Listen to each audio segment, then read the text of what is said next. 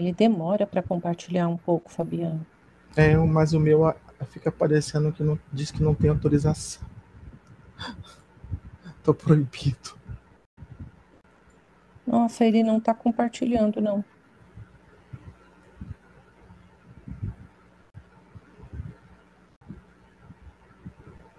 Não está aparecendo. Fabiano, ele não está compartilhando aqui. Ele compartilhou essa vez. Eu vou fazer o seguinte. Eu vou. Quer ver, ó.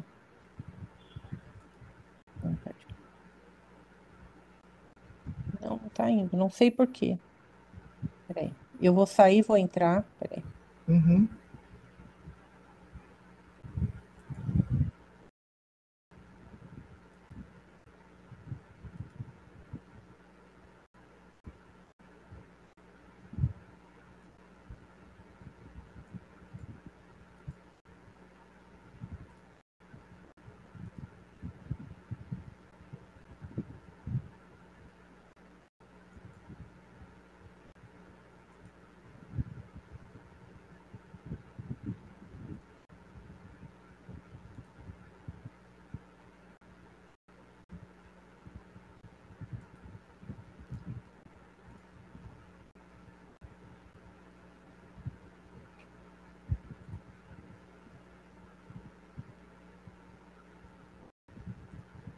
I'm trying again to share the screen. Let us see. I think it worked. Okay. Okay. Now I will stop it. Pronto.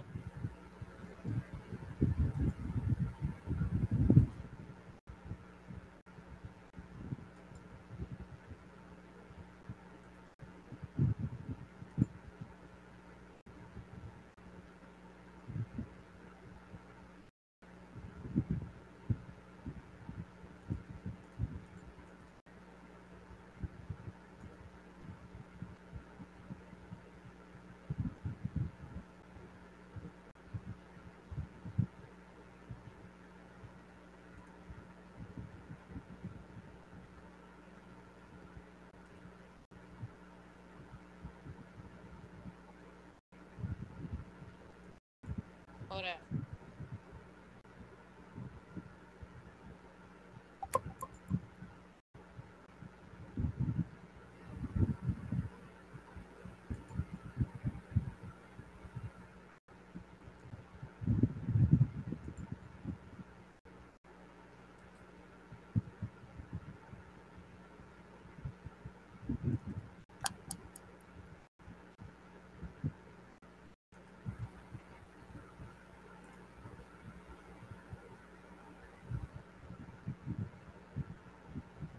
Luciana.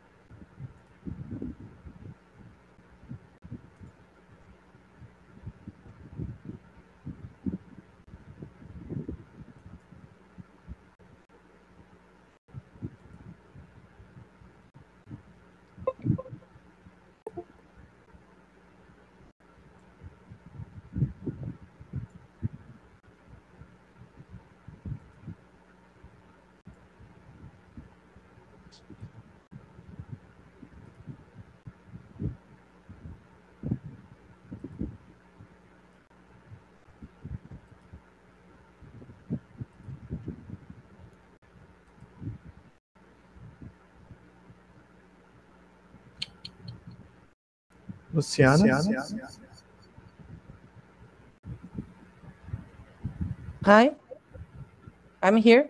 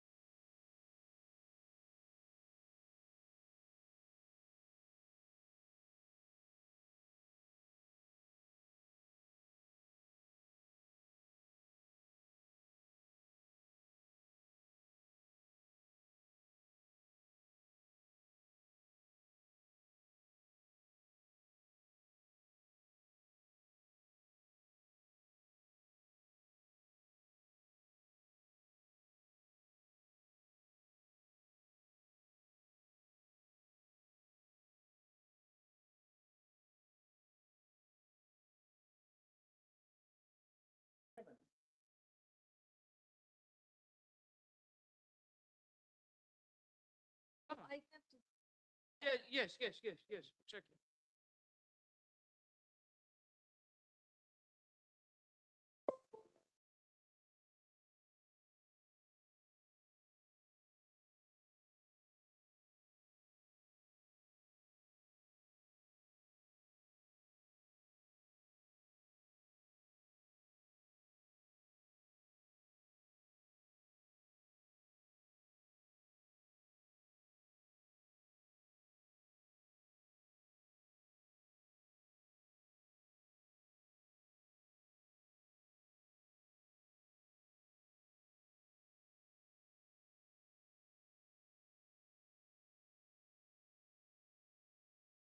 Yes, I know.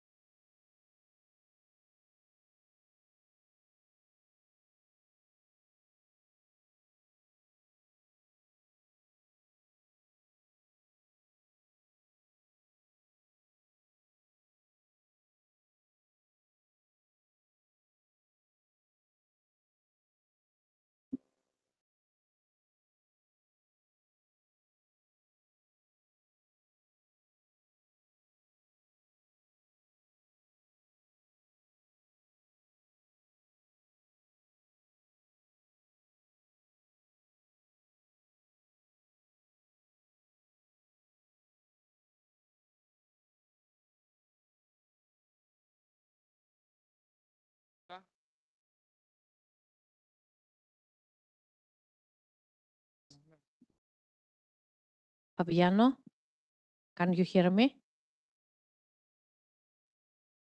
Yes, perfect. Okay. Perfect. You can share your screen. Okay. Okay. We need 1 or 2 minutes to start, but you can share your screen.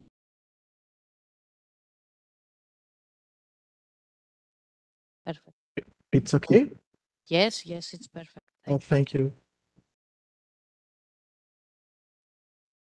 I'm trying to find. I need to open my camera. Yes, it is better to see you. Yeah. I'm trying to find the. Yes.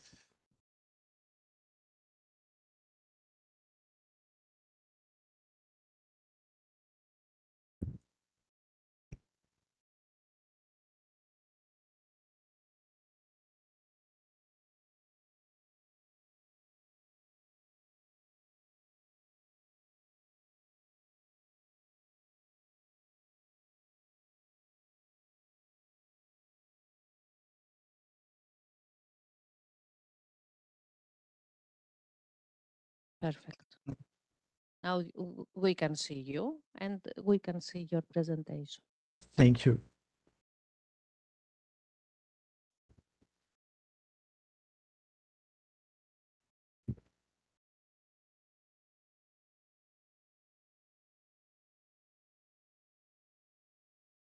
Okay, let's start. Good morning.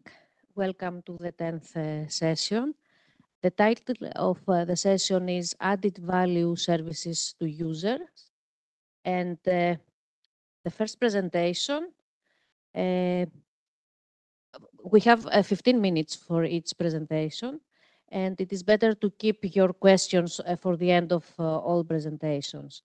Let's start with the first presentation, Digital Humanities and Bibliographic and Documentary Heritage, Reflections and Notes. Fabiano is going to do the presentation using WebEx. Fabiano, you can introduce yourself. Thank you. I'm professor. I'm a historian and librarian, and I'm professor at University of Bahia, the northwest of Brazil. I'm a member too of Consortium European of Research Library and member of Rare Book and Manuscript section from IFLA.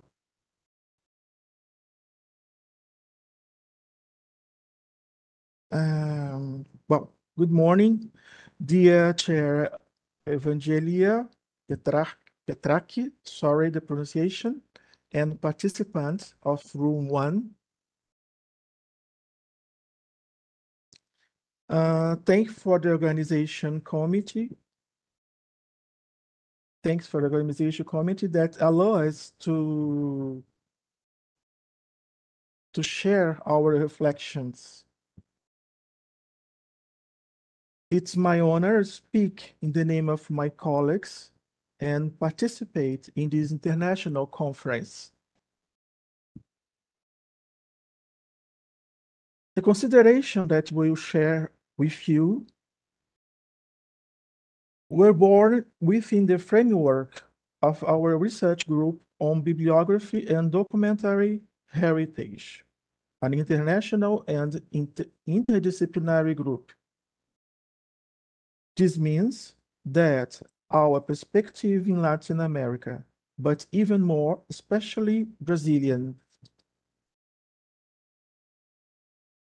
Examples of our productions as YouTube channel and special number about Providence.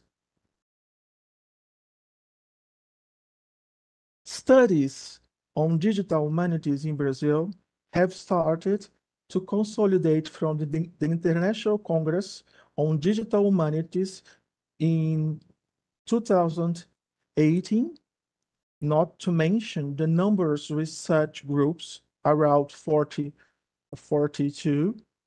considering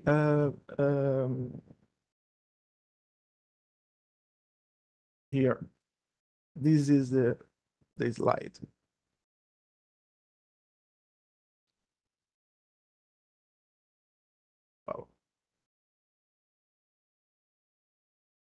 Based on this presupposition, we have listened to leading questions.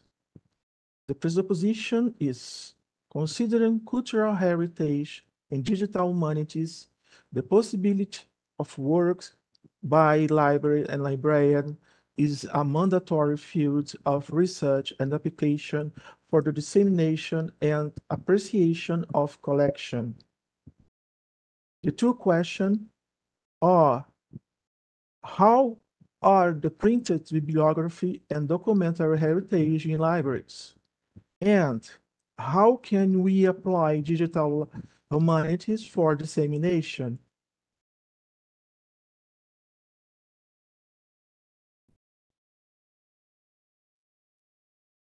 To work with this question, our methodology is exploratory study of qualitative approach, bibliography research, and theoretical practical reflection by members of research group.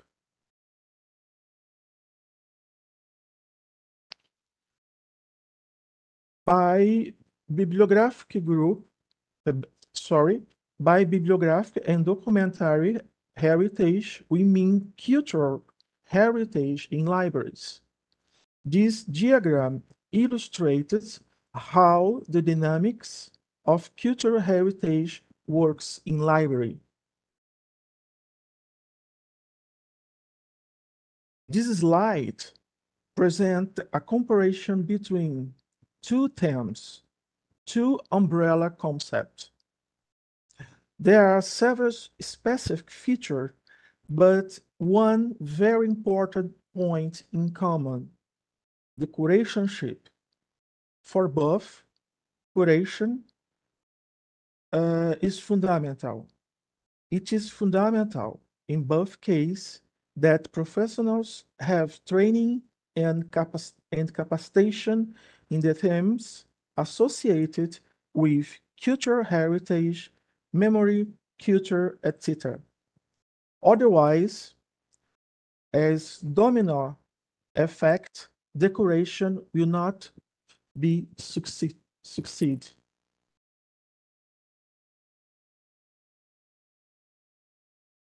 Regarding the concept of bibliography and documentary heritage, our base is the reflection of professor from University of Mexico, Juan Miguel Palma Peña. This slide show example of documentary heritage and their purpose. But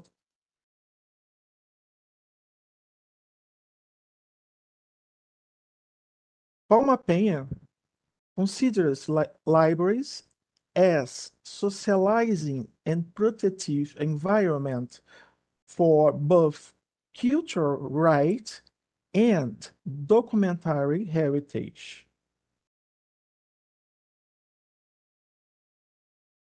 Okay. These two slides present some of our main reference on this subject. We choose to work with Latin American authors because, based on observation by UNESCO, we have a reality of idiosyncratic heritage.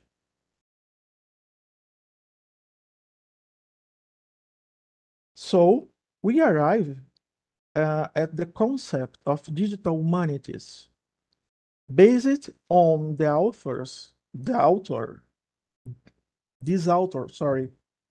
these two authors.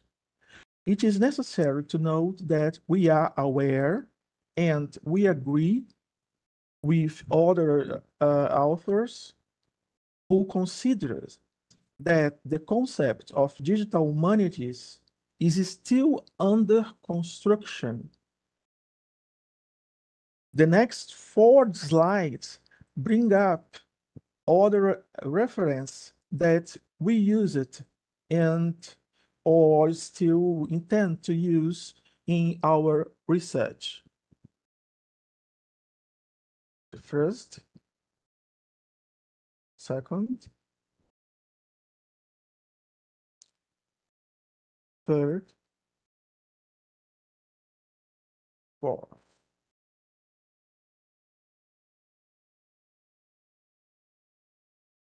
This is a preliminary structure that tried to consolidate our thinking. The main purpose of cultural memory is to preserve, to store, to disseminate, and to access memory and heritage in different expression and mediums.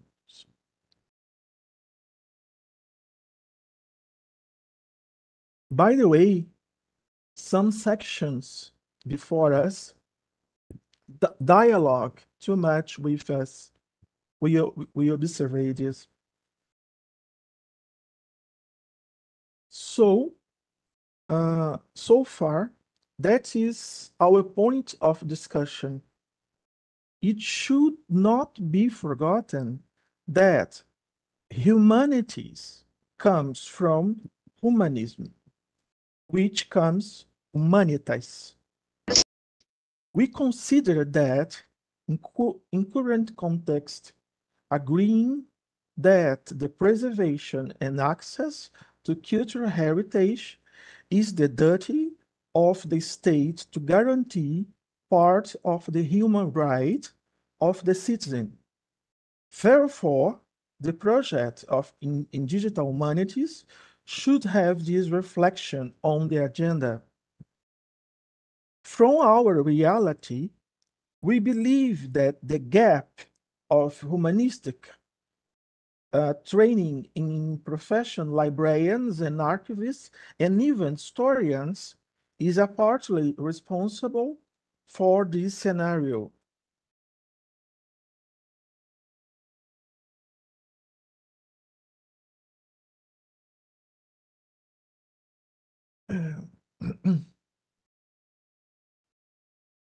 In this slide, we express what could be ideal for a project with a focus on cultural and historical heritage.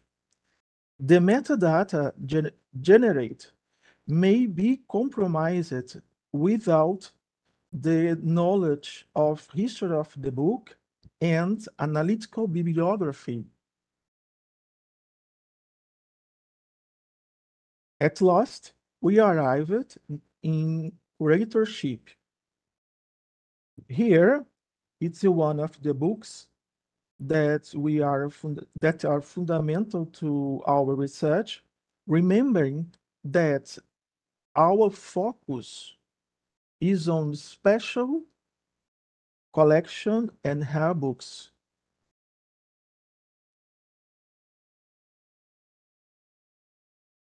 Here, the definition that express very clear the whole of curation. Curation is an activity that should be naturally present for librarian, archivists, and professional in memory institution, whether in physical or digital collections.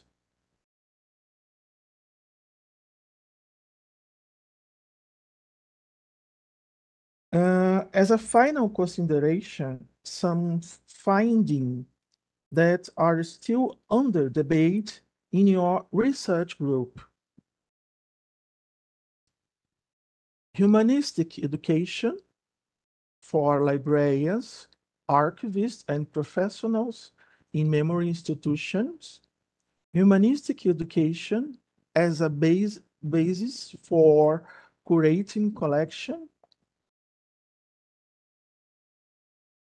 Social impact of DG a project, approximation of studies, and the exercise of human rights and access to information, bibliosphere and infosphere balance.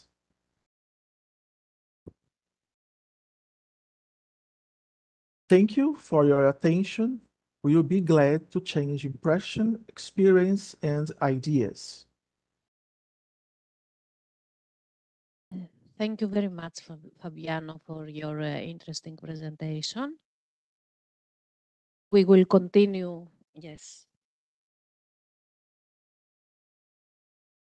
We will continue with the next presentation, and we will keep questions for the end of all presentations.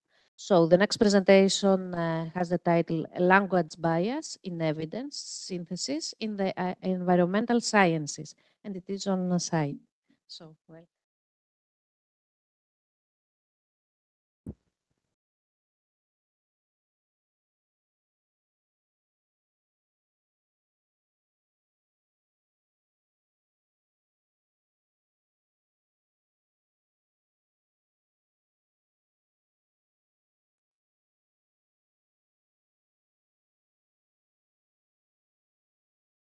That's fine. I was just looking for the note.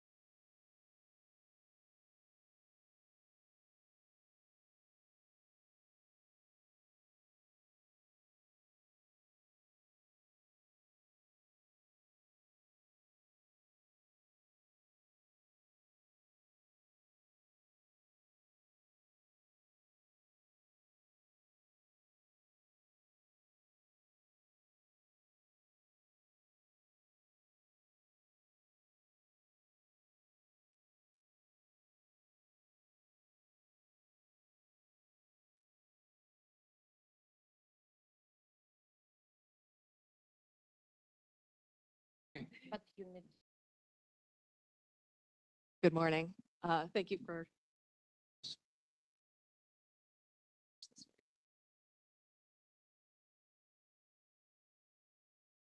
Sorry for the delay. I'm pulling up my notes on another device.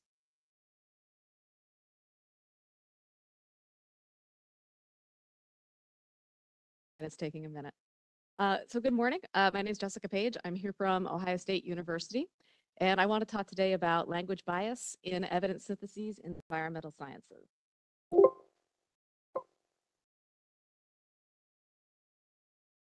And I pushed the wrong button.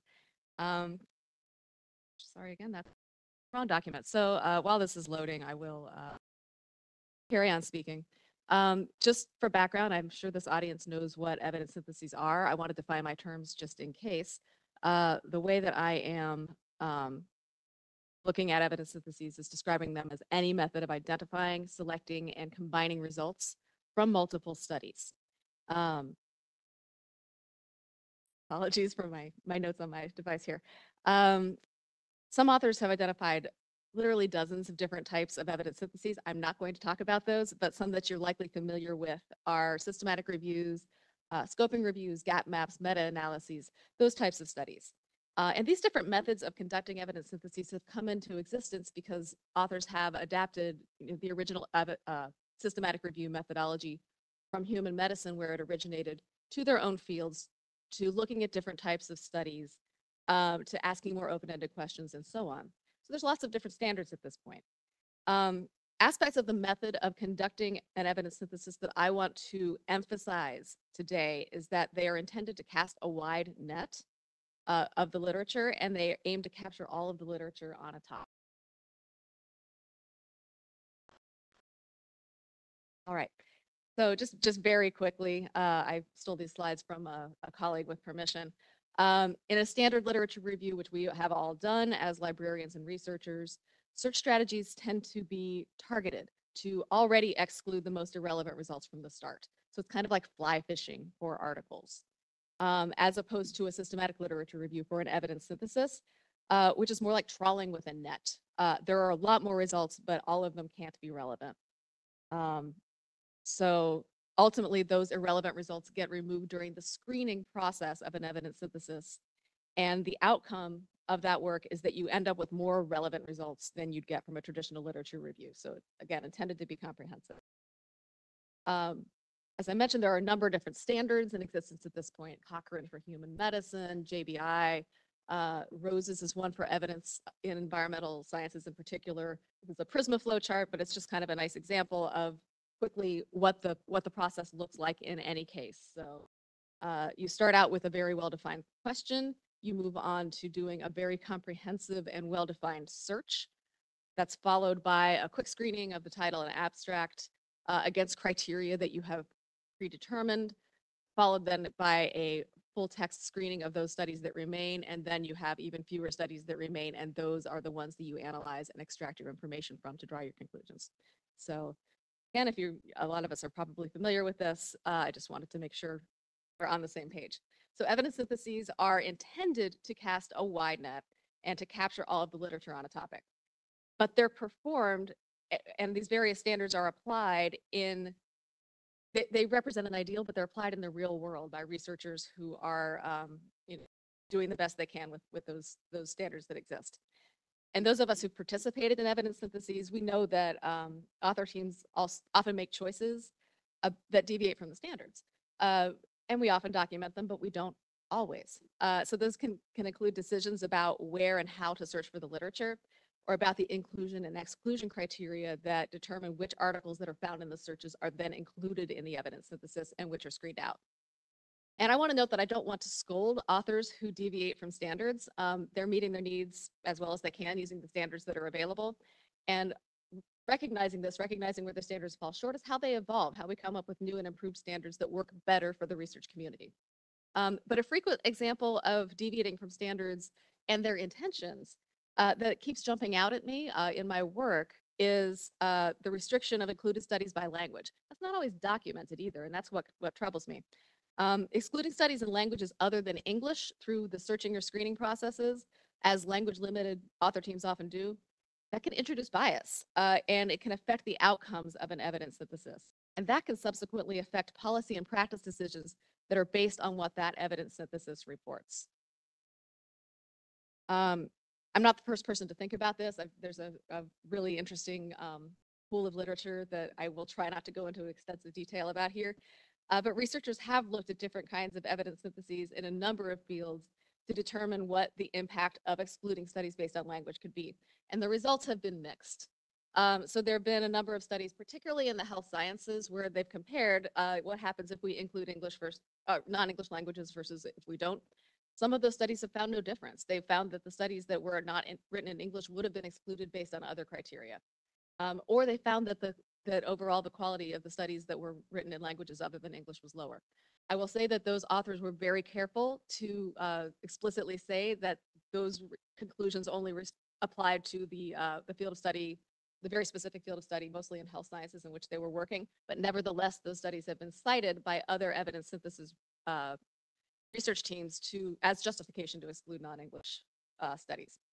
On the other hand, there have been other authors in a lot of fields that have actually identified significant bias resulting from language-based exclusion criteria. They've also identified, in some cases, geographic or cultural differences in the way a particular research question was addressed that would have been missed if only one language or if only English was included.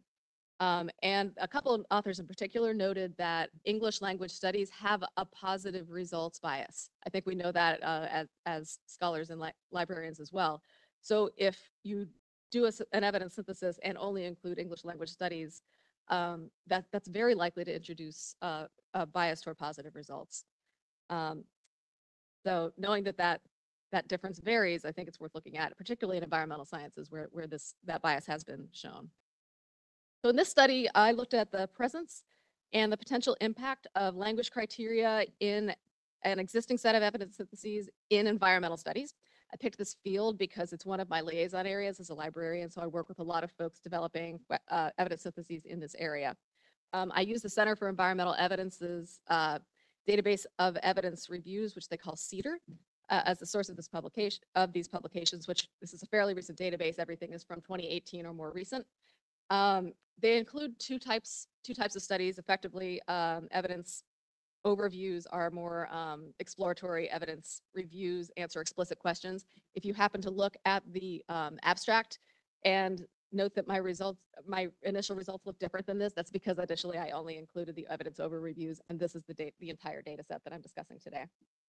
So my aim here was to use this set of studies to look at the frequency of explicit language exclusion in evidence syntheses and environmental studies, to identify when in the evidence synthesis process that exclusion takes place, so during the search or in the screening process, and to consider the potential impact of that language exclusion. Here's what I did. The studies in the CEDAR database have been critically appraised already by folks within that organization. I took advantage of that and was able to screen out some of those results initially that were not likely to include enough information about their criteria or their search to actually give me enough information to work with. And then I reviewed the remaining evidence syntheses method sections and their supplemental materials when they were available, and identified whether language was explicitly used as a search term or was otherwise part of a pre-screening process, and whether specific languages were explicitly identified as inclusion or exclusion criteria. I also searched the text then, the full text, for English or language to ensure that I didn't miss any discussion of language by the authors. And I noted when they acknowledged any potential language bias or limitations to their research or any other comments they made about their language exclusion. So here's what I found. This does look different than the abstract. In this case, only 26% across the whole pool of articles of these evidence syntheses that I reviewed were explicit about whether they included studies by language or not. And only 2% within that 26% explicitly included studies in any language. So only 2% were completely inclusive explicitly. Most of the studies, though, 74%, did not mention language at all. And not mentioning language does not necessarily imply that all languages were included. It's just undefined. So it could mean that language screening or criteria were used but not reported, or that no language screening or criteria were used. And it's not always clear which was the case unless the search process and the criteria were really transparently reported, and they usually were not. Other things I found, the evidence syntheses that limited the studies they included by language, they did so in two ways. One was through searching or filtering, that's the first bar. That can be, language terms in their search strategies and so on. And the other way of limiting by language was by screening according to stated criteria. That's the second bar. Some evidence syntheses explain that they did both screening and searching and screening to limit their language. That's both category. And then others, they stated that they were selecting for one or more specific languages, but they didn't say how. That's the unclear category. It's nice that they made that statement, but it doesn't really help make their study reproducible. Of the evidence syntheses that had explicit language restrictions, most of those, 250, restricted to English only. 102 included English plus at least one other language. These are the most common languages, so you'll see a lot of Spanish, Portuguese, and Chinese, most notably.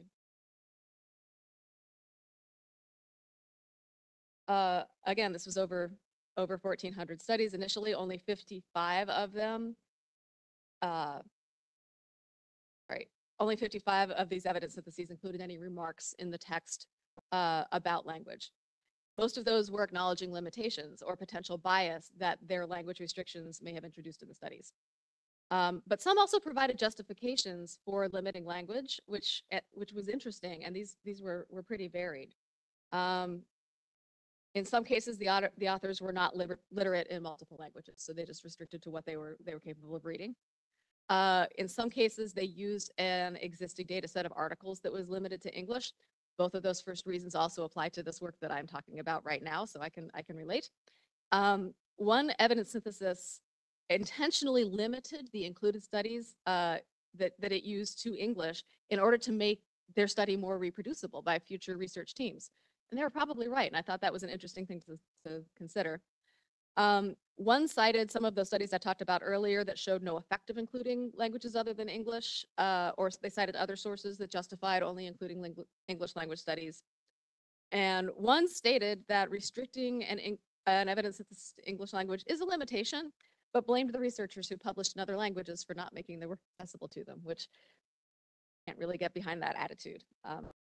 So yeah, others took a more charitable approach. Some authors also gave reasons for why they included languages other than English. In several cases, I thought this was actually really interesting. The author team specifically set out to disseminate research in languages that weren't necessarily accessible to the global research community by synthesizing them in English. I think that's a really fascinating use of an evidence synthesis and very interesting. Some authors stated that they included particular types of literature, like gray literature or theses, in languages other than English. That's where they expected to find it for their particular topic. One paper cited one of those studies I mentioned earlier that said excluding languages other than English causes bias in environmental science evidence syntheses. And then some authors also talked about the fact that they excluded languages other than English, but they thought that might be a problem. They thought that this might exclude studies with a local scope that were written in the local language, and that they might miss out on the specifics of local experiences. And they also noted that they might be missing out on studies from other relevant parts of the world due to the languages. I want to hurry up here. Sometimes authors didn't preemptively exclude any studies by language, but they all turned out to be in English anyway. That does echo some of what those other studies in human medicine found, but at least they didn't try to extrapolate from those to their field. And some authors noted explicitly that they translated studies when they were needed. That's a great practice. It's in the spirit of evidence syntheses, but it's worth acknowledging that that's not always an option that's available to every author team. So real quickly, I do want to note, like the full data, as I mentioned, the full data set looks a little bit different than the evidence overviews. Most of the studies don't describe their approach to language at all. That seems to correspond with a smaller proportion of studies in that data set that don't that didn't link to pre-registered protocols. So whenever I could find a protocol, when that was easily available, greatly detailed, it talked about their search and their criteria in detail. But more often than not, what I had access to was just the text of the article and supplemental materials. And the supplemental materials, on the other hand, were mostly results focused and didn't necessarily include the methods. So that was not, even when they said they did, even when the text said, go look at the supplemental materials, the content wasn't there. So overall, it's just not necessarily clear what the true scope of those evidence syntheses is, how much the results can be extrapolated or applied in different settings. And that really matters for topics that have a policy or a practice outcome intention, for environmental professionals, for farmers, for things like that, and particularly for questions that might have a global scale, or that apply in a part of the world where English isn't commonly spoken. And of course, it also reduces the reproducibility of these studies. So just to sum up, I have a few recommendations based on what I found in this study. I would recommend that authors should make explicit statements of evidence exclusion by language, including the rationale for any exclusions. That's not a heavy lift. Every time I've worked with an author team and suggested that, they just go right ahead and do it. I think evidence synthesis guidelines and author instructions from publishers should also require this. I would recommend that evidence syntheses intended for use by practitioners or policymakers in non-English speaking countries should explicitly include non-English language studies if possible. And authors should ensure that copies of their protocols or complete supplemental materials are available and accessible to read. And that is all. I have a whole lot of slides full of references given the topic. I'm not going to show you those, but thank you for your attention.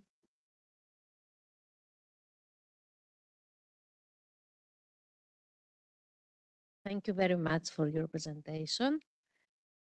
The next presentation has the title, The Implementation of Web 2 Technologies in Academic Libraries, the Case of Public Academic Libraries in Ghana, and it is virtual. Hello. Would you like to share your presentation? Yes, please. Okay, you can do that now. All right.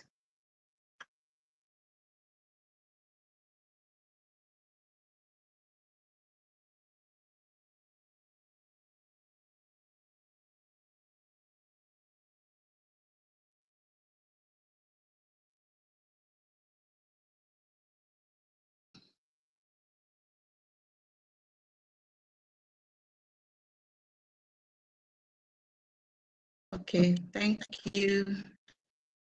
Just 1 minute, because Okay. she's-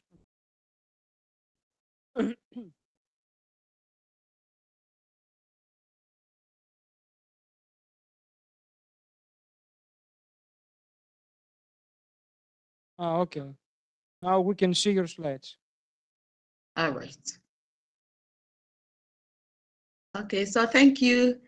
I'm glad to be participating in this conference. I'm Miriam Linda Kirue from the University for Development Studies in Ghana. Sorry, can you 6 a.m. here, in full screen? It is better. Florence, Italy, where I attended physically. It was so much fun. I hope you guys are having a lot of fun in Greece. But I'm glad that I still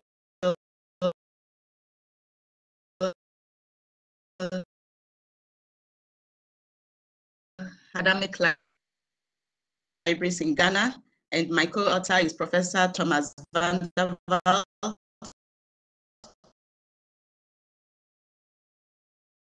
from so many of the newer versions around. By the time I am done, you would realize why in Africa and in Ghana, Web 2 is still a challenge for us to implement. So this will be the outline presentation. And we all will acknowledge the fact that the evolution of technologies has brought about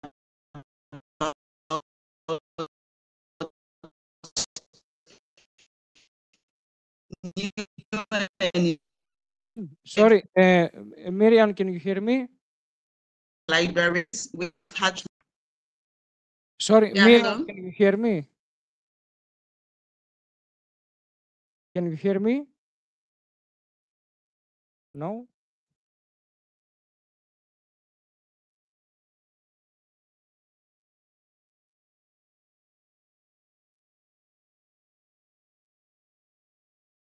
No. I would suggest to continue the next presentation. I can't.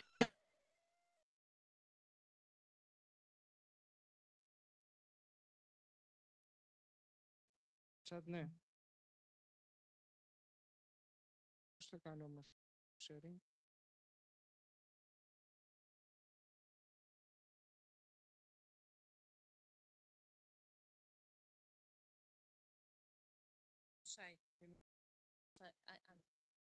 Sorry, we have some connection problems, so we can continue with the next presentation. And we will try to fix the problem. I think. Okay. The next presentation is intellectual and industrial property is on track in academic environment. Angela. This is a joint presentation. We are so many authors you saw. In fact, I will present our experience in one Hello? national. Okay.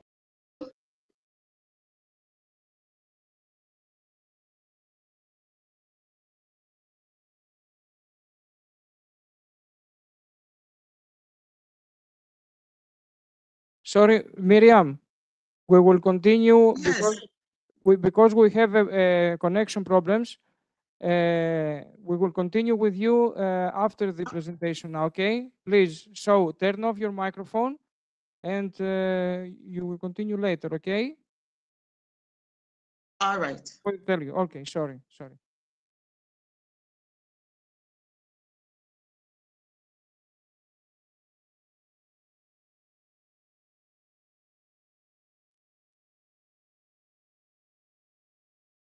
Okay. Okay, so first they not see me no, they not see me in virtual. Yes, I know. Okay, so our presentation, it's a joint presentation.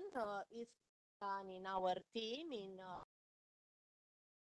the project, IPDU project, I will tell you about. And me, I am Angela Repanovic. I am from Transylvania University of Brașov, Romania. Gabriela Ivanush is my PhD student. She is director of one institute of research in Bucharest. and she contributed to this paper. Manolis Koukorakis is here. It's from University of Crete Library. He is a partner in our project. Jumana Bustani is professor to Paris, and we started to think about intellectual property and what happened if we will do a course of about industrial property in academic environment.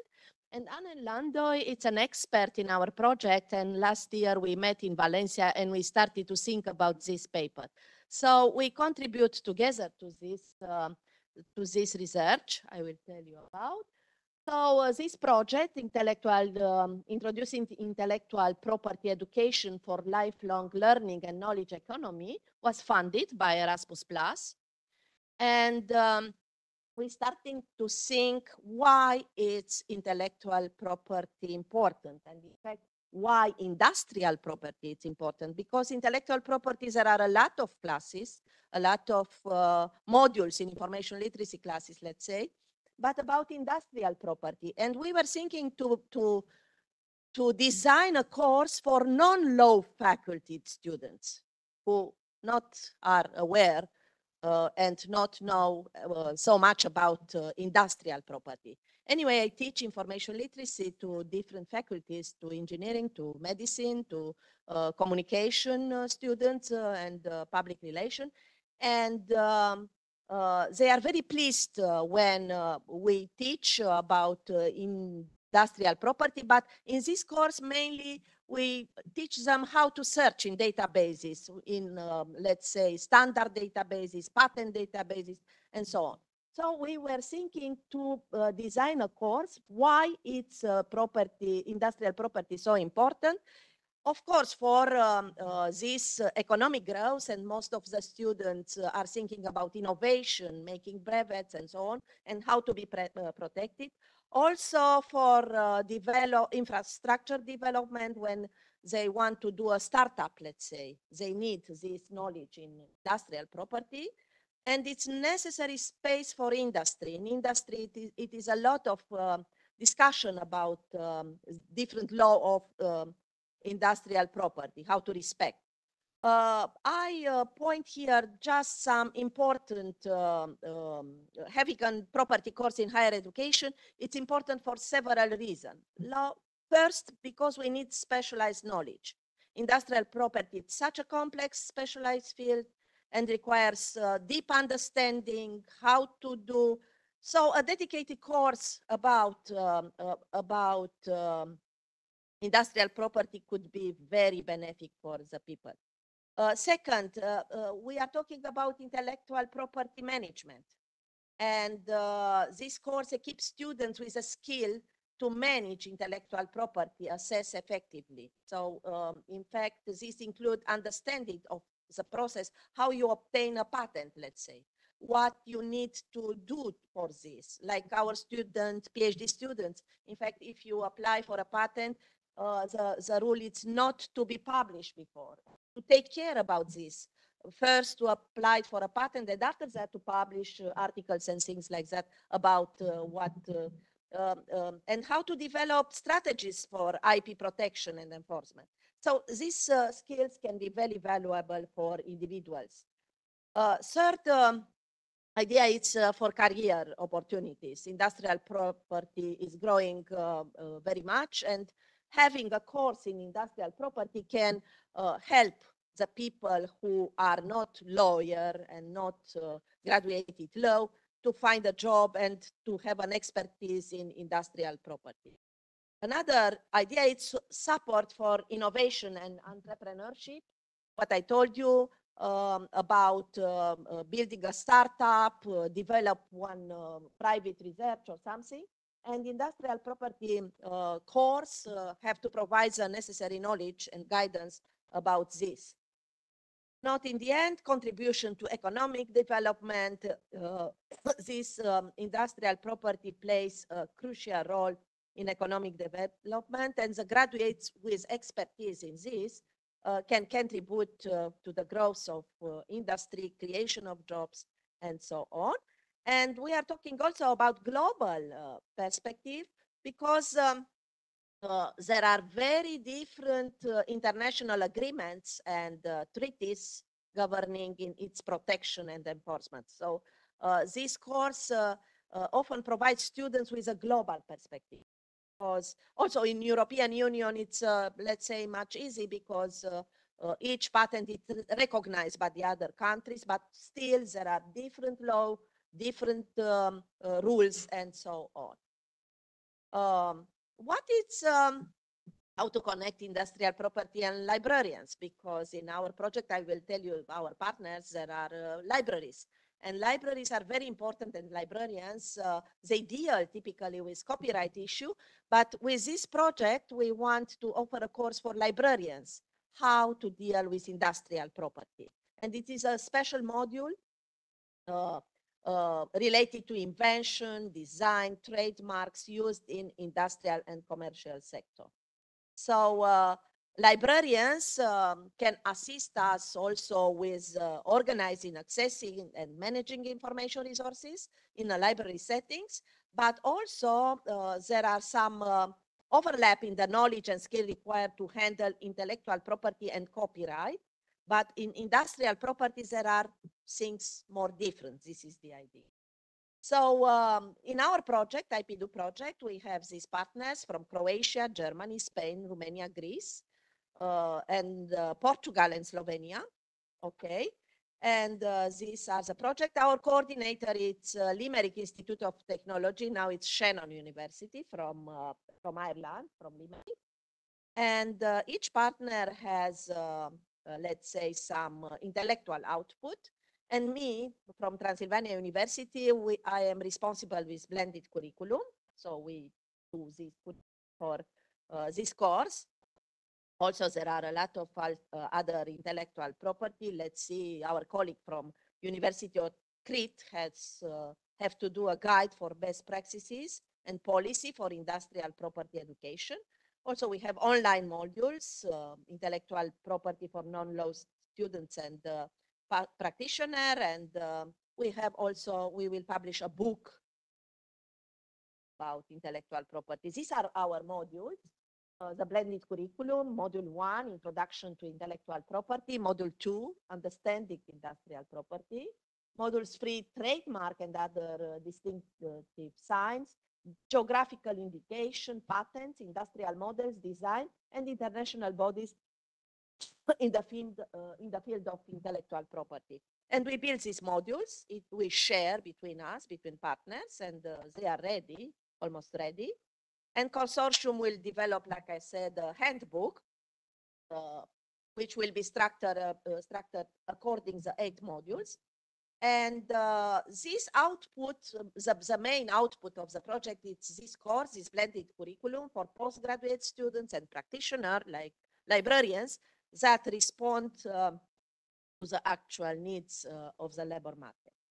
So we made also a research on the students of Transylvania University in IP, Industrial Property course.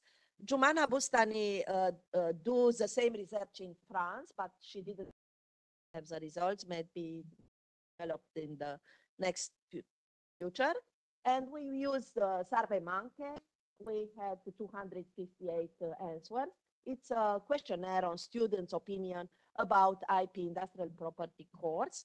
And we ask them, the responses. We done this research in November last year.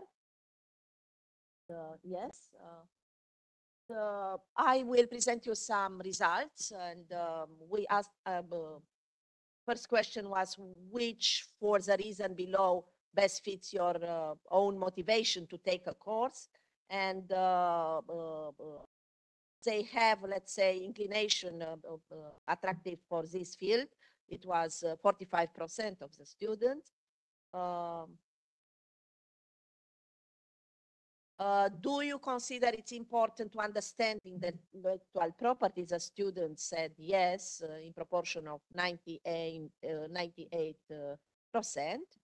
Where did you first find out about the term of intellectual? From the website. and it's a main source of the students going on website, which is okay. But 69 from university courses, which is encouraging. Radio and a lot of options. Do you consider important to participate in such a course? Of course, it was 93%. The answer was yes. Which of the following modules is the greatest? And we put it the modules. And if you producing action in property, of understanding property, trademark, geographical, so on. Yes. So most of the people are into projects in this field of intellectual property, industrial property. Also, which would the course be? When would we ask them when they think it's good to have this course? Which year of academic? Okay? And most of the students said it's best to have this course, you see, right, in years 3, because having this knowledge, maybe for project diploma, dissertations, they will be more prepared, more to participate in projects and so on. They were from engineering, communication, medicine. Okay, the students from specialization, year of study. Most of the people were from PhD students, so 87. And in Pennsylvania University, we have a gender situation in the sense that many females, what to do. This is, so 67% were female. Okay. And what we done, because we asked about the feeling about this course, we made sentiment analyze to open questions. And this term of sentiment represents a positive, negative opinion, okay, emotion, feeling, expressed by a sentiment holder. And Azure Machine Learning, Microsoft Office 365 have this add-in. And we can use with train and develop model and this machine learning operation just to learn how to do this sentiment analyze. And when we have open question, we use Excel, add in Azure Machine Learning. And after we installed, we use tweet text. First, it was developed on Twitter, and on Twitter to see the sentiment analysis of different things. And now we import it somehow in academic environment, and we use tweet text according with the scheme and the theme. And and in fact, positive with positive results, positive sentiment about the course, we had 135 students. So what we want to say also is that in our Romanian environment, our Romanian Quality Agency for Quality in Higher Education, from last year, they said in doctoral school have to be a course on industrial property mandatory.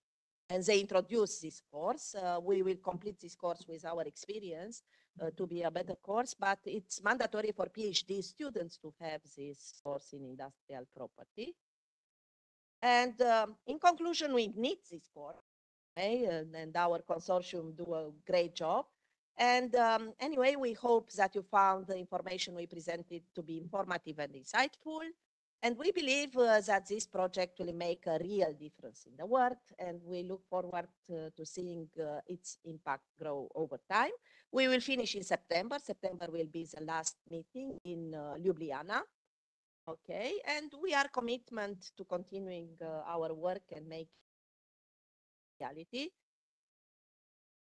If you have questions, we will have at the end, like we established, and thank you for your attention.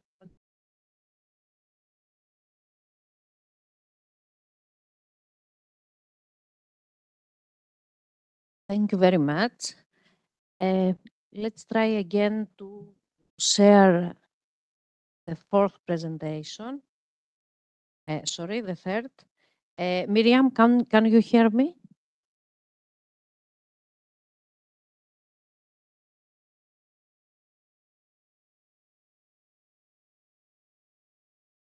Miriam, can you hear me? Try to share your presentation again, and please turn off your camera for better connection, okay? Yes, please.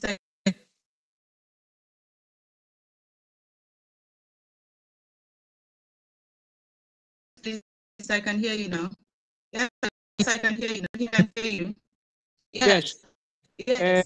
Okay.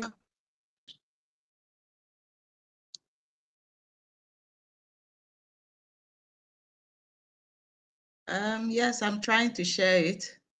Okay, we can see your slides, but turn off your camera Okay. for better connection, okay? All right. I would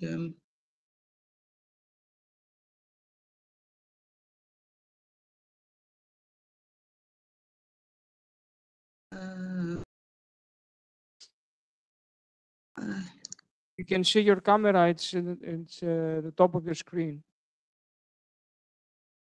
I'm looking for options to turn it off.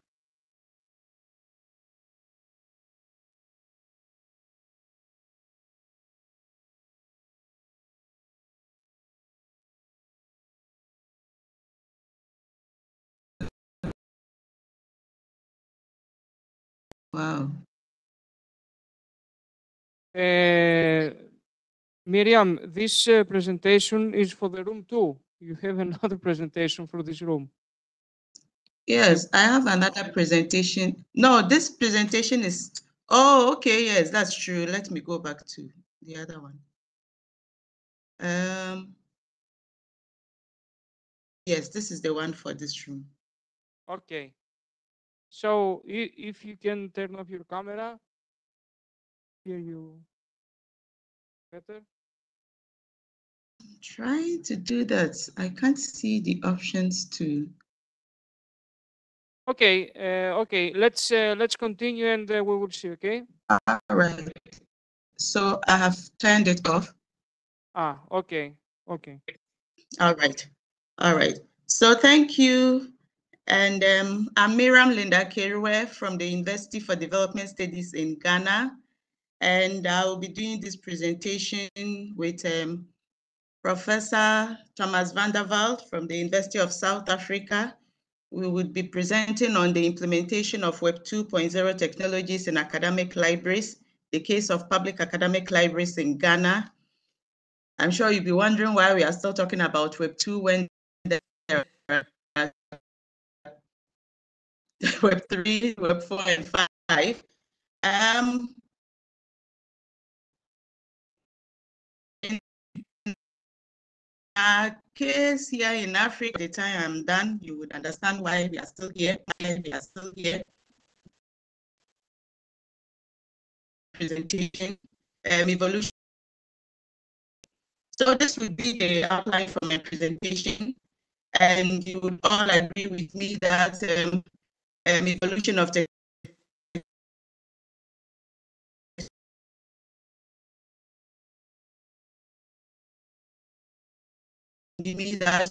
so they have had from convenient ways of serving us so that we can stay abreast with technology and also stay relevant to these tech survey users that we now have. And many times we have had to check with the African academic libraries and in Ghana more specifically, and notice that they are still struggling to even implement this very basic technology, the Web 2. As a result, they are unable to effectively serve these their tech survey users, and so it's becoming a challenge in the service delivery processes in Ghana. As such, we decided to investigate how the implementation of the Web 2.0 technologies can help address the service delivery challenges that are confronting these public academic libraries in Ghana. And we decided to find out or to ascertain how the web technologies are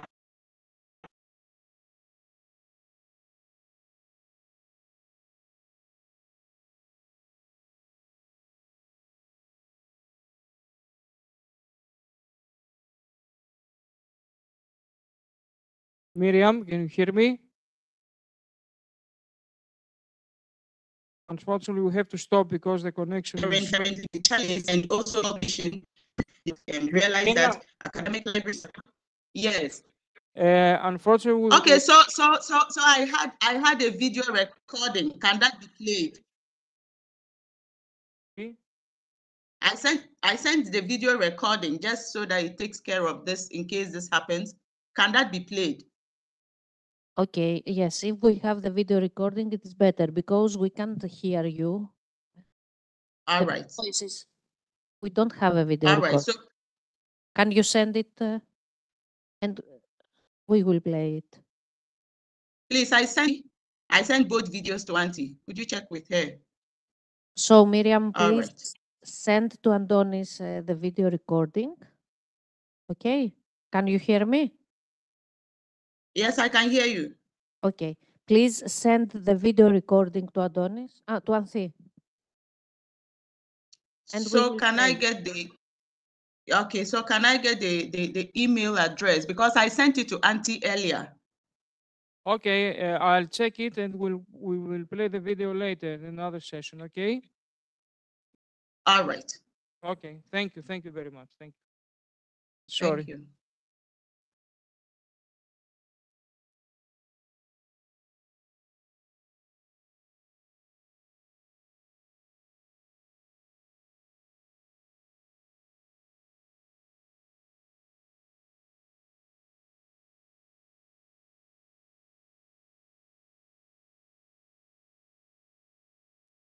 So we continue with the next presentation. The title is Using FTB Model to Classify Greek Scientific Medical Articles. I will do this presentation. My name is Evangelia Petraki, as you know. I am a laboratory and teaching staff at the University of Athens, and I teach computer science. Thank you.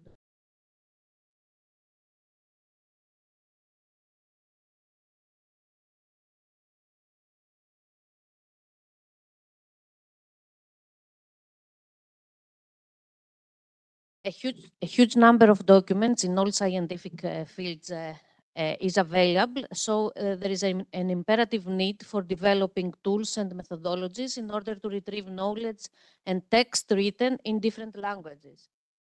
One scientific sector in which systematic research has been done and is also on progress is medicine. Many research projects deal with this topic, but they mainly focus on English documents and other broadly speaking languages, while extracting knowledge from Greek medical documents has not yet been subject of extensive search. In this paper, a different approach is presenting, the exploitation of the FTB, the framework database model, as a tool for retrieving knowledge from Greek medical scientific articles, which have been published in the archive of the Hellenic medicine. So, first of all, what is the FTB model? The framework database model is a database model that provides a universal schema for defining any multilingual database and any multilingual thesaurus by specifying the appropriate metadata. It also provides innovative algorithms for thesaurus administration, for automatic data correlation, and also it is provide algorithms for conceptual search in the FTB databases. FTB, a prior example has been done, the same methodology has been applied with another example. We used bibliographic data from the Athens University of Economic and Business Library database in order to construct the FTB database. And we used multilingual thesaurus with terms derived from Eurovoc and macro thesaurus in order to structure the thesaurus of the FTB model. And we ran the FTB algorithm and automatically correlated all the bibliographic data with thesaurus terms. So with the algorithm, we are able to do all the correlations that have been done by the librarians at the Library of Athens University of Economics and Business. With this algorithm, we were also able to make new correlations that were not existing in the database. So the advantage of the specific methodology is that a manually and time-consuming process was automatically performed using the FTB algorithms. And also we had new correlations.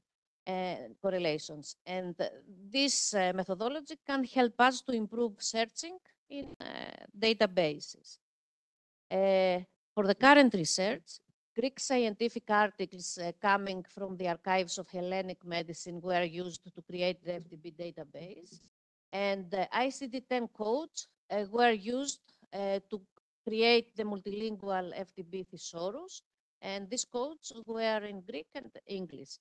So this paper describes this research. First of all, the pre-processing procedure that it is needed to be done for the articles, the annotation needed to be done for each article, the metadata definition in order to store the most important parts of each article, and construct the multilingual thesaurus using the ICD-10 codes, the correlation procedure between articles and ICD-10 codes, and the results that we had from using 56 medical articles and some topics for future work.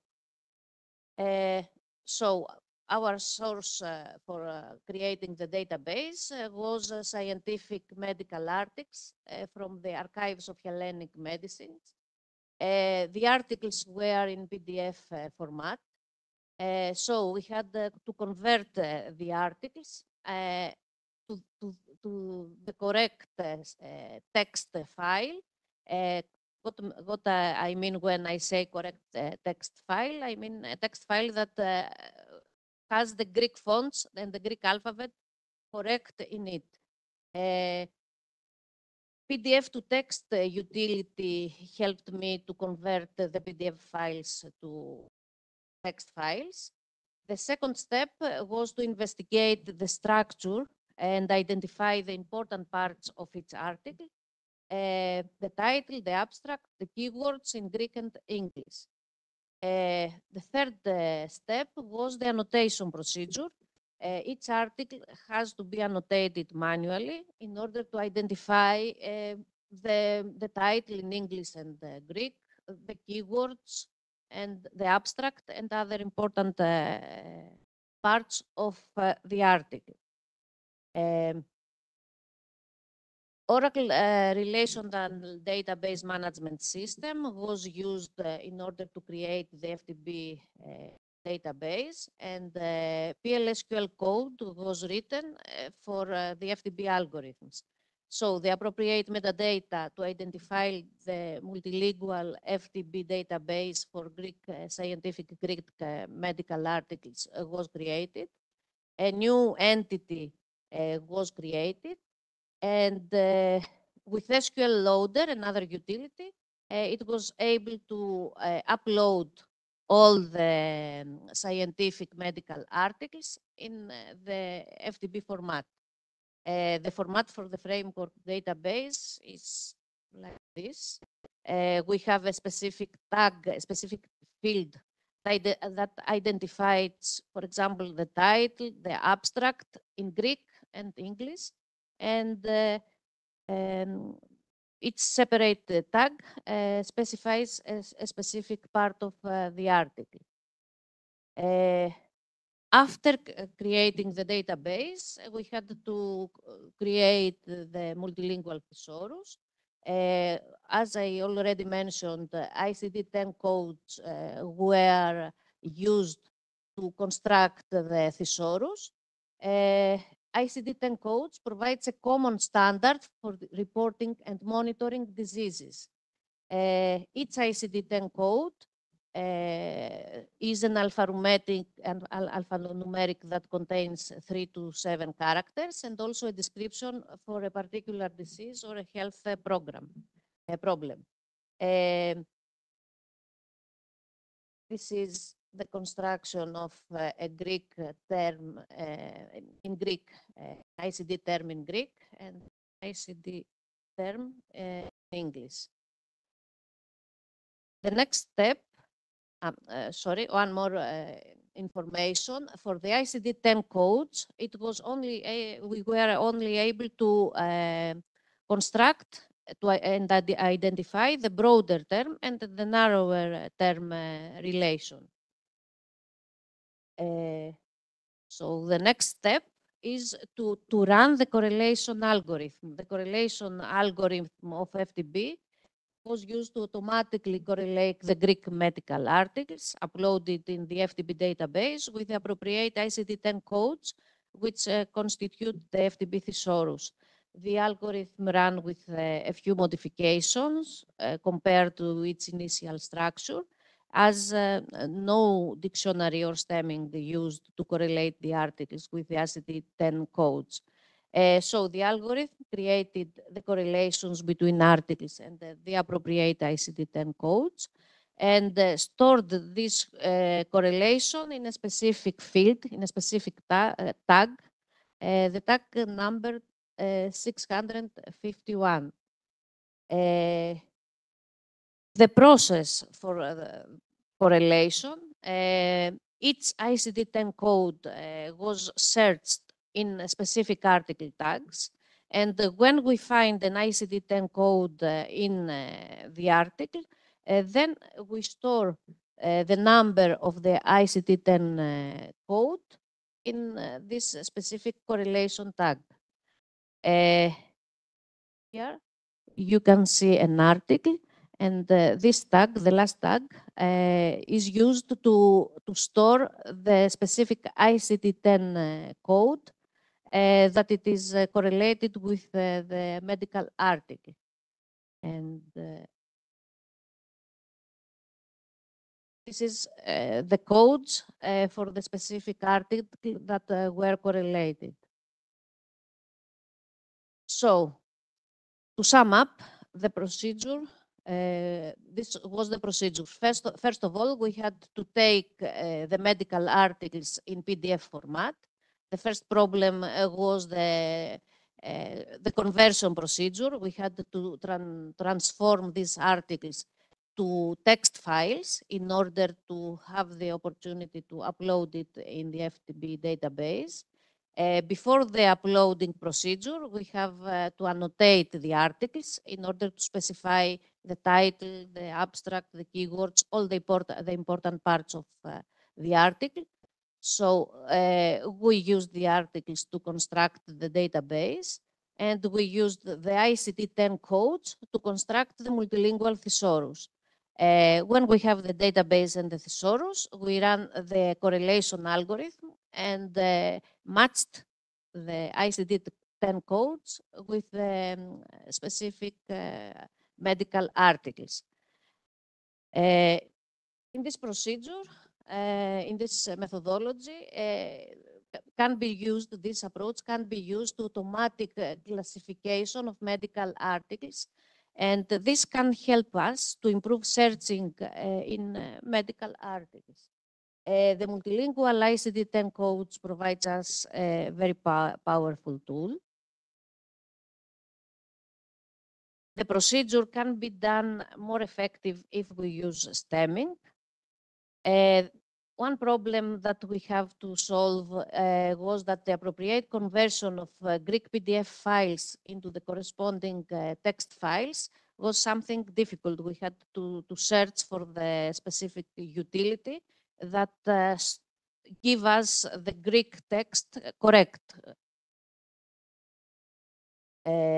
Also, the annotation procedure was a time-consuming procedure, but it is a necessary step in order to identify the important parts of its article and focus on these parts and not to the whole article. future tasks. One future task is to use a larger number of scientific medical articles in order to create a useful corpus with Greek scientific medical articles classified according to ICD-10 codes. Of course, we have to cooperate with medical scientists because he will help us to evaluate the results. And a future goal is also to use multiple thesauri during this procedure, not only ICD-10 codes, but for example, another thesaurus like MES. So these are some reference of this research. Thank you very much for your attention. Thank you.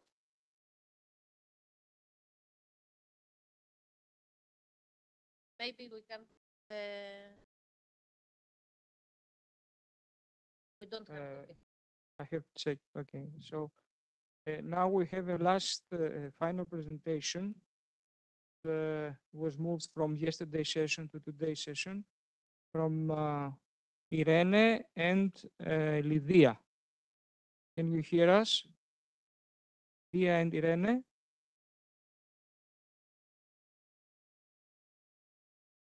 Irene? Lydia? Can you hear me? Yes, we can hear you, please. Okay, who is going to share the screen? Actually, we have two presentations. We are two different presenters. Can you repeat?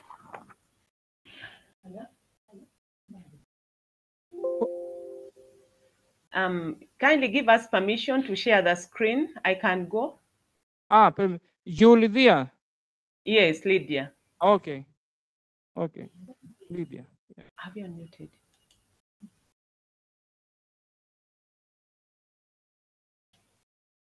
Okay, now you can share your screen. Okay.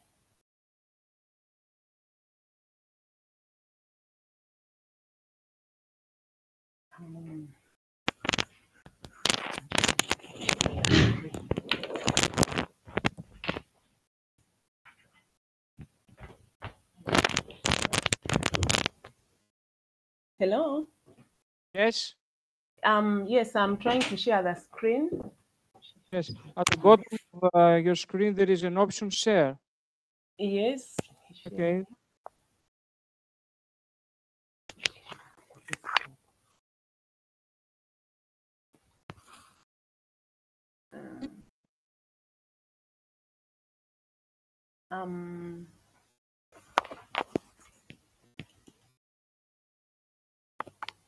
Yeah.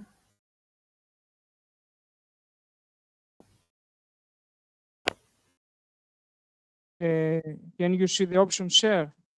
Yes, I'm trying to browse and get the presentation. When you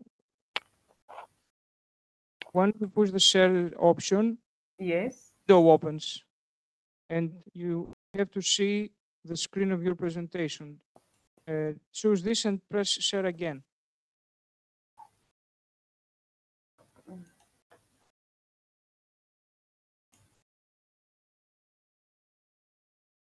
Share.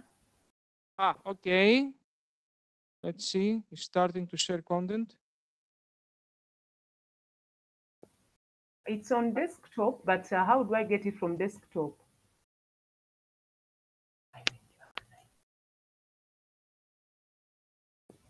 You have to choose your PowerPoint and then push share.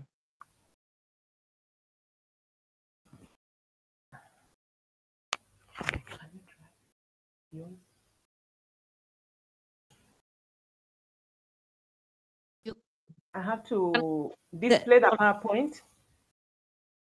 You can click on share. A window will open. Yes. Share. Click on PowerPoint and again share. Then click PowerPoint. The PowerPoint is here.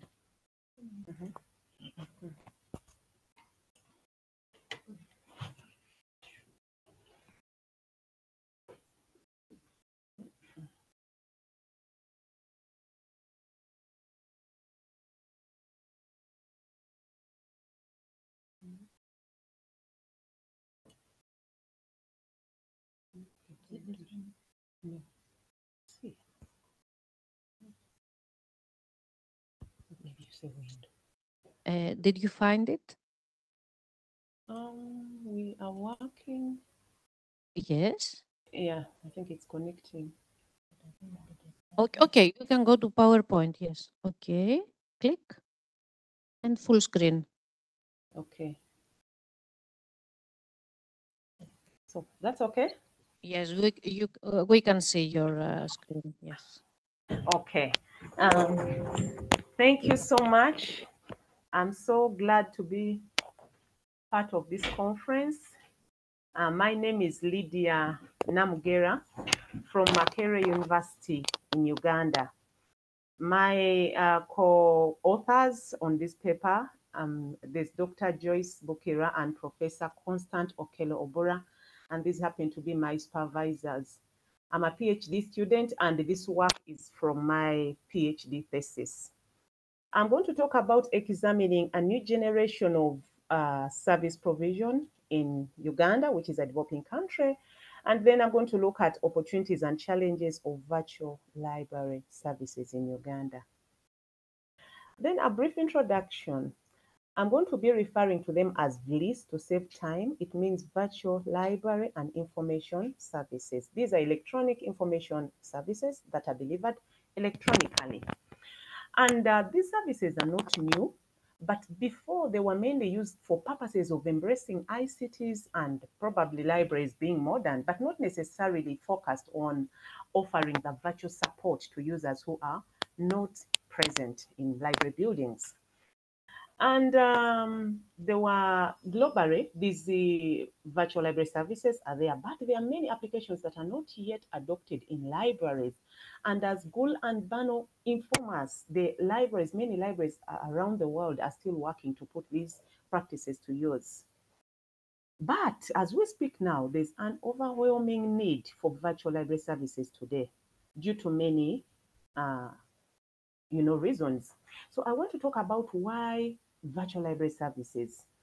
We are invaded by technology. We have alternative information sources like non-library gateways like Google. Then we are living in an century where users' needs have changed. And also, virtual library services are necessary and important when we talk about calamities, which are not new. There's a long history of calamities. Libraries have been hit by hurricanes, they've been hit by earthquakes, by floods, by fires. And for example, in Uganda, a fire gutted one of the iconic buildings of Makerere University, which is the main building, and the library, one of the libraries under study, is just a stone throw away. So you imagine what could happen if fire guts a whole library building. So that's why virtual library services are very important. And then the COVID-19 pandemic triggered, the need for virtual library services and brought about institutional policies to change. As we speak, many courses are being offered online. For example, one of the universities under study, most of the graduate courses are online. What a library is going to do in such an environment. So as critical knowledge resource centers for universities, libraries should develop innovative ways of reaching out to users virtually through providing virtual library services. So the purpose of this study was to, what is it now? The purpose of this study was to find out opportunities, to establish opportunities and challenges in Makerere and Uganda Christian University. These universities, one is public, Makerere is public, and Uganda Christian University is private. And this was done in order to inform the development of strategies for more successful provision of the virtual library services. The methodology, pragmatic research paradigm was adopted, and both quantitative and qualitative, research approaches were done, and purposive sampling was engaged to carry out. Librarians to source out librarians who were rich information cases in this field of virtual library services, and then to library users, because the study had two groups of categories of respondents, librarians and library users. So for library users, online questionnaires were distributed, and but this was convenient sampling. So, as I said, both qualitative and quantitative data was collected. And then, how was quality of data controlled? Like I mentioned, two methods were used. And then the reliability of the questionnaire was measured using Cronbach alpha reliability technique, which came up with the above reliability value was above the threshold of 0.7. And this was an excellent and highly reliable questionnaire. Also, to ensure quality of data, a pilot study was conducted in two universities with a similar setting. One was Busitema, which is a public university, and then another one in Aga Khan, which is a private university. Then member checking was done, that after conducting interviews, then the transcripts were sent to ascertain whether what the respondents had said was appearing. And then plagiarism was also checked using the Turnitin. Data was analyzed using the qualitative data was analyzed using the content analysis, specifically the summative content analysis. And then the quantitative data was analyzed using the SPSS software program for Windows. So, ethical considerations, the researcher followed ethical the researchers followed ethical considerations, whereby the rights of participants were protected, voluntary participation was ensured, and researchers were free to opt out at any time, at will. Then there was informed consent, and anonymity and confidentiality were also ensured. What was the study response rate? The library users were, the researchers targeted 407 library users, but ended up with 394. This was because the non-response rate was not controlled. The possibility that some questionnaires will not be satisfactorily filled was underestimated. But nevertheless, according to Johnson and Kristen, any response rate of over 70% is statistically acceptable. And when you look at this one, it was 97 response rate. That is for library users. And when it came to library staff, 8 librarians were interviewed from both universities. 4 were from public and 4 were the private university. And before we go to look at the opportunities of the virtual library services, the study established which services are on ground, and established that there are e-resources, library websites, online public access catalog, the email communication, information literacy training, remote access, social media platforms, anti-plagiarism checks, institutional repository, electronic document delivery services, online news, mobile phones, virtual library tours, LibChat, and SDI. Now, what are some opportunities? Since data was collected from both users and librarians, the opportunities users have their opinion, how they think the virtual library services have been of benefit to them. And these were structured questions, and they came up with these responses.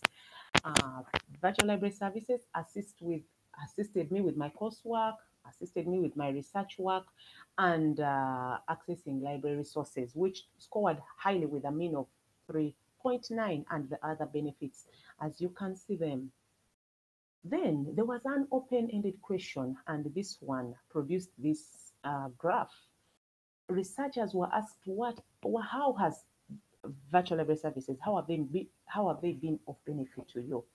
And they're saying there's increased access, they offer increased accessibility to a variety of resources, and improved research skills, timely access to information, up-to-date information, being acquainted, and all these, opportunities. So Bliss offers many opportunities according to users.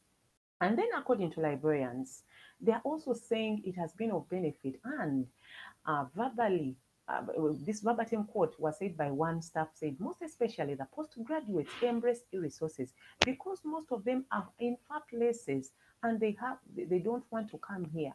So you find that virtual library services have provided opportunities of people to stay in their comfort of their rooms and access the resources. They've also eased communication between library users and staff. And one library staff from Makerere University said, during the lockdown, the library acquired a Zoom account, which is the discussion and information literacy training. Then there's also the remote access system, which helps international students access resources even when they are not in the country. And this is such a great opportunity. The virtual training can also be recorded. For example, information literacy training can be recorded and revisited later for consultation. And in their own words, this staff from the private university says, if we do it virtually, the good thing with virtual is the recording. They can always go to the recording and where they didn't understand and they revisit.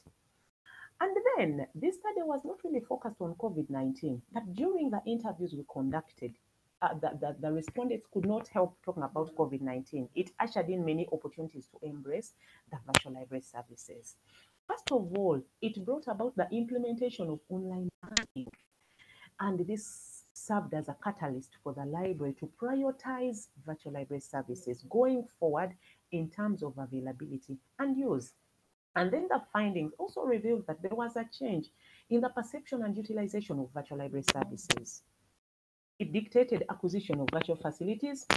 For example, new laptops were brought and given to staff who were working at home at that time, but also it came with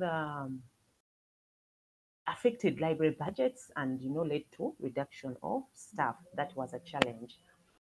So when we come to challenges, users are saying they are lacking awareness of the available virtual library services. So probably libraries have a role, but they still have work to do to, market these services to the users. Then there was use of alternative sources, which like Google, the non-library gateways like Google.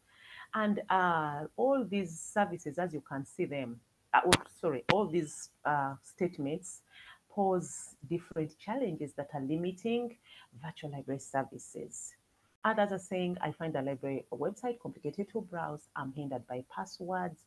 I'm frustrated by requests to buy and get resources. I have limited ICT skills. These were all structured questions where users chose, I agree, and oh, my battery is running low. So when we continue with the challenges, well, there was also an open-ended question. An open-ended question which required users to air out, and they are saying they have data-related issues, they have limited time to access the library, they have poor internet connectivity, and I think this is a great challenge, especially in a developing country. And then the librarians also had their challenges, aired out their challenges, and they said, the librarians said that the resources have this high cost of electronic resources. For example, they said that one e-book can cost 10 times more than the physical book. So this is really high in terms of cost. And then the poor attitude from users is still there, though it has improved a bit, but there's a realization of a poor attitude. There's lack of digital skills. Some librarians shared that library users, some of them don't even know how to drag a mouse. And when you talk about virtual library services, you should talk about the digital and IL skills.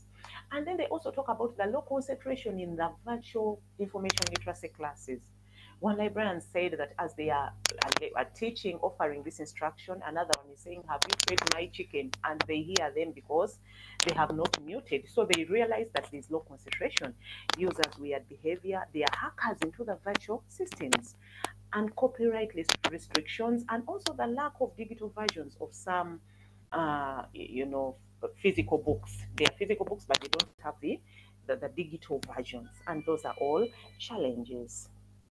This is challenges. For example, librarians cited lack of laptops and phones specifically designated to this. We find that a librarian is using their own line to communicate to users. They put it on the library website, and you just imagine what could happen if such a librarian relocated. The users are familiar with their number. So I think libraries have a lot to do in providing librarians with phones and specifically designated to conducting this. There's also wear and tear of ICT facilities, which makes them obsolete, and failure by parent organizations to provide sufficient data and airtime. We find that librarians rely on their own data. Then some other suggestions. This study also solicited suggestions, and some of them were to raise awareness and sensitize users, educating library users and staff about the virtual library services, also setting up and maintaining ICT equipment. And when we continue with suggestions, hampering promotions, because librarians, some of them are not really, they are very indifferent when it comes to providing virtual library services. For example, the interviewees disclosed that they can call for an opportunity to train users, but librarians don't respond. And this, they said, the promotions should be hampered of the lazy librarians, mentally lazy librarians. And then the issue of unstable power supply should be addressed by fully charging laptops prior to the start of the training. There are some recommendations. The government is expected to play, because virtual library services should be supported by a number of key players: the government, the university management, the top management of both the institutions. And the library management is expected to conduct more information literacy trainings. The library staff are recommended to study and build their capacity, and also library users are recommended to attend, encouraged to attend library information trainings. Now, in conclusion, that is what the study did. It examined virtual library services and also recommended intensification of information library training, and to creation of virtual interaction platforms. For example, in one of the universities that is the private, there is the Telegram service where users and staff both interact, and this is recommended in the private where it is not happening. So thank you so much. That is what the study came up with, and thank you so much for listening. Irene is connecting next. Thank you so much. Irene is going to connect, display her. Thank you very much, Lydia, for your presentation. Are there any questions for all the presentations?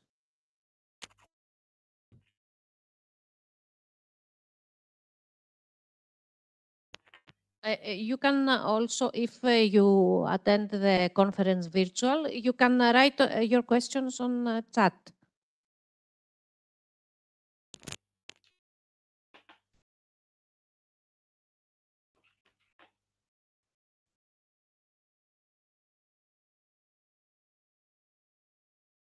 Thank you. I wanted to ask,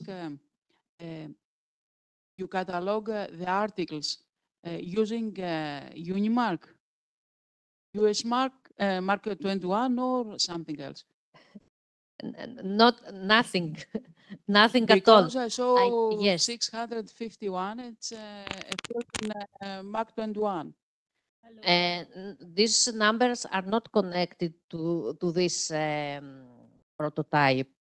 It was just specific numbers to identify different parts of the article, but not with correspondence with Unimark or yes. I was for 25 years cataloger, and I saw that I would propose that the Mark 21 gives the opportunity to put in keywords in 653, for example. Yes, actually, the first example where we used this approach to automatically correlate thesaurus and the data was in the library of the Athens University of Economics and Business, and we had this kind of numbers. So I kept the same numbers, but not. I didn't follow the. Okay. Yes. I just identified its specific part that was important, and not the whole article, because in the article there are images, there are other parts of data, and it was a bit difficult to keep all of them. But this is very interesting for a future improvement. Yes. Thank you.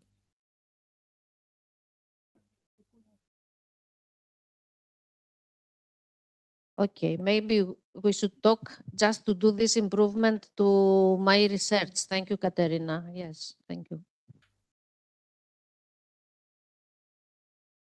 Other questions?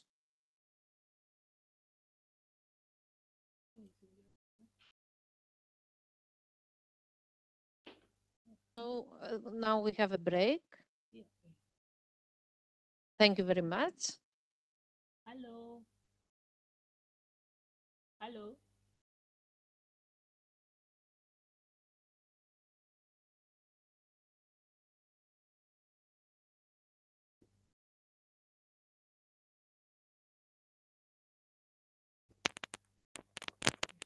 Hello. Αν μπορείς να φτιάξει αυτά τα... Ναι, ναι. Εντάξει, έλα.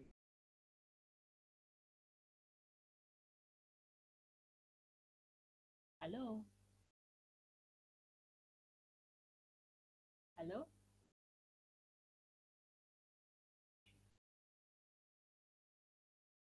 Hello, good morning.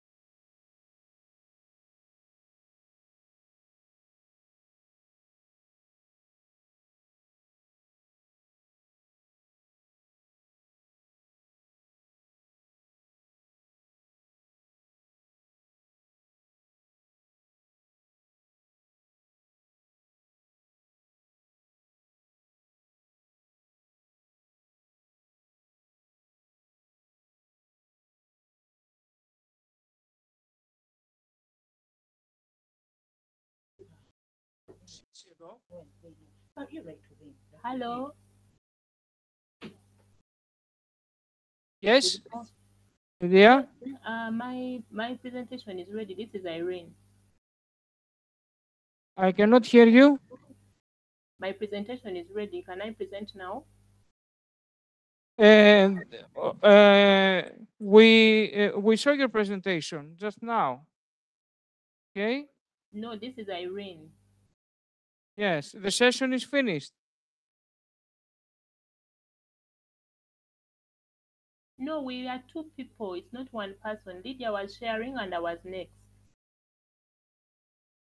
Sorry, because Βαγγελιό, έλα λίγο, γιατί δεν θέλω να είμαι μέσα με τον...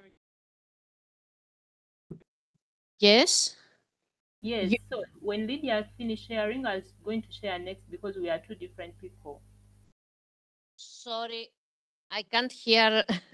Can you please? I'm saying we are two different people. So after Lydia, I was supposed to share. You want to share your screen, Yes, right? Yes, because we are two different people. We have two different papers. Okay, okay. Just try to share it. Okay.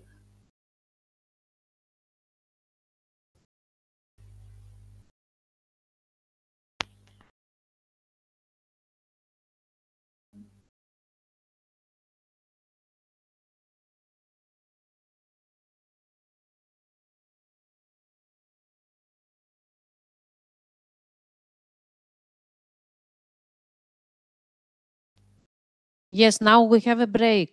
Yes.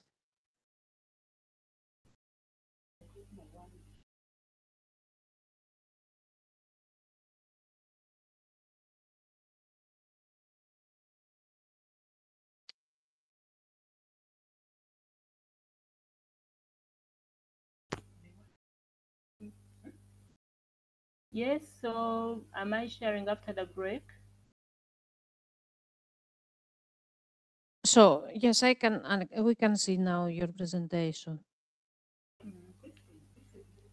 Because I think you assumed that we are presenting together, but we are two different people. We can see, Lydia, we can see your presentation now. You want to check something? No, I'm saying you said that we can share our presentation. So when Lydia finished, I was supposed to go next and you called for a break. Can you repeat? I'm saying when Lydia finished sharing, I was supposed to go next. This is Irene. And you called for a break. Okay, now we have a break because everybody is outside for the break. Let me talk with Adonis and check when you can do the presentation. Maybe in another session, we will include it. Okay. But before we had a problem. I think you have a connection problem because at the beginning we were able to listen to you very well, but then we lost the voice. Yes. I can hear very well. Can you hear me now? Maybe something with your connection was wrong, or on the microphone. I don't know. That's why we couldn't.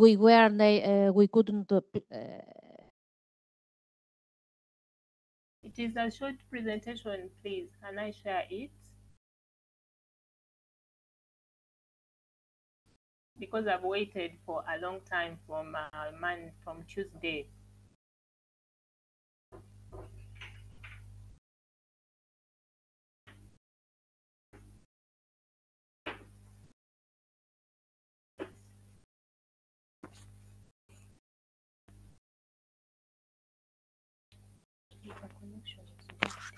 Sorry, I knew only for one presentation, not for two. Sorry. I have to talk to Anthi, okay? About that.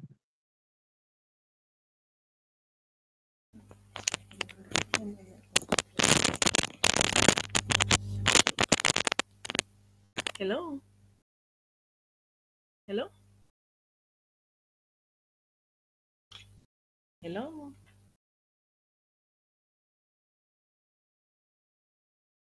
Okay. Can I be heard?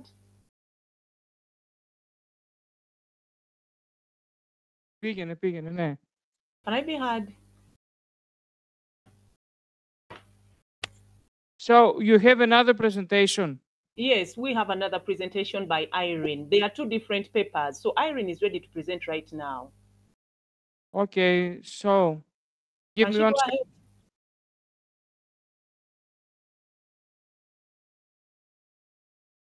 Hello?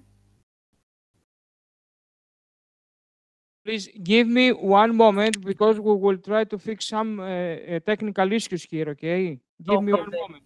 Please, please.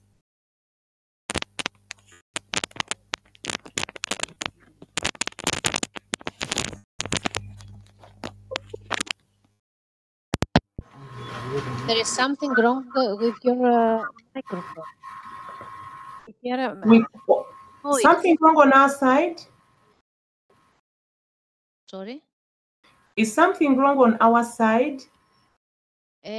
Yes, now I can hear you clear, but maybe we just check the cable. Okay. Microphone with a cable. Okay then. Is that okay now? Yes. Now I can hear you very clear. Can Irene go ahead and present? Sorry? Can Irene go ahead and present her paper? Now we have a break. Oh, I see.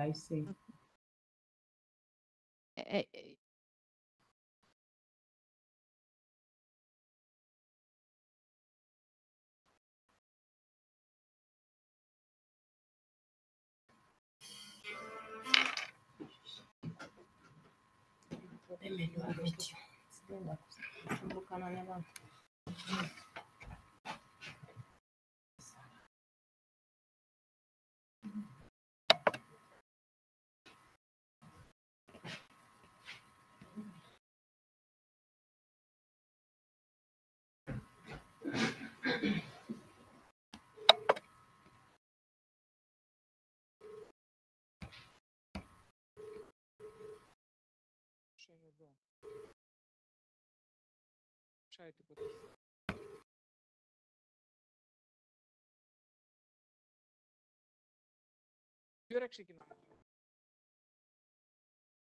11 λέει.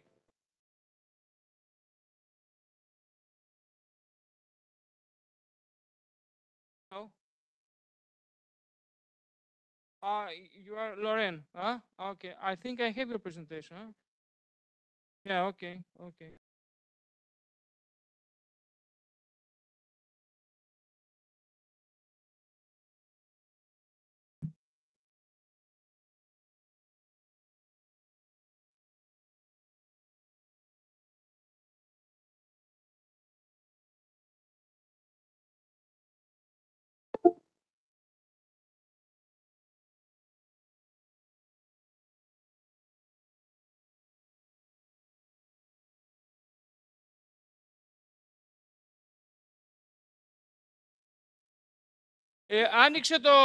Άνοιξε το τέτοιο.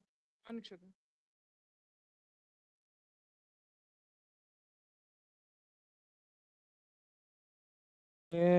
Alma, hello, can you hear me? Hello, Antonis. Hello. I was checking if this is the right room. Yes, this is the right room. Okay. Uh, I have just sent the presentation, but I can share my screen also. Okay, okay. Thank you. I'm just checking the presenters. Okay, thank you.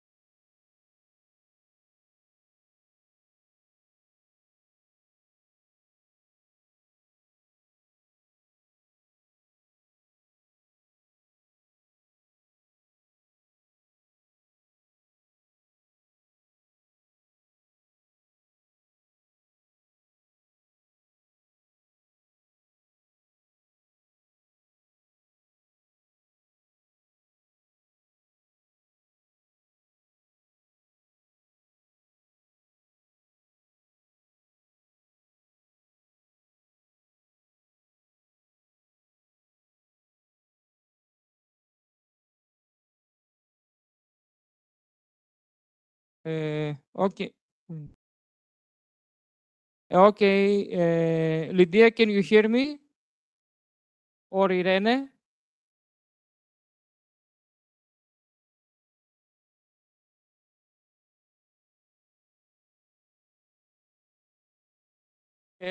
Ποιος? Ναι, θα την βάλουμε στο τέλος. Βίκυ. Κύριος που ήρθε. Πάνω αυτός περιμένει. Άλλο. Ανοιχτές. Τώρα. Γιατί και εδώ έχουμε, εντάξει. Yes. Can you begin now? No. Listen. Yes. The session starts in 8 minutes. Okay. You will present at the end of this session again. Is it okay? It's okay. Okay, but try to fix the problem with your microphone. Okay. Okay? Yes. Okay? If there is a cable, this cable, if you have a microphone with a cable, something happens. Maybe you are moving this. Oh. We listen noise.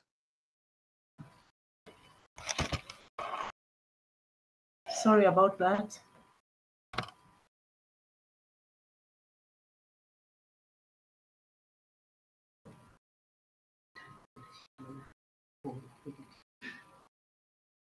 After like 2 hours. We're gonna present at the end of the session.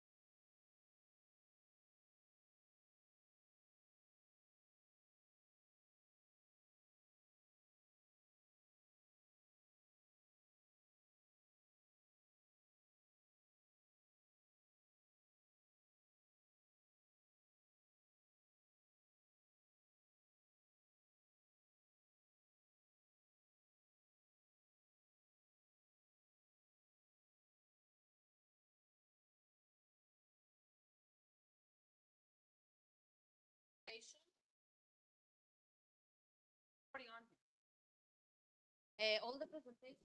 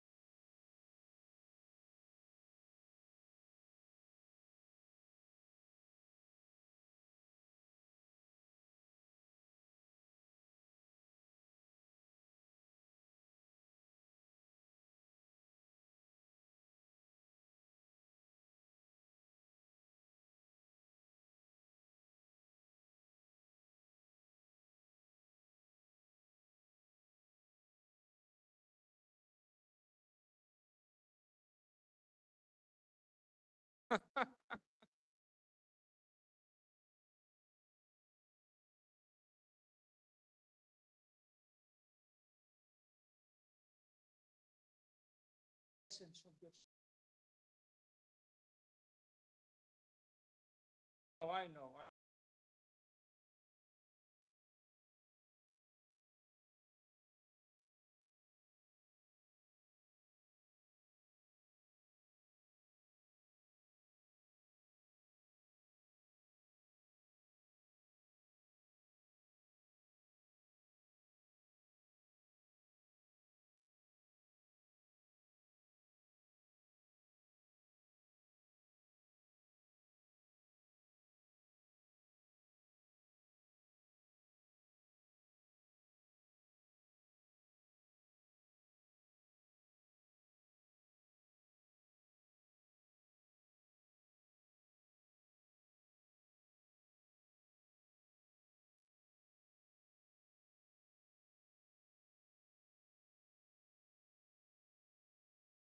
Yes.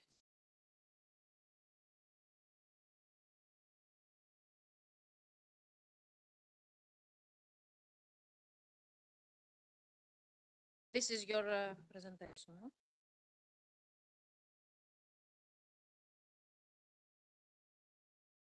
Okay, we can start now the next session. Okay, the title of the session is Library Services for Research and Education. And the first presentation has the title, The Scientific Publications of Researchers Affects the Quality of Science, True or False? Petrusa? Thank you. Yeah. One moment, please.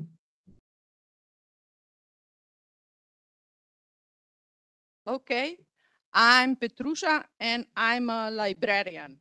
This sounds like a AA meeting, but we are at the QQML conference. My first presentation at the QQM conference was 10 years ago in Rome. I presented results from my Master of Science thesis. The topic was scientific publication. That topic has followed me over a decade. Why? I've been a librarian for more than 30 years, and I was the editor of Scientific Journal, which has impact factor. I work in all types of libraries, except the school library. I was the head of the academic library, also the director of the university library for 5 years. I work with researchers, and I'm the researcher as well. Therefore, scientific publishing has bothering me for years. I come from Slovenia, which is in that circle. We are approximately here. Slovenia is one of the 27 countries in the European Union. Some basic data about my country, population a little bit over 2 million, GDP in dollars, 30,000, American dollars, almost 28,000 euros, number of researchers, almost 15,000. In Slovenia, we have 3 public universities. First, the University of Ljubljana was founded 100 years ago. It is in the center of our country. If you look, our country, we said that it looks like a chicken. Yeah. And the second one, university, is almost in the neck of the chicken. University of Maribor.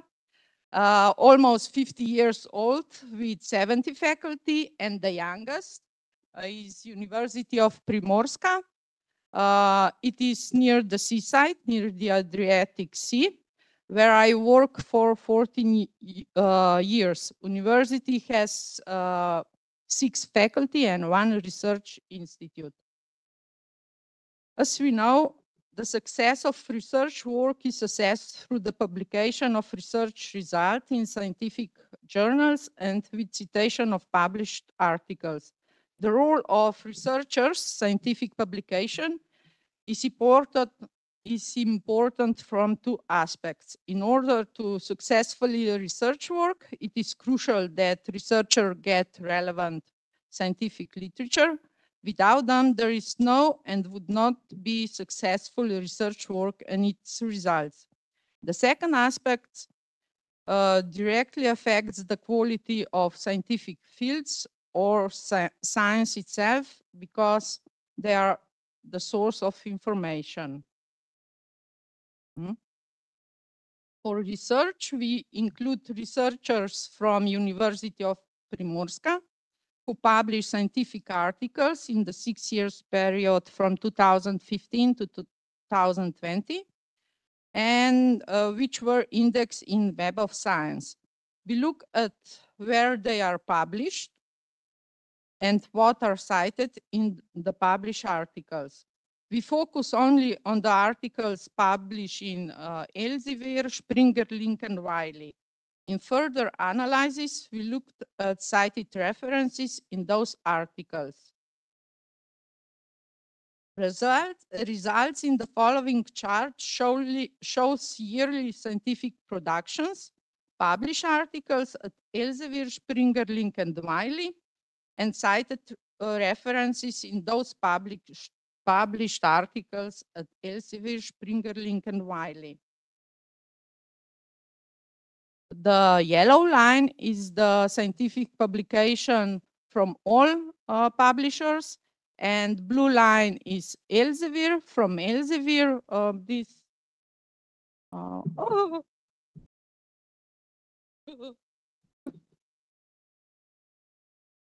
sorry, we just disconnected. The 7 slide, please.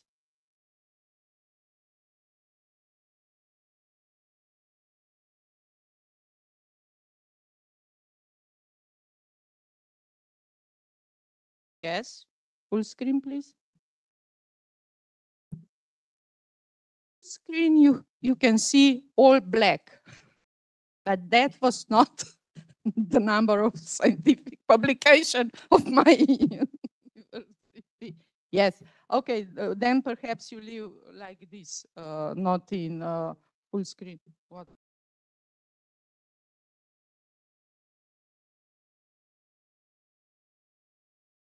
Okay, I can speak further and we will look like this, not on the full screen. So yellow or not. Yes, yesterday in the evening we have dinner and Antonis was very cheerful. Let me say it softly. And we are all a little bit tired for those who were at the dinner. But I must, in the meantime, when we are waiting for the slides, I can say that we have magnificent weather. Yes, number 7. We have a magnificent weather. I think that no one has so much rain in those days in Heraklion as we. So it is just fine weather. I was 3 times in Ireland. Okay, they just made me the slides. Yes. Number of scientific publication totally is this yellow line, and then 1/3 of all publication is from Elsevier, Springer, Link, and Wiley.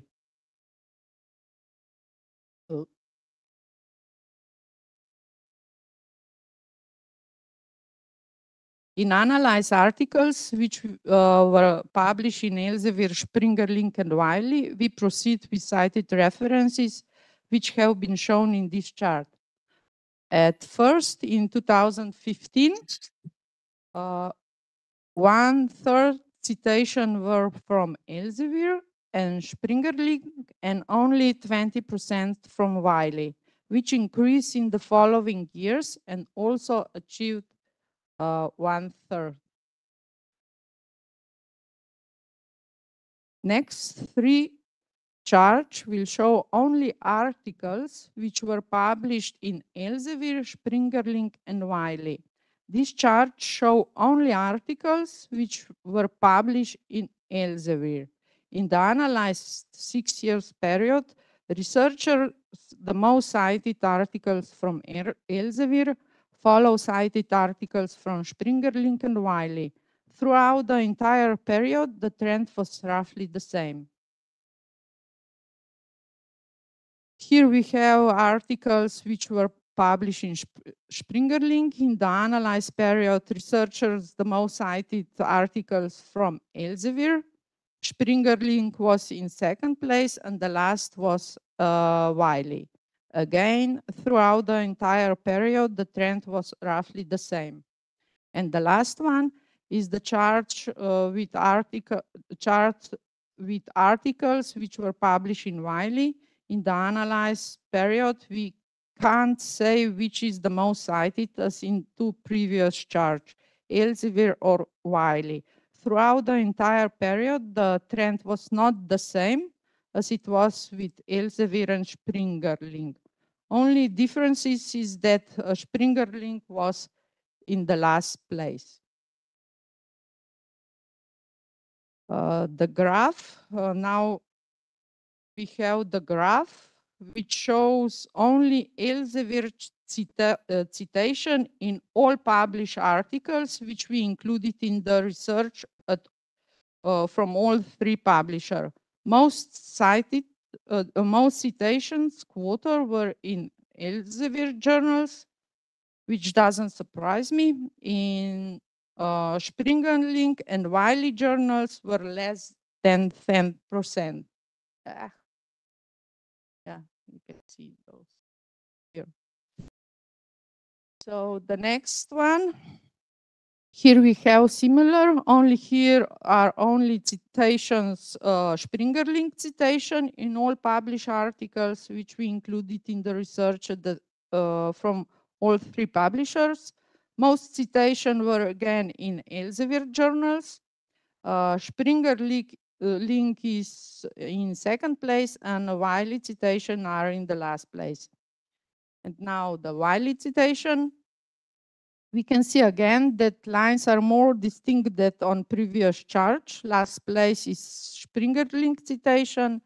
Elsevier and Wiley citation are the last years more similar. Yeah. Wiley citation was even at the first place here. So only Springerling citation in all articles which we included in the research were not in the first place. Just to imagine, publisher probably do not force researchers to cite articles from Springerling journals. Conclusions? We are aware of the shortcomings or limitation of the research. We didn't use any. That's not the right presentation.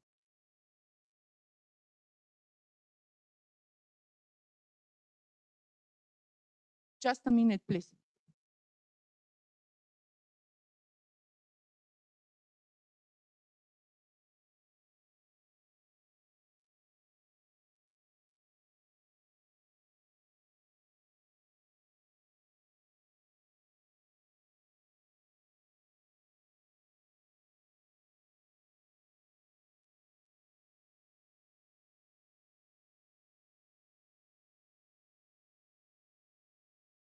Okay, I will talk if he will find, then it's okay. I want to show you something.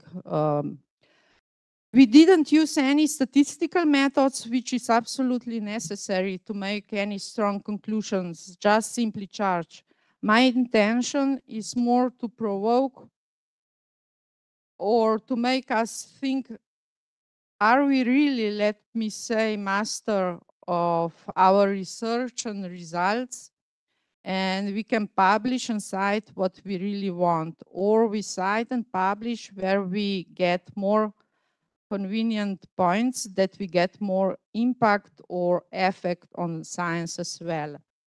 I missed research ethics, honestly, and integrity, not only at the researchers, but also at the publisher in a direction of responsible publication, in a way to publish in order to advance research and scholarship, not to advance just own career.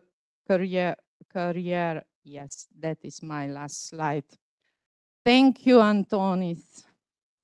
Wait, I'm not finished yet. I'm not yet. wait. Do we still have intellectual freedom? In those days when I'm in Crete, I visit again Knossos, and maybe because of Enicism was an ancient Greek philosopher from Knossos who broke with the academic skepticism. Maybe the closeness of Knossos and ancient Greek history affected me to think more about the influence of scientific publishing. Also, I visit the museum in nearby here of Nikos Kazantzakis. Yeah. And he wrote this quote where,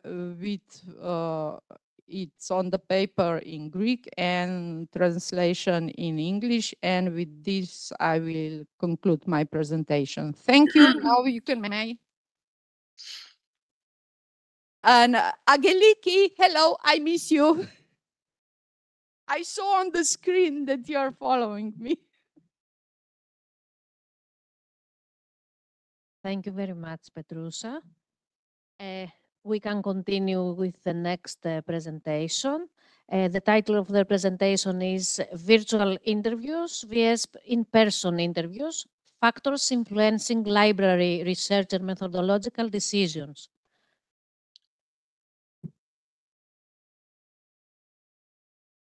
Oh, okay.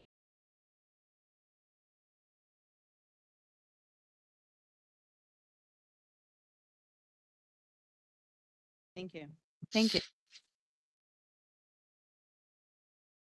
So as we're here using some virtual conference format, I feel it is pretty obvious. Virtual interviews are valuable. Here we are. They're a valuable tool really for researchers to save time and money, but also to protect the health and safety of a researcher and their research participants. So in this study, I looked at the efficacy of virtual interviews as a method, as well as positive and negative aspects of the different software tools that could be used to facilitate virtual interviews.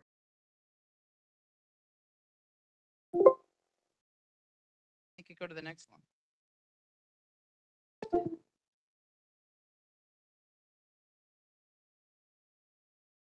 Thank you. So virtual interviews are interviews that occur through a teleconferencing medium, like for example, WebEx, Zoom, or Microsoft Teams. They've actually existed for over a decade, and before that, of course, there were telephone interviews.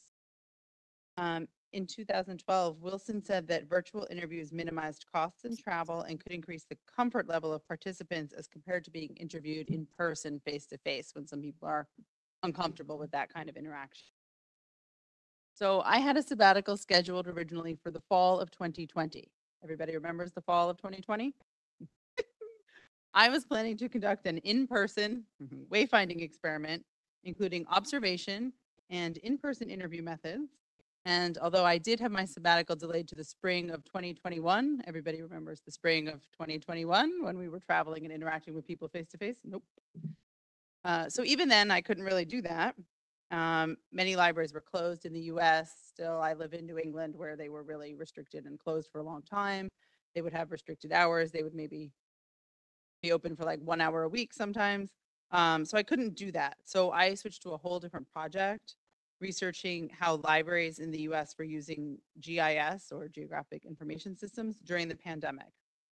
And I chose it because I could complete it following my university's COVID-19 safety protocols by using Zoom interviews. And that experience led me to wonder about the use of virtual interviews in general versus in-person interviews as a research method before 2020. Session said C or during that period, currently and into the future. So my research questions were, are virtual interviews equivalent to in-person interviews as a method? What other factors are influencing researchers' selection of virtual interviews? And which factors affect the selection and use of virtual interview tools? So I started this as a systematic literature review, but it actually wasn't that great to address the research questions because a lot of published papers don't give a lot of detail on their methods about like why they made the decisions of certain methods that they use. They talk about doing interviews. They might talk about doing interviews using Zoom, but they don't say why they did that. So I decided to survey the authors of papers I had found in the literature review to get more detail.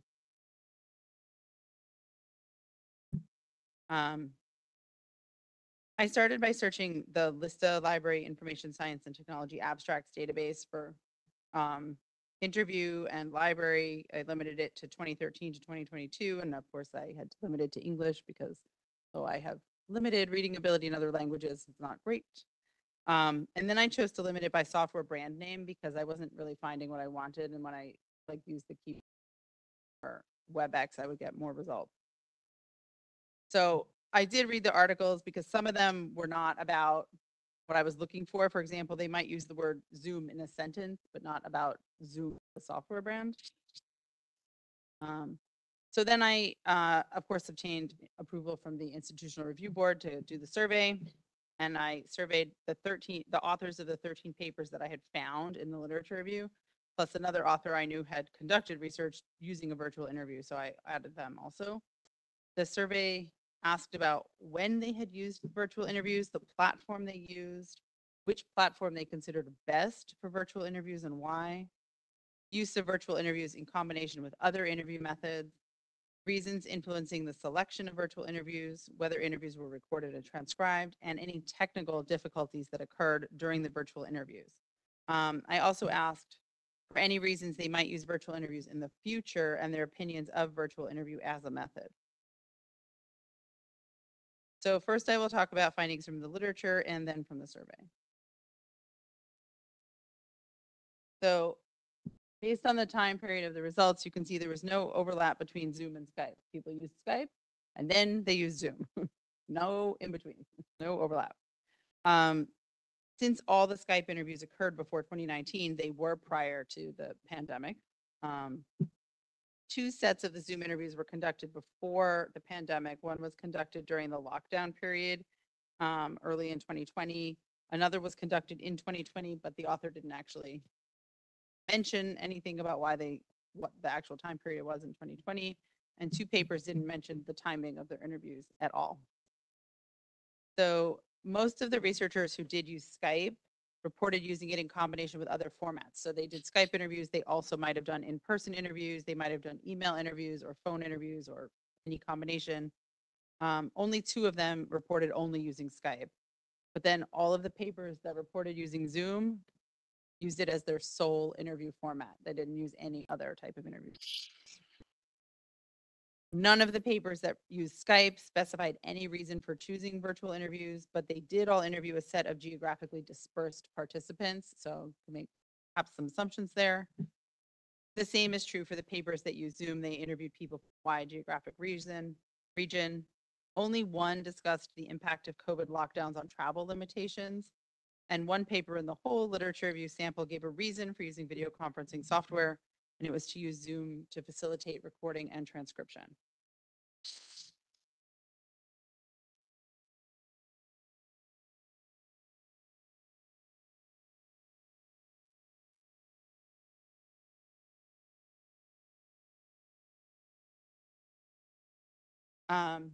So from the survey, I had emailed it to all the people, to the content, all the authors that were marked as like the people you contact from the articles, and 10 people completed the survey, 60% of whom said they conducted their research prior to the outbreak of COVID-19. So before fall 2019, 90% did use whatever tool they used to record and transcribe the interviews. Half of them used only the virtual interview as their interview method. The others, 3 of them used multiple additional interview methods. 1 used one, and 1 did not answer that question. The other interview methods included, same as before, in-person, telephone, and the largest group of respondents reported using Zoom for their interviews, and 90% said they consider Zoom to be, quote, the best platform for virtual interviews. With that, the only respondent who did not choose Zoom in answer to that question said they were not sure when they did their interviews, only Skype had been available to them.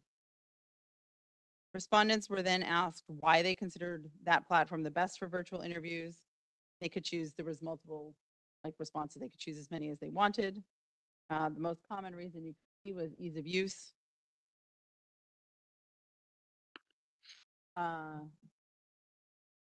Followed by stability of the platform, which I know it's pretty stable, and reliability of audio.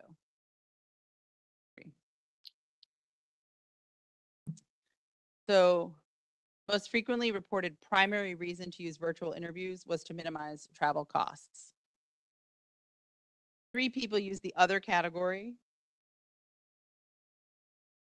4 people who said that, but 3 of those said their reason was to reach a wider pool of participants. Then that could also be related to minimizing travel costs because they might not have been able to reach those people without.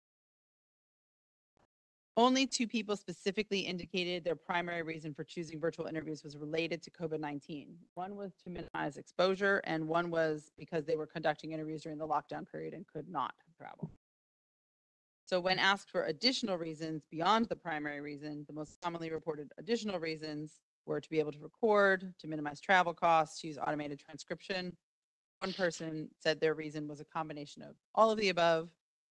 Quote, the best way to sum it up would be convenience.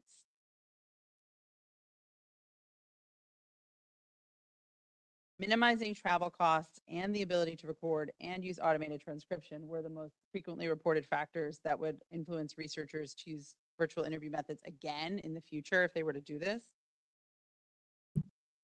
2 of those respondents selected other, but they said they would use virtual interviews in the future for scheduling convenience and to reduce travel time. So still, again, all related to minimizing travel costs. So technical difficulties. We have not experienced it all today. Half of the people reported at least one issue with logging in.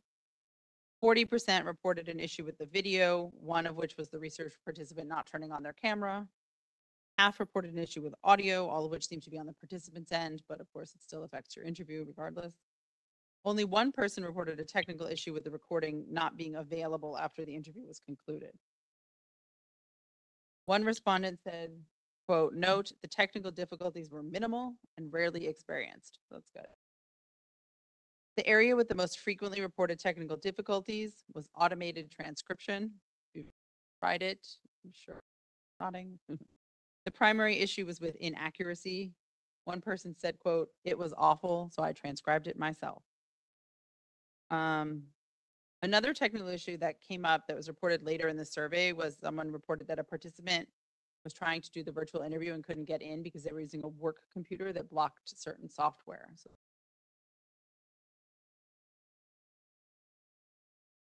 overall, the respondents reported favorable views toward virtual interview.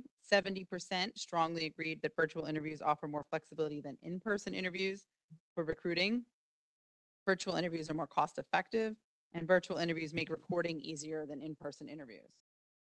60% strongly agreed that virtual interviews are physically safer than in-person interviews in the post-pandemic environment. And 70% strongly agreed or agreed that virtual interviews let you gather as much detail as you could in in-person interviews. And despite all the issues that were reported with automated transcription, 60% agreed or strongly agreed that virtual interviews make transcription easier than in-person interviews. So even with the difficulty, it's still better.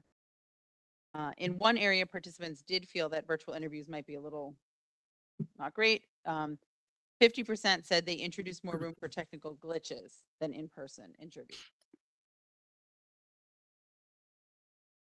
They said things like, I really like them. I am glad it is the norm now. Awkward, but now I could interview more people than I could have before. Or that it was fairly equitable to in-person interviews. So in the literature, most of the papers reported interviewing people from a wide geographic region. Same in the survey. So, because the commonly reported reasons were minimizing travel costs, convenience of not having to travel at all, and ability to interview people from a wider geographic region.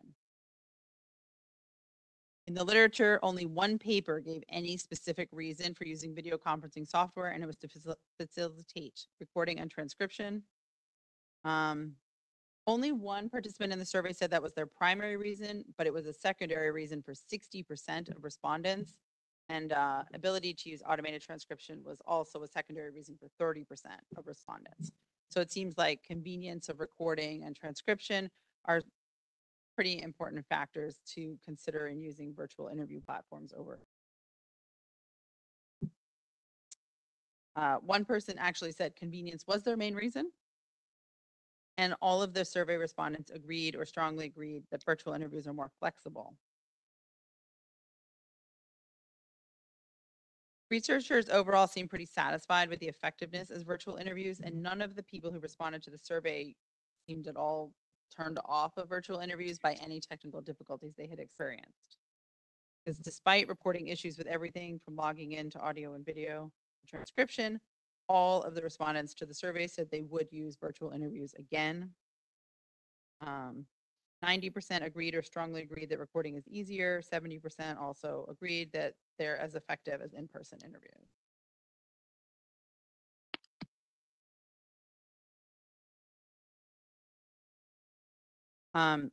So desire to avoid being exposed to communicable diseases may be a more influential factor in selecting them than you would think at first, because only one survey respondent said that minimizing exposure to COVID-19 was their primary reason, and 2 said it was a secondary factor.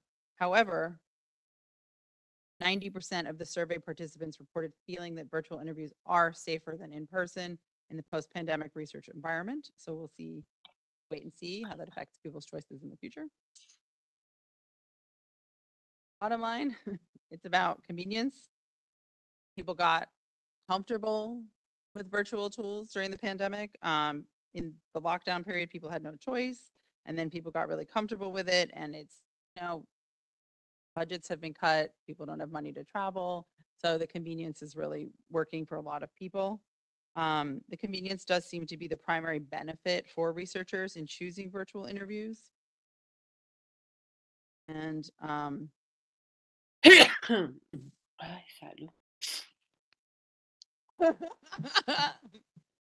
tools like Zoom have added automated captioning that can facilitate quicker turnaround for transcribing interviews. So despite how, the automated captioning is not 100% accurate, but it's still an improvement. And of course, there's more room to improve, and it will continue to improve.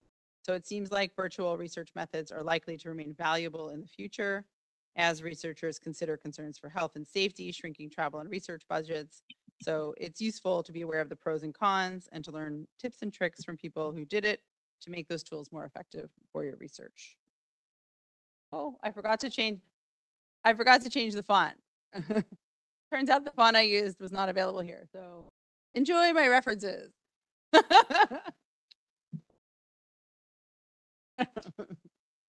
we have time for questions? Okay. Okay, thank you very much. Now we can continue with the next presentation. The title is Analysis of Scientific and Technological Performance and the Influence of Synchrotron Radiation Light Source-Based Beamline, a case study of advanced photon source.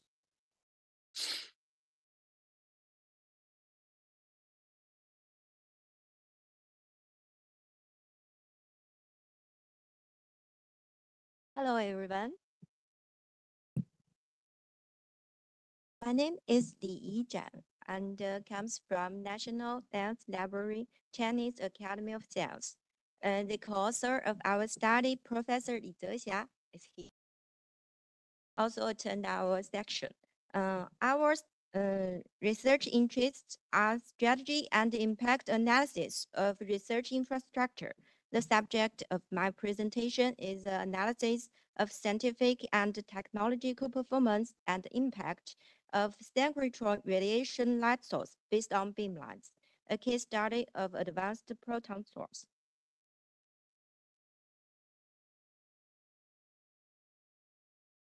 Okay, the first part is background.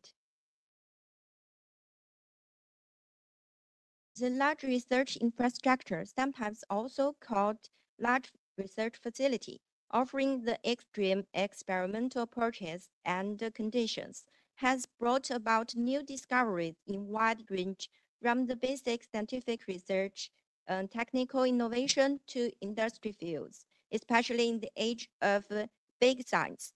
They are meaningful, but also characterized by high technological complexity, long construction period, and cost risk, therefore request more caution of management practice. Monitoring and evaluating the scientific and technological performance are effective solutions to optimize the operation and the usage of research infrastructure.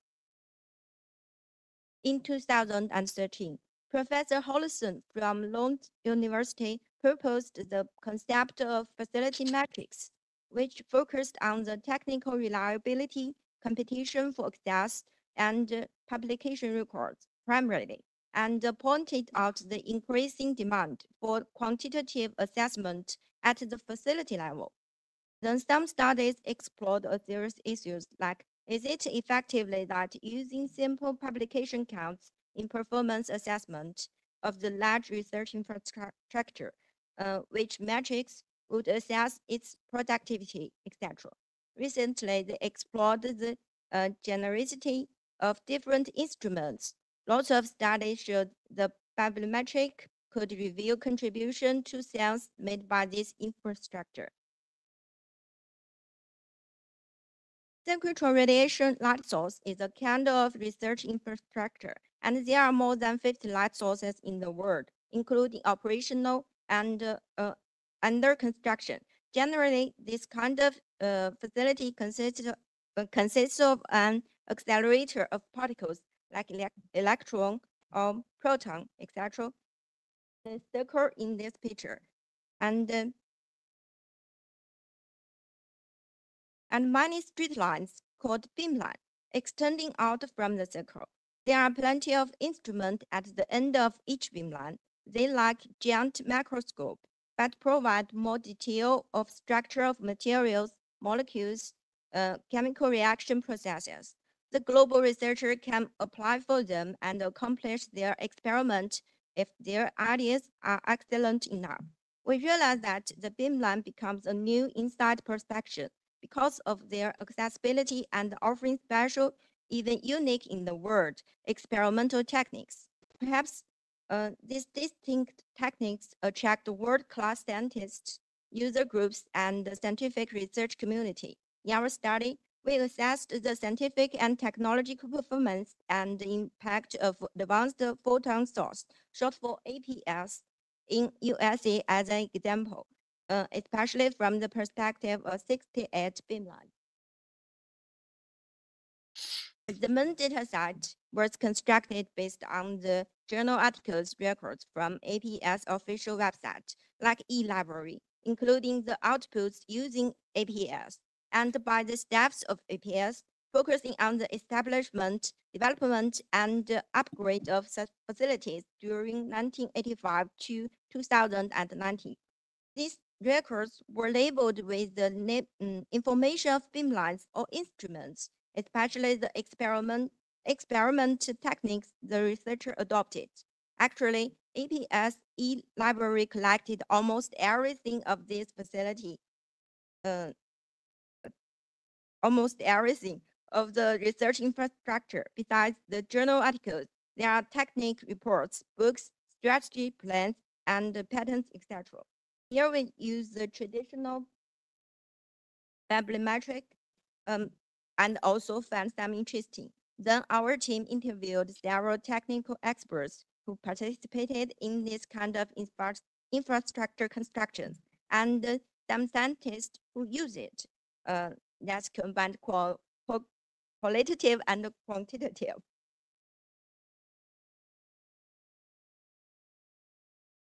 The amount of journal articles upward trend is in line with our expectation, even since the conceptual design and construction phase. After 10 years, a 4-year plateau occurred from 2005 to 2009. Then APS carried out a series of upgrades of facility resources. For example, added 3 new beamlines, provided new experimental conditions. After 2010, scientific output entered a new stage of rapid growth and reached a peak around 2017, and the plateau stage occurred again. Let's see some more details. The most productive beamline are number 24, 11, and 23, because they provided the special experimental techniques like spatial resolution at sub-atom scale, single crystal diffraction, time-resolved X-ray diffraction, especially for material structure and ultra-fast chemical or biological reaction process research.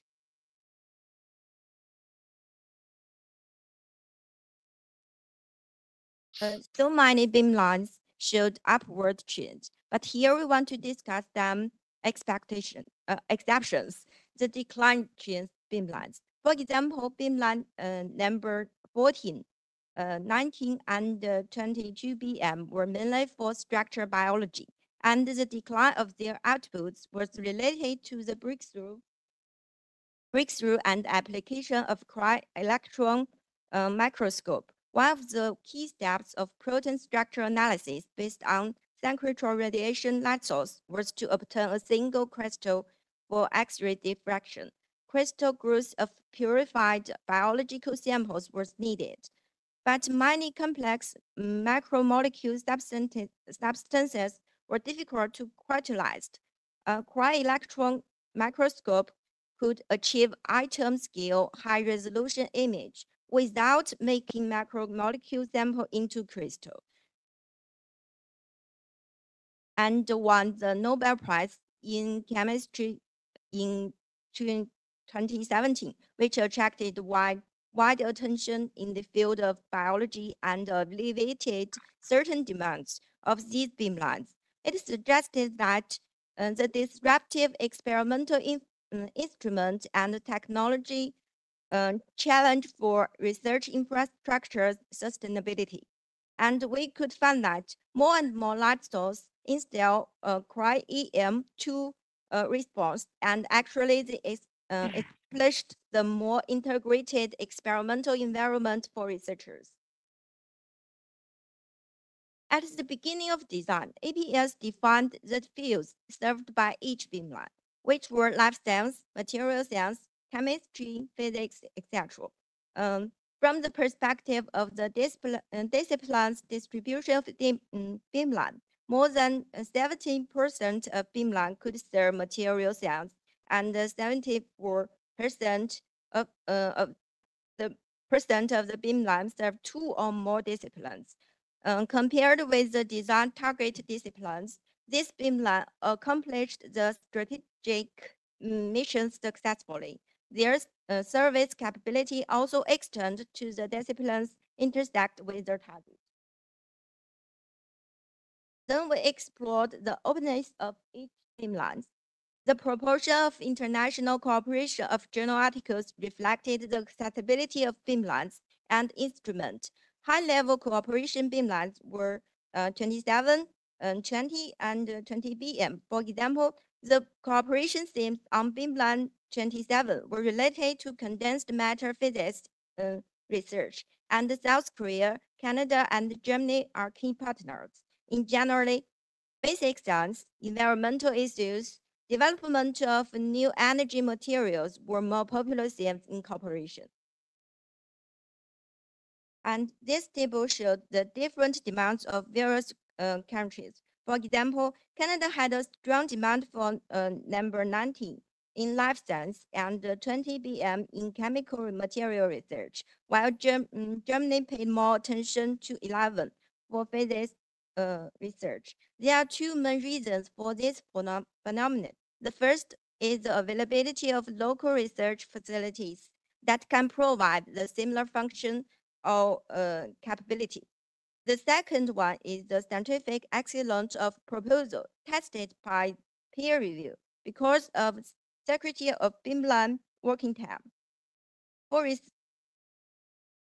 research infrastructure, key technical parameters like maximum energy range, etc., reflect its extreme service capability. It's the same true for beamlines. We analyzed the relationship between maximum energy and the average citation per article as an indicator of the impact of the scientific outputs. It seems that there is no significant correlation between them. Perhaps it means that the higher the energy of beamline, the higher the impact of the outputs is not true, at least for synchrotron radiation light source. Actually, scientists said minimum energy range beamline serving structural biology and the special experimental techniques are productivity and high impact. Okay, to summarize, we have talked about the necessity of upgrades for the sustainability of research facility and the beamlines and their periodic pattern, the challenge from the disruptive experimental instrument and techniques, international cooperation. Of course, there are lots of issues about facility metrics, like more effective index or framework for measuring or assessing the remote operation during and post-COVID-19 era, the role enterprise in facility innovation, etc. And our study to be continued to explore more data and suggestions for decision maker and manager of research facilities. These are the reference if someone wants to read, and thank you for your attention.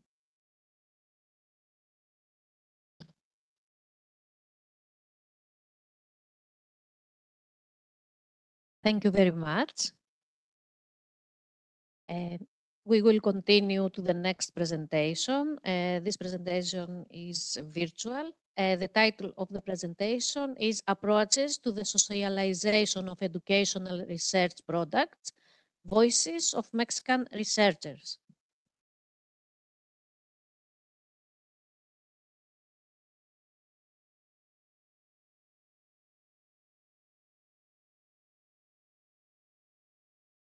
Hi, can you hear me?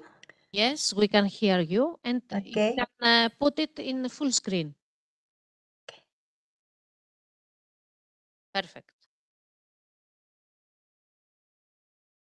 Thank you.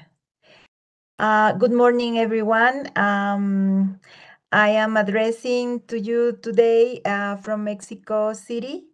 It's 3 a.m. in the morning. Some of my colleagues are also awake. Luisa Acosta, Maria Herrera, and Marta Castro are together in this meeting. Thank you very much for the invitation to participate at QQML and all the kind attention that you always give us in person and virtually. Today, we are going to share advances of research related to the role of the library in the socialization of educational research results with a social approach through the voices of Mexican researchers. We are a group of researchers from 4 universities in Mexico, 2 private and 2 publics. Universidad Iberoamericana, Mexico City, ITESO from Guadalajara, Universidad Veracruzana, and Universidad Nacional Autónoma de México, UNAM. The purpose of this presentation is to share with you the initial findings of this broader study, which use mixed methods in order to approach our research objects. And the idea is eventually we will have integrate qualitative model to understand and explain the role of the library in the support of socialization of research finding, of educational research. Our research problem focus in the situation that some of the publishing activities are focused in share with peers, which is what we denominate dissemination of information, and others products of the research are focused in to be read, to be consumed by the general public. But the academic libraries, we are committed to support the researchers in the process of the production of the two kind of socialization products of the results, if we are asked, and also to preserve, organize, and disseminate these different types of products. And this is our objective, to understand the logic of this process of socialization of the research results in order to address these unexplored roles of the library in this action and processes. The literature review show us that there are these two groups of interest, the public dissemination of the research products, and also this dissemination oriented to the peers. Also, the technology involved with these activities, like, for example, new creative platform, multimodal platforms to promote this research, and even what we found the denomination of science influencers, these agents that approach the public in an accessible way by the use of pleasant tones with jargon and common codes in order to share the research results. Our research question, as we mentioned before, is what is the current and potential role of the library in the process of socialization of research results? And in order to understand better this, the answer to this question, we also have the question of what are the meanings that the professors that publish this research to with the peers and also with the general public are constructed and are conformed. But in order to carry out the research, we have the qualitative epistemological approach. Because of the complexity of the study object, we use this approach, which is inductive, and our method is grounded theory, which is based in the symbolic interactionism and constructivism, the theoretical foundation. The data collection and analysis proposed by grounded theory methods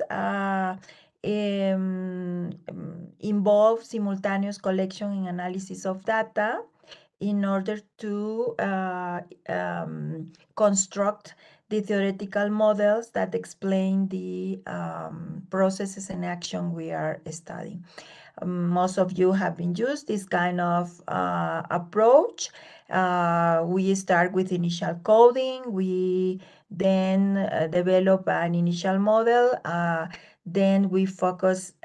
We use focus coding to conform the categorization, and then we integrate all the memorandums, and we draw the concept through layouts, concepts and relationships in order to construct a model, theoretical model to understand the phenomenon we are studying. Our research context and participant include the full inventory of researchers, which was generated in each of the 4 universities. Researchers related to topics of inequality, injustice, culture of peace, sustainability, democracies, human rights, gender inclusion, migrant, refugees, and displaced persons. And we select our first pilot researchers, which conform the group of people interviewed that we are going to share today in terms of the analysis that conform our first models. Here you can see some of the questions we have addressed to the researchers, like how they start their careers, the significant experience regarding to publication for peers or dissemination to broader audiences, etc. We have these stages. Our first stage was the research inventory.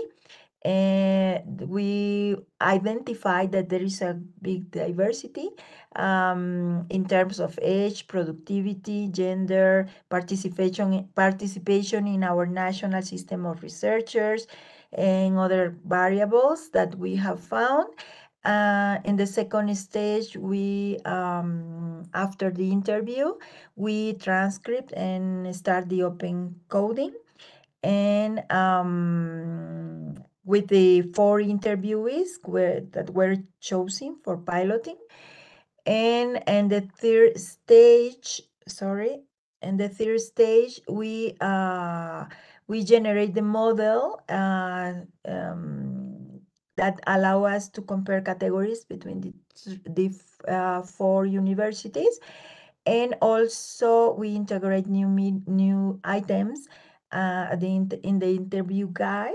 And we want to mention that one of the universities have some troubles to fulfill the deadlines, and we find out that Atlas T, our software for qualitative analysis, has an option of artificial intelligence that we use for the analysis of this university, which was a very interesting exercise. The results that we want to share today for University 1, we found that the main category related to the voices of the researchers about the dissemination and to peers and general public of research results is related to training. Of course, we found more categories like human aspect or teamwork or the library references and the commitment to return knowledge to society, etc. And having a focus view to the library role, we found that the electronic resources are very valued by the researchers. The construction of the states of the art, it's associated with the library, and of course, the digital identities they use in the sharing of their profiles, etc. The library as a space in the second university. Well, sorry, I wanted to share some quotation of the first university researcher. I'm not going to read the complete quotation, you can see it, but it's interesting that this researcher mentioned that what is not disseminated, what is not published does not exist. It's something very important for them, and they are very committed to article books, but also to the elaboration of videos. Following with the second university, in this case, the international cooperation was the main force for this researcher, which was very involved to politics and values, emotions and experiences raised again, institutional criticism, politics and value I already mentioned, and academic achievement. Regarding to the role of the library, we can see through the analysis that the virtual library is very valued also. The bibliographies and citation and the access to electronic resources for these researchers, the collaborative research is key issue. And he mentioned the regional chapters that he has been involved in the topic of educational politics involved for Africa and Asia, Eastern Europe and Latin America, and he's very proud of this effort. University 3 have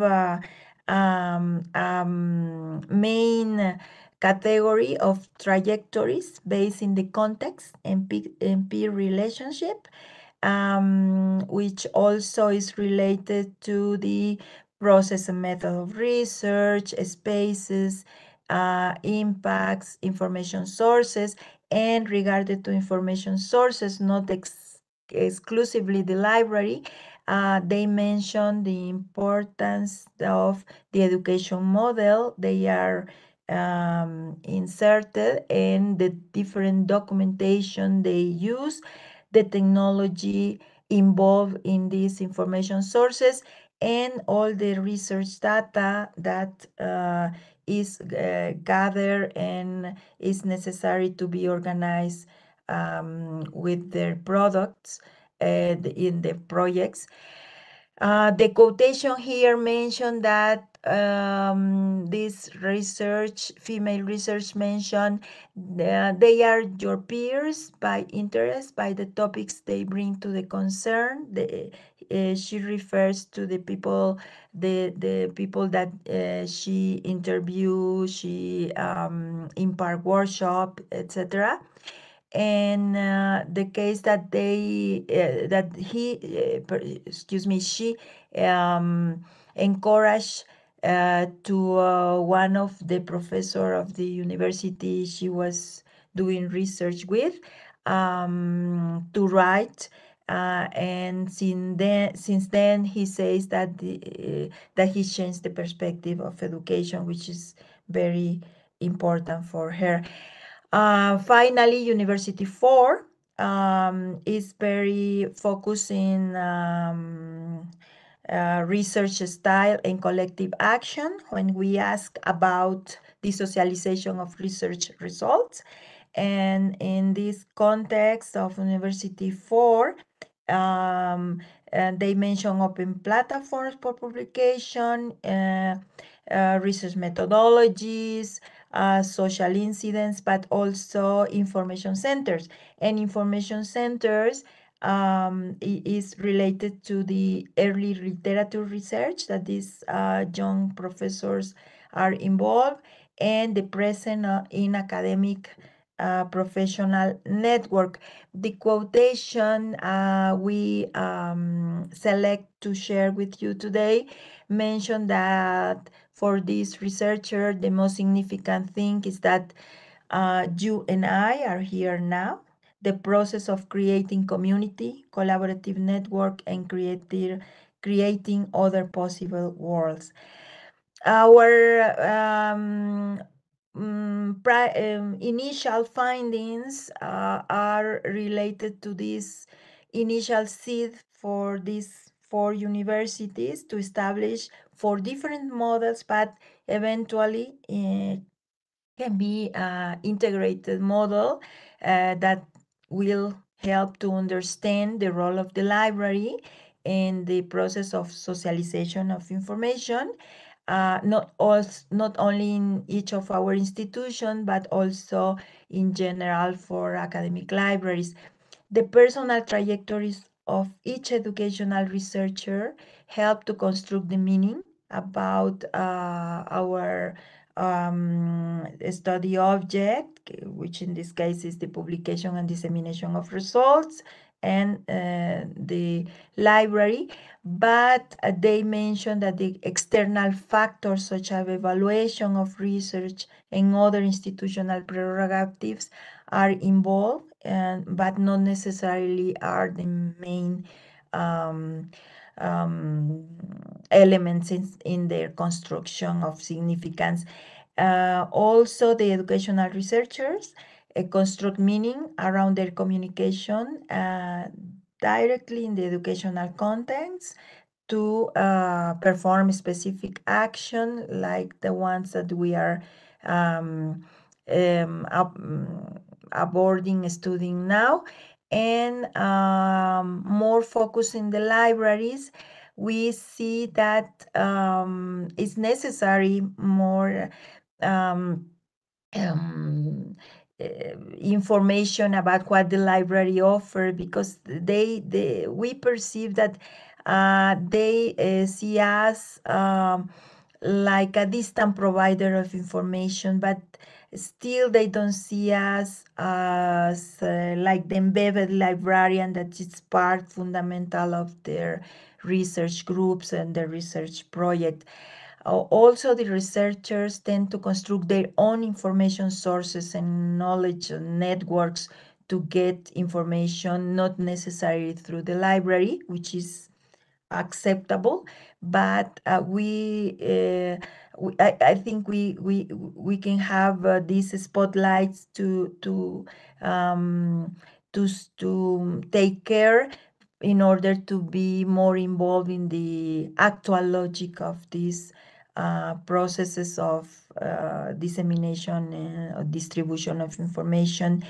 And finally, there is this method which is very popular in Mexico, in other Latin American countries, which is action research method, which represents an important side of educational research that needs to be addressed in a proper way by the library, especially in terms of register, organizing, and dissemination of the research data that are generated in this kind of research project. These are our references, and we really appreciate and thank you for your attention. Thank you very much for your presentation.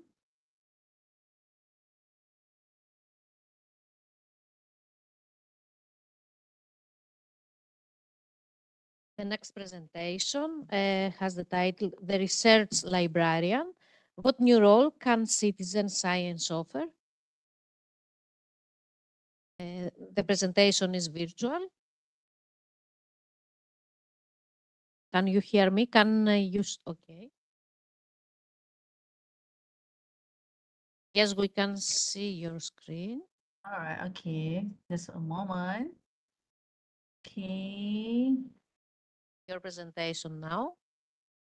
Yes. All right, okay. You can see my screen right now? Yes. Okay, may I start? Perfect. All right, that's great. Okay, hello. All right, sorry. Hello, everyone. My name is Nur Farawaida binti Barisha. You can call me Farah. I'm from Malaysia, and I will present to all of you about our research with entitled "The Research Librarian: What New Role Can Citizen Science Offer?" I'm a PhD student, and this paper we collaborate with my supervisor, Professor Dr. Kiran Kau, and also Associate Professor Dr. Yanti Hidayat Asfura from Department of Library and Information Science, University Malaya, Malaysia. All right. When it comes to citizen science, it might be that the simple words to say, to share with all of you is one of definition. That simple as we can know what citizen science is a collaboration between scientists and all of us who are just curious or concerned and motivated to make a differences. That's from Science Starter 2020, 2020, sorry. And as we can see that for the background of this study is this, we know that citizen science broadly refer to the active engagement of the general public in scientific research, and also from IGNAT 2018 and 2019, the aim is to inspire librarians to use existing citizen science resources and draw inspiration from successful foreign examples to transform their library into citizen science hub in accordance with worldwide open science initiative. And from literature review, it stated that libraries would be more likely to engage in citizen science if they had a greater knowledge of the benefit as well as the resources and skill required. And also 2022, libraries get involved in citizen science to boost interaction between science and society through their service or specially organized activities. And the engagement between librarians and scientists was limited to provision of resources or management of data service. But the engagement between libraries and the community presented a much more participatory role for the library in citizen science.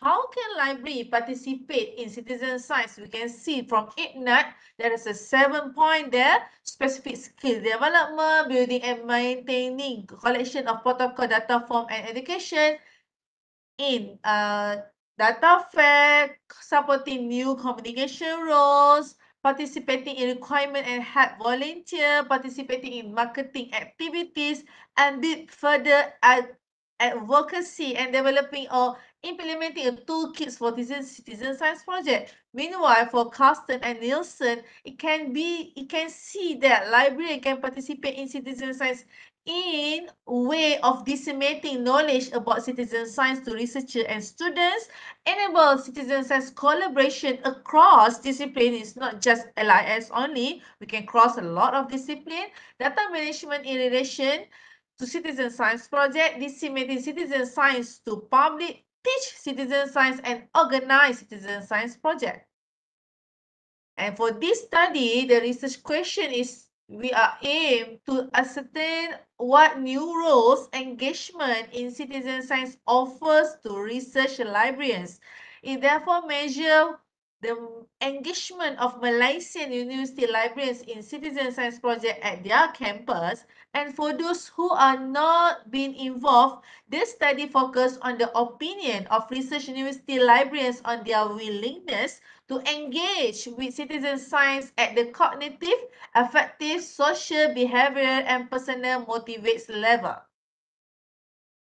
The methodology for this study, we take for the 5 population, 5 research university that be identified from Malaysian Open Science Platform, MOSP, and also this study adopt a survey design methodology using an online questionnaire method to collect data from librarians at all 5 Malaysian research university. And the ethical consideration, data collection was collect from February 2023 until March 2023. And it's designed to collect respondent consent before the next screen was made available. A total is a total of 114 response were received and analyzed using descriptive statistic in SPSS.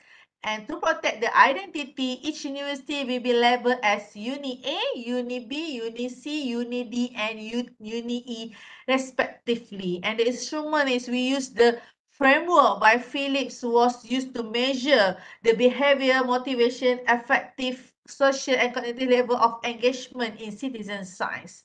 And the result and discussion, 94% of the respondents have reported that they are yet to be involved in any citizen science project at their university. Only 6% or 7 respondents at their respectively university, of which are in Uni A, 2 from Uni C, and 1 from Uni E.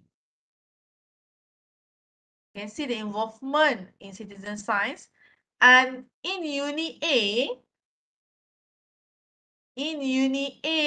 the librarians are data stewards who are involved in data management of citizen science project, while the librarian in Uni E is the project coordinator involved in the making community aware about the project, and in Uni C is the participating in the project. And for the next following session, all 7 respondents who were involved in the project were excluded for further data analysis. Only 107 responses were analyzed to ascertain librarians' engagement agreements level on the roles they may play in engaging in citizen science project at their respective campus. All right, there is a 5 librarians for this finding. We are focusing on librarian roles based on dimension of engagement. There are 5 dimensions of engagement: behavior, motivation, affective, social, cognitive, and cognitive. Right, there is a 5. All right, so for behavior, we can see from this survey that Research University Library are very receptive towards activity of collecting data, attending meetings, and finding information for the citizen science project. The less popular activities are related with formulating hypotheses, designing the study methodology, developing data collection protocol, or recruiting new members. So there is not too much on that roles. And for motivation dimension, overall, the librarians are very decisive over what would motivate them to be involved in citizen science. They are very sure about their willingness to contribute to science based on research topic that would be interest of them, and they also concerned about empowering the community. But may face slight indecisiveness regarding their concerns for student exposure to science or the environment. So it is possible that some 27.1% were not directly concerned about student or were undecided if their concern for student will be direct motivator, probably because of they may not see themselves as responsible for student learning. A majority of them stated that they would get involved or if their job demanded it. We can see the percentage there, 81.3%. So the motivation seems more service task related or self-interest on and less on learning of students. For the third dimension, affective dimension, the result from this study show that librarians would consider engagement in citizen science project as a result of their concern for data quality and accuracy. This is expected actually because the characteristic of library is a strong characteristic of the profession, and they not only would do it because they would be dedicated to the science behind the project, but perspective that the project would be fun and enjoyable. However, the majority of the librarians do not seek recognition or acknowledgement for their involvement in citizen science. We can see the 30.8% and they are undecided about it at 21.5%. Librarians are service providers who hardly seek to be give due credit for the task considered as a part of their service for the patrons. And for the social dimension, it is revealed that librarians felt they will participate in citizen science project because they are willing to collaborate and socially interact with others. This is a large number, 88.8%, and also share their competency. However, what they were rather undecided or did not want to do was access to competency of others. The librarian seems to lack in confidence to be actively involved in assessing competency of others in the project. And the last dimension is a connective dimension. We can see that the librarian very strong-minded or decisive about their ability to learn from direct observation, hands-on experience, 95.3%, and interaction with others, 94.4%. They believe that they will be able to develop new skills and understand of investigate a phenomena and subsequently allowing them to appreciate citizen science. There was a small number who feel uncertain about developing new behavior or ability to use resources for new knowledge. Based on existing skill and competency, they are willing to be involved. So as a conclusion from this study, that it can be said that research university librarians are highly willing to partake roles in citizen science project. They believe their current skill and competency can contribute to the information sharing and resource-based service. However, there are new roles that they may be willing to try, such as involvement in research design and methodology, project managers involved in recruitment and training of participants, increase social. This can be achieved with some focus on motivating the librarians in terms of being concerned about student learning and have increased feeling about the purpose of citizen science project and go beyond their routine tasks. Responsible towards the environment and the vicinity society is also important for librarian. That's all for us. Thank you so much.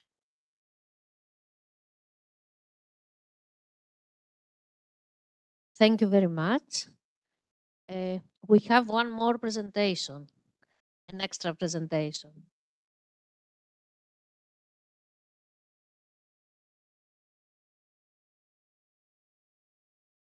Okay, Irene, you can now share your screen.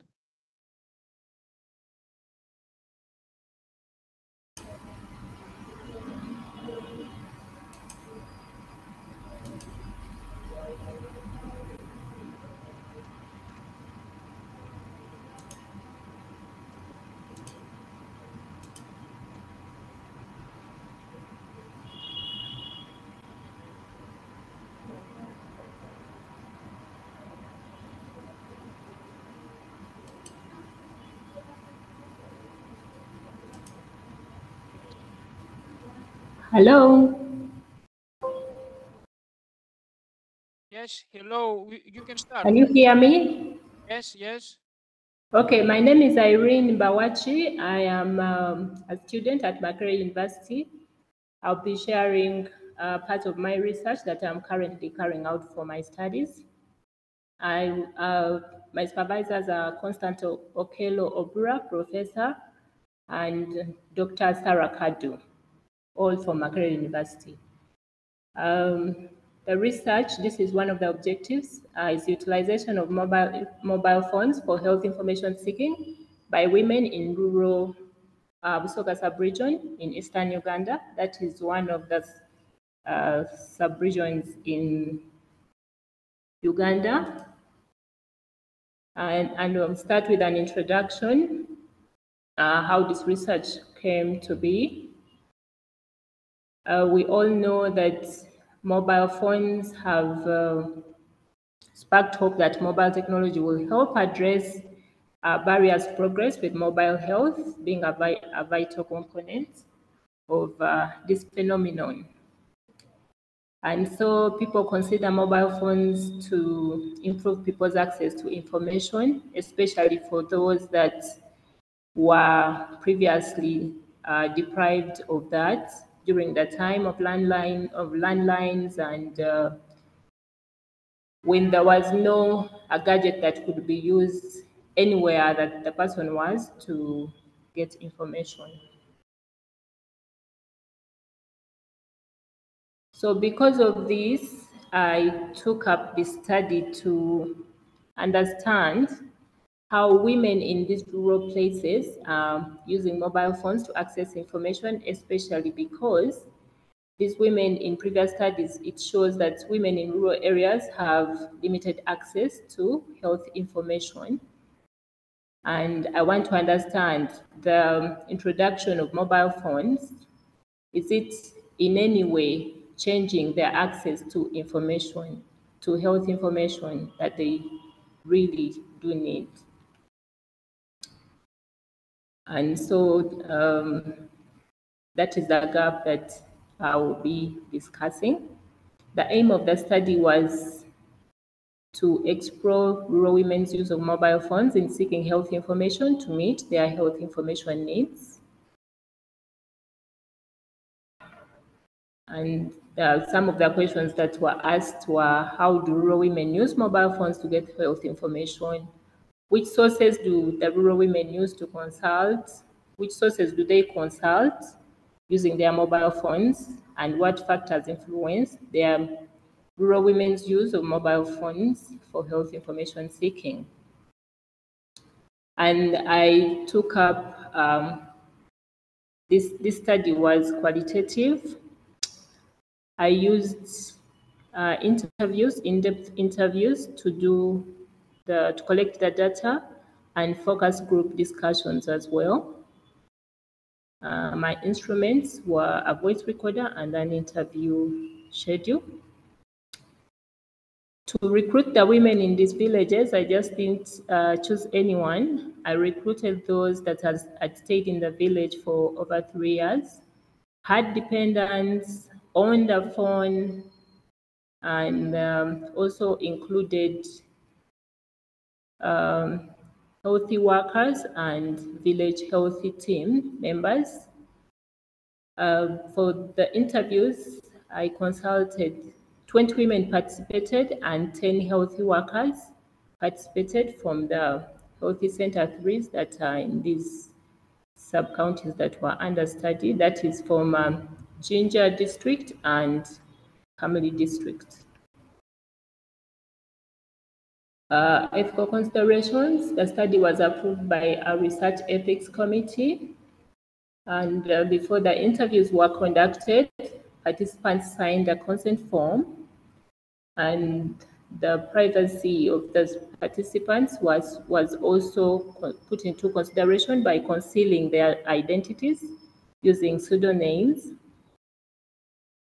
And given that this was in villages, I had to value the physical environments of the participants by really meeting them in places that were convenient to them and not really intruding on their time in their homes, talking to them and making sure that they are comfortable when we are doing the interviews. And the data was analyzed thematically using those tapes that I have put here. I became familiar with the data itself, generated codes, identified themes, reviewed the themes, and then defined the themes, and wrote part of this work, which is part of a full dissertation. How do the women use mobile phones to seek health information? They use voice calls. This question wanted to know how they use the applications that are on the phones. And I found that most of the time that women use their phones to gather health information, they used voice calls, and they explain that they use voice calls because they want a back and forth interaction with the person that they are speaking to.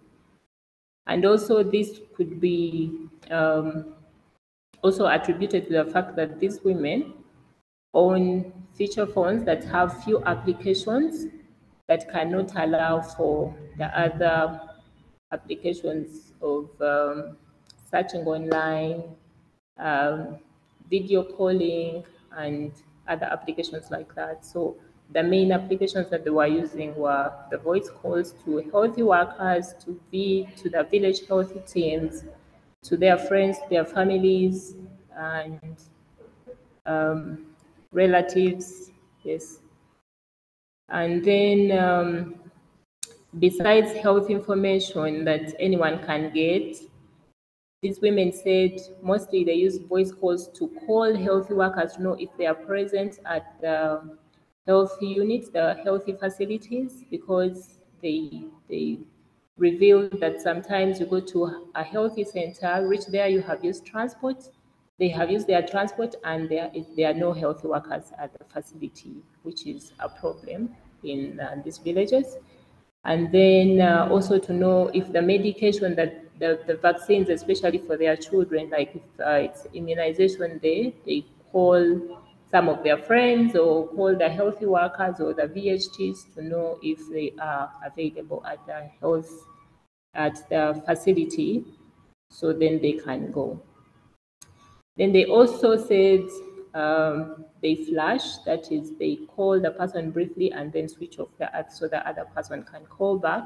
And this they did with healthy workers that are their friends or family members and friends that are their friends and are deemed to be richer and so are able to call back when they beeped or when they sent a message, a call me back message. But it was noted in data that the call me back message was only used by those that were educated and could have basic skills in using a phone and so can retrieve the automated call me back message from their phones. Then an interesting one was they used the phone as a phone radio. Because they revealed that in their villages, when you have a phone, at least you have access to a radio, because the radios are usually used by their husbands or owned by the husband, and so they don't have much ownership to it or control over it. But when they have a phone, they are able to listen to radio programs that are speaking about health issues, and so they know what times those programs happen. And as they are in the gardens digging or they are cooking or doing anything and they have their phones, they are able to listen to these programs. And through these programs, they are able to get health information. It was also noted in data that very few of these women do actually online searches. Why? Because they do not have smartphones. Most of them don't have smartphones. They really have feature phones that just have buttons and basic applications of calling, text messaging, and maybe an alarm and the radio applications. Then which sources do they consult using mobile phones? The sources do not differ from the sources they would consult verbally or physically, but they said for most of these sources that they consult, they have to also have phones, and yeah, they really mentioned healthy workers, VHTs, that is the village healthy teams, relatives, especially their mothers, because they indicated that their mothers have experience in raising children, so their mothers came off as being very important sources of information, health information for them, friends and neighbors. I put a quotation here which says, I have a doctor friend in town, and whenever I have, this was a quotation from one of the women, I have a doctor friend in town, and whenever I have a healthy matter, I talk through it with him and he advises me. One time I had a swelling for which they had given me tablets. And when I called him and sent a photo of the swollen place to his WhatsApp, he advised me on what to buy. I put this here to illustrate that online sources were not common with the rural women, but some of them, or using online applications to seek information was not common, but some of them did this, especially the ones that were like teachers, but teaching in village schools and also having smartphones, which brings in the fact that economic status also matters in health information seeking or in seeking of information. Then the factors influencing use of mobile phones for health information seeking from the perspective of these women was access to relevant phone numbers. Most of them, some of them revealed that they do not have access to contacts that healthy contacts, let me say, like for doctors, for nurses, midwives, whom they can easily talk to when they have a healthy problem that they think does not require going to a hospital, when they just need to talk to someone about their healthy problems, given that they don't have access to the online platforms. Then some of the women lack phone skills, especially because of the type of phones that they also owned. Their phone skills are really basic, like to make a call, and that is it. So because of that, they do not engage in seeking information using their phones, even if they, some like aged women that had smartphones that probably their children had bought them, they do not use the internet-enabled information sources because they do not have the skills. Then the women's perceptions towards phone use for health information seeking. The women also revealed that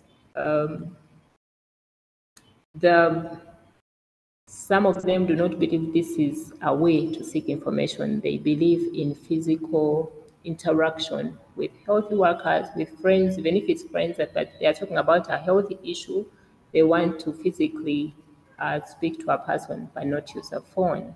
So such participants did not support use of phones in seeking information, and so they don't use it. Then their proximity of information sources to the women's homes. For example, when they are asking healthy workers if they have vaccines or they are available at the healthy centers, those that lived far are the ones that spoke about such issues because they think if I put in effort to move to the healthy center, or if I use money to go to a healthy center, and then find that the person I would like to speak to or the vaccine I want for my child is not available, then I would have wasted time and resources, money, which is limited to them. And so the proximity also mattered in terms of, do I use my phone or I don't? Then there were also technical challenges like network in their villages where they make a call and then the call is cut because the network is bad. And electricity in terms of charging their phones. Sometimes they would want to use their phone for a healthy challenge in an emergency, and the phone is off because it's not charged. And there was also an issue of that is financial, that is the airtime for calling the people that they would want to talk to. So that is a challenge as well. It should be noted that these women, most of them are housewives and peasants, so then they do not have a lot of, their income is really mega.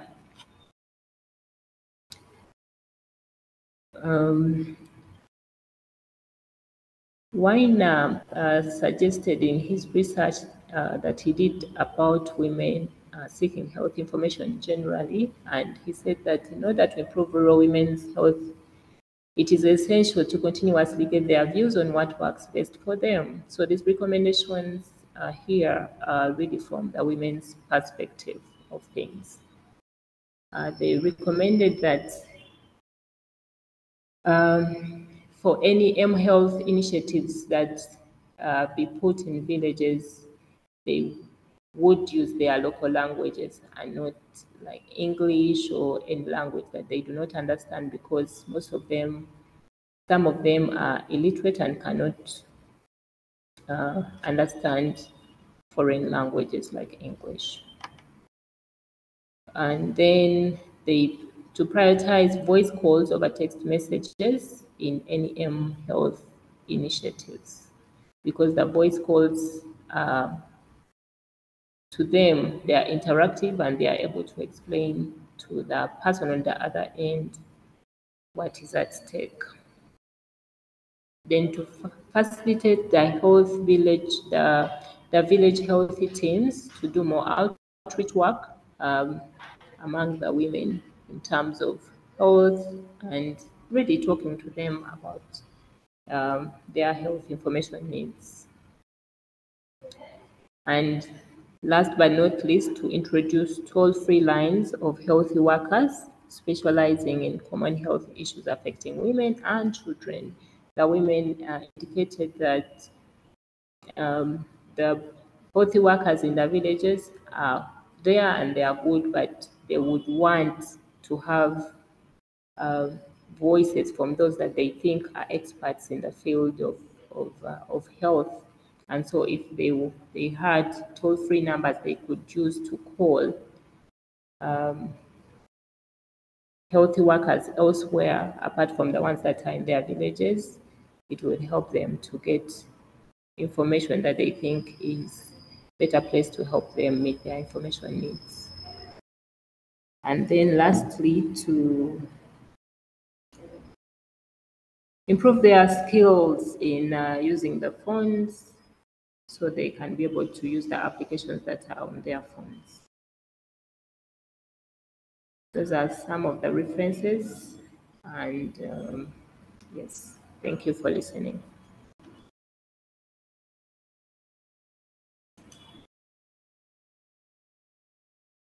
Thank you very much for your presentation. Are there any questions for presentations?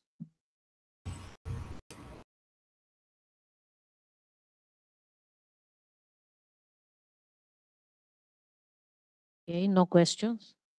So we can continue with the next session, Adoni? Yes.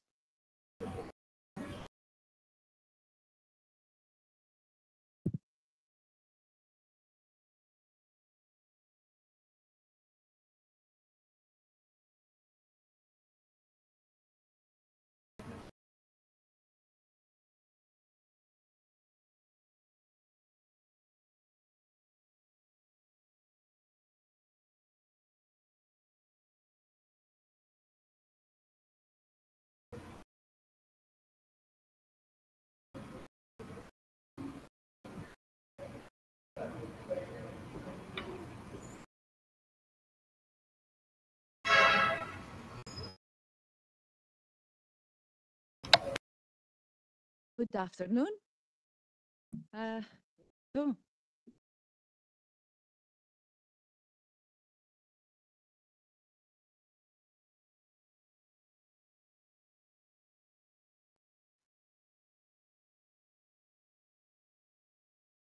good afternoon. My name is Ifigenia Vardacosta. I'm a librarian, and I'm a proud librarian.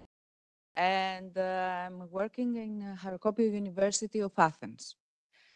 At first, I would like to thank the organizing committee and especially Dr. Anthika Tsirikou for the opportunities she gave me and my colleague, Mrs. Marcy Bidney, both members of the MAGIC group, MAPA and Geographic Information Curators Group. In fact, Mrs. Bidney is the president of MAGIC. to organize this very session and communicate various issues regarding the MAP GIS libraries to the QQML's audience and colleagues. The first presentation is from me, and I will try to reflect the current situation in Greece regarding MAP GIS libraries. So,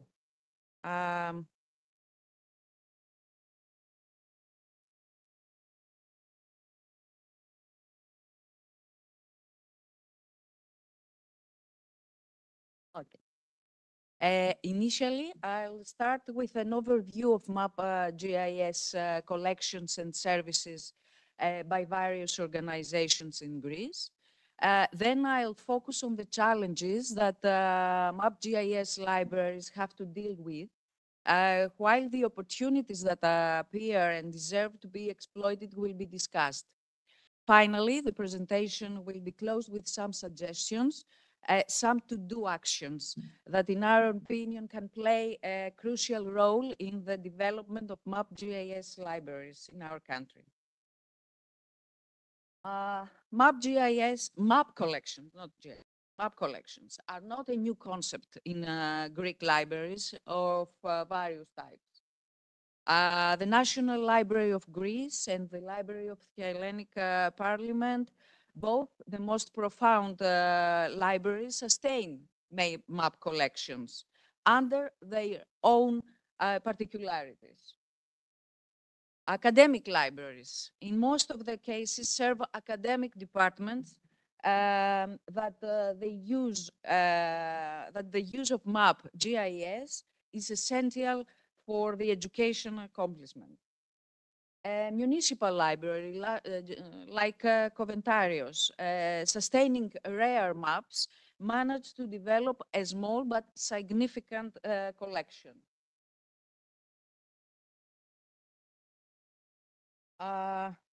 Special libraries, which are not subject to the strict financial constraints of public bodies, and maintaining rare historical material, have developed some remarkable applications in order to those be exploited. The national private libraries, special libraries also. The National Documentation Center recently introduced to the Greek scientific community, but to every citizen as well, the new geographical abilities that users have when searching digital cultural content. The National Cadastre and the Geodata portal with OpenGIS data for everyone is some of the late services in GIS. The Cartographic Heritage Archives aims at the management and diffusion of cartographic heritage in the context of the general state archives of Greece. Hellenic Statistical Authority sustains interactive maps and visualizations. And as in every country, military services sustain their own geographical services. This is general overview, and there are more libraries on the organizations that provide similar with that collections and services. Okay, is this the heaven for the Greek geographical libraries? I'm afraid not. Various researches that occurred in the last decade towards the triad librarians, users, revealed that we have a serious problem, at least in academic libraries. The lack of geographical collections and services. Librarians, unfortunately, they lack of skills needed to manage geographical information. They do not involve, even in their own academic institution, in their academic community, the producement of geographical data. They are not aware of such conditions. and they're not aware of how financially can manage geographical information.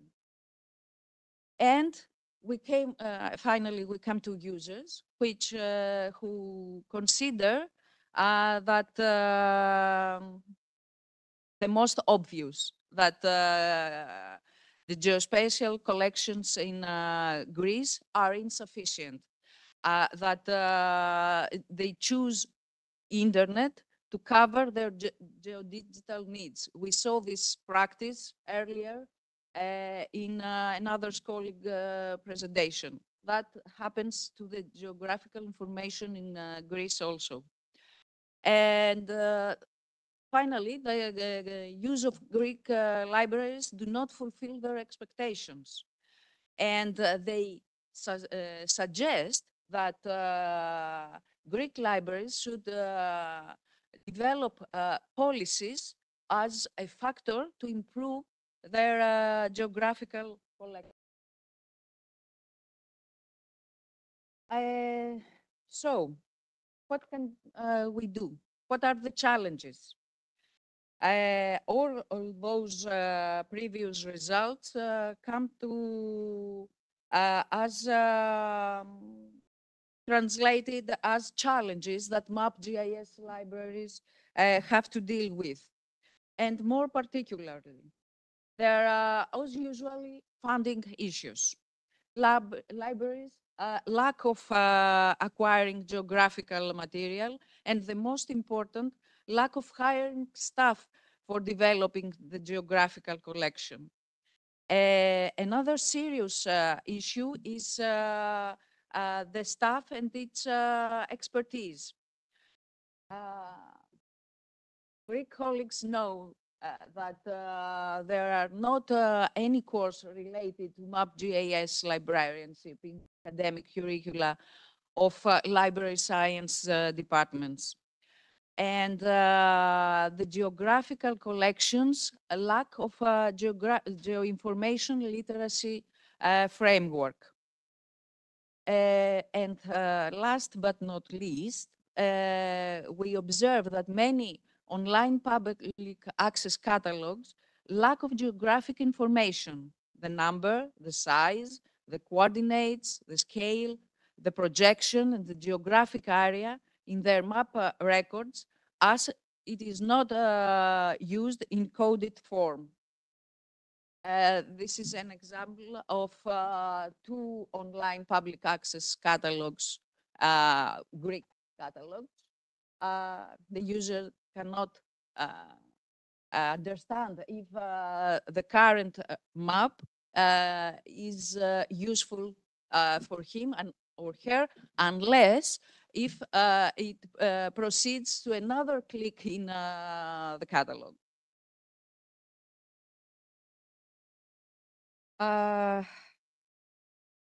What other challenges are there? Limited access to technology and infrastructure. Despite attention to GIS as a medium for integrating data and communicating information, GIS as a system remains a black box for many librarians. Another issue is the inadequate promotion of the MapGIS collections. While the library, in most of the cases, maintains a map collection, this type of material does not appear on its website in the material type section. And the most important is that there is no national coordination about the promotion of geographical collection. What are the opportunities we have? The potential for collaboration and partnership. Collaborations with other MapGIS libraries and other institutions comprehend the administration's commitment to collaboration goals fulfillment. Additionally, collaboration and partnership with other disciplines producing data will require understanding and development of middleware standard or interoperable formats and related data storage strategies. The Greek Academic Geographical Libraries Group is worth mentioning as example of libraries collaboration. Another opportunity is the integration of new technologies in the library environment. The international literature emphasizes the importance of libraries as nodes across emerging international information networks. Libraries are natural facilitators of communication technology. And another opportunity is the increased awareness and demand for GIS services. New forms of geographic representation are developing as a result of the use of new computer technologies and analytic techniques. So some suggestions for improve all librarians the condition is the geographical information related course to the Greek librarianship departments. This is the first thing that should happen. And accordingly, the geoinformation literacy programs.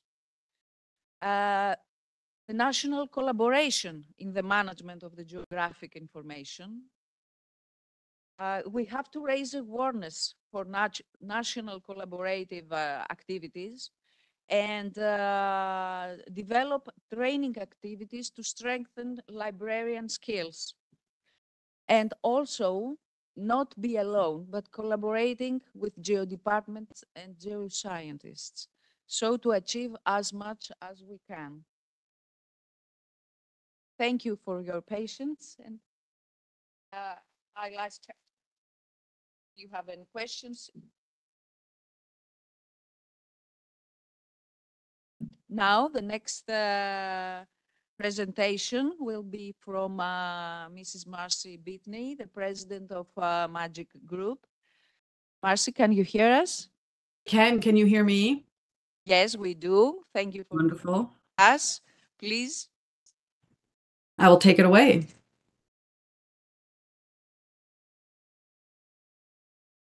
You can share your presentation now. Yeah.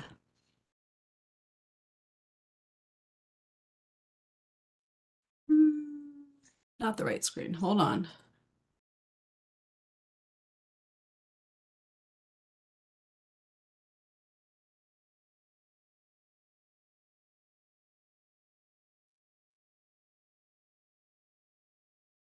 Huh. I'm getting there.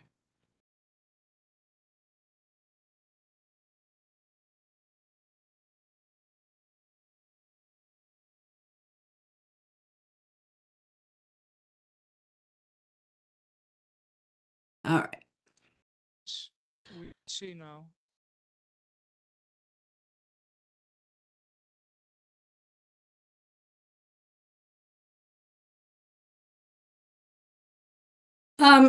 Thank you, everybody, for coming here and listening to us speak today. I will reiterate Evgenia's thanks to the organizers.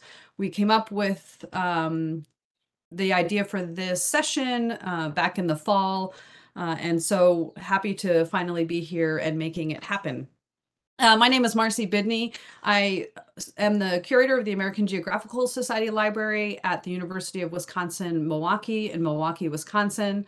And I also serve as the Associate Director for Distinctive Collections, which means I oversee our special collections and our archives as well.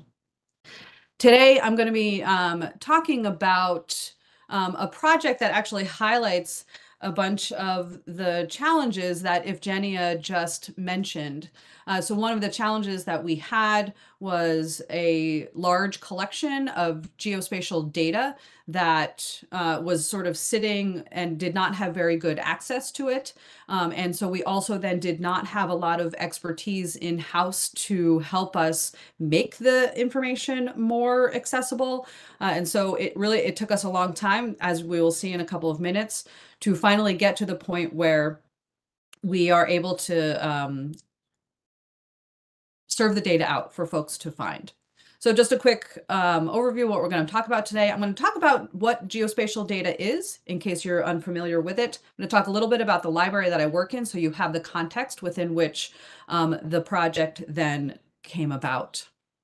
So geospatial data is basically data that can be located using a coordinate system. And sometimes you will hear it referred to as spatial data. If Jenny used the term geodata, there are a lot of different ways that we refer to this particular type of data. The most important part being that it is locatable someplace, typically on the Earth's surface. What type of data is this? So it runs the gamut. So it can be roads, bike paths, railroads, environmental data, which is lakes, parks, bathymetry, which is underwater, social/demographic data, such as census, crime, or health, places. So basic data such as places, locating cities, towns, and addresses. Also maps. Digitized historic maps can be geo-referenced and then located on the Earth. And then also maps that have been digitally created.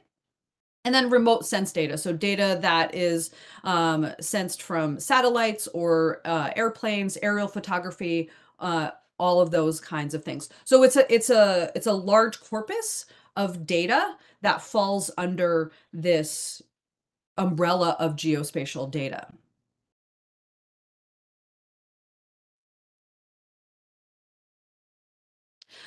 So why is geospatial data important? It's important for so many reasons. And really so that people can map their data and map their research and provide visual representation of what that research looks like. And the uses of geospatial data are multidisciplinary. So at the AGSL, we have researchers coming from biology, public health, urban studies, landscape architecture, history, the whole gamut. And so as technology has changed over the decades and making maps has become easier for researchers, the importance of the geospatial data that underlies those maps has really risen. And so we saw that happening, and we saw all of the data that we had sitting that nobody really could easily access. And we wanted to create a situation where people could get that data easily because of its rising importance. Just a little bit about my library. It is called the American Geographical Society Library. It was founded in the 1850s as part of the American Geographical Society, which is a professional organization that still exists today. In 1978, the library separated from the society and moved to Milwaukee, Wisconsin, and has been located there for the last 40 plus years. So while we still retain the name of the American Geographical Society, we are a separate entity that is wholly owned and lives at the University of Wisconsin, Milwaukee. It's a specialized library focusing on geography, cartography, the history of cartography and geography, travel and exploration. Our collections really are very broad in scope, and we meet the needs of many different types of researchers. We have about 600,000 to 700,000 maps in the collection. We have somewhere around 17,000 atlases. We have a major photo collection as well that also dates from the 1850s and has approaching 1 million images in the item. And it's one of the major cartographic heritage collections in the US. The cartographic collections that we have is really what we're mostly known for.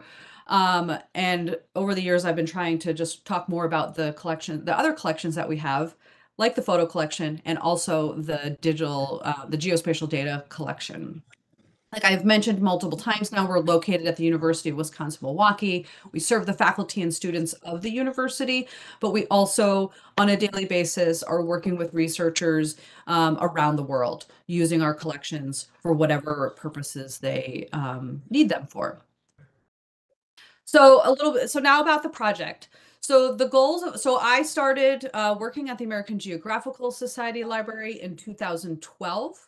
And this is really when the project started. So we've been working on this for more than 10 years. And it's been, it will be one of my legacies if I ever move on. And one of my geospatial information librarian it's also become one of his major projects. So he also saw the value in working on this project. And so the goals were to transform the service models for our geospatial data to increase access and discovery. We also are attempting to preserve legacy data that we have on legacy formats, such as CD-ROMs and sometimes cassette tapes, I think. And then also to enhance the work experience for our graduate student interns, who when I first arrived at the AGSL, they're graduate students. We have a School of Library Science, and many of the students that we hire in the library are working toward their master's degree in library science. And they were spending their time basically emailing data to researchers and students when they were requesting it. And I didn't really feel like that was the best use of their time. And so we started looking at how we can create a more rich experience during their time within the AGSL.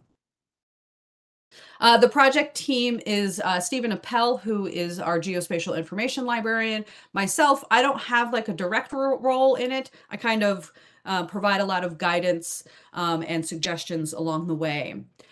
Ji Chen, who is our application development specialist within the libraries, Ann Hanlon, who is our head of digital collections and initiatives, and Carl Holton, who is a systems engineer and does all of the back-end programming that we have needed.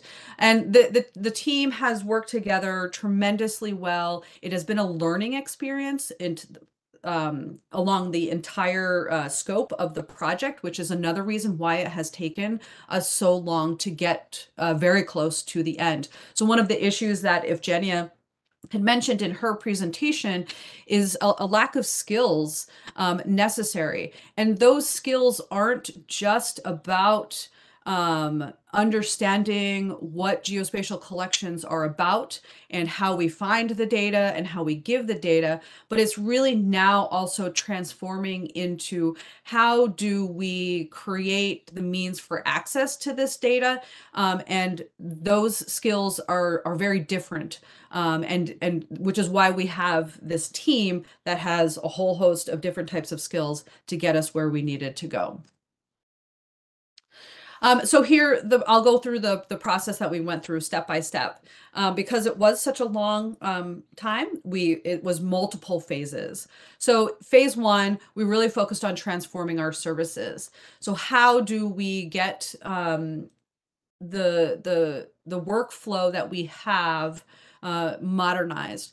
So what would happen in the past, so in 2012 and in 2013, what would happen is users would send an email. They would maybe look in our catalog for the very small amount of data that we had available in our catalog, or they would basically just send an email and say, do you have this data? Because there was no way for them to know that we had the data or not.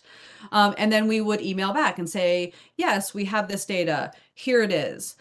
So there was no education of the users happening. So we were not saying like, there's all these different types of data. Here are other places you can find it. Or this is how, or another university has this data. And this is how to use their resources to find that data.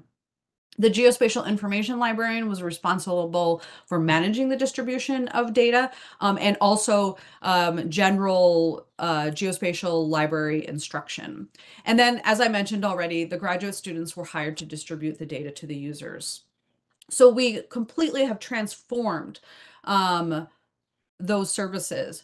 So we spend more time now educating our users about where they can find data. Our geospatial information librarian now uses their expertise for deeper consultations. So in the early days in 2013, somebody was emailing us for census data, and we would go find the census data for them and provide that information. And so what we now do is educate the users on how to find the data on their own, so that the geospatial information librarian's time is spent more on the deeper in-depth questions that require more skill and expertise to find the data, to do a reference interview, to decide really where the user needs to be focusing their efforts. And then our graduate students have a better experience working within the AGSL because we've hired them to work on projects that are related to their interests, to developing skills for them once they move on from their studies, and whatever their career goals are. And it has been a really rich experience in this case, and our graduate students have it has been very successful. Our graduate students learn new skills. It helps us because we are able to then create better means of access to multiple parts of our collections. So that was the first phase. I can't remember exactly when we were finally finished with this, but this part did not take very long. It was the low-hanging fruit and the easy win. The data preservation part is way more challenging. So we have many filing cabinets full of data on CDs. And 1 or 2 summers, a student spent going through all of those data sets and taking the data off of the CDs and storing it on a computer. And that is unfortunately really boring work for the students, but was really necessary to have happen. We were going through within the larger library at UWM a process of looking at data preservation and trying to get to a certain standard of data preservation. And having data on CDs is not good preservation. And so we are still working on this. We still have the CDs. All of the data is not on them. Some of the data could not get off of them because either the CD was non-functional anymore, or any of the software that came on the CD that allowed access to that data could not run on the computers that we have today because maybe it was from like 1997. And so we were coming up against many issues and even trying to save the data that we had. And so once we were able to get large chunks of that data off of the CDs, we then had to go about creating metadata for that, because our end goal was ingesting this data into a system where users can find it themselves. It's basically a catalog for our data. And so all of that data needed to have metadata in order for that to happen. And so for 2 years, we then hired a graduate student in the library science program who was focusing on specifically creating metadata for geospatial data sets. And that is mostly done. And then phase 3 was creating access. So cataloging the existing data collections. And the way that we decided to do that first, so in the beginning, users didn't know really what data we had. And so by cataloging existing data collections, they were able to then at least get a general sense of the broader types of collections that we had. And I have cataloging in quotes, because basically what we just did was create a table on our website that shows all of the data that we have. We created open educational resources for users to use. And then we are in the process of building a new GeoDiscovery platform. And so I'm going to just, I think, show you what that looks like. So this is not our data portal. This is the University of Wisconsin-Madison. Ours is not live yet, but this is basically what our end goal is.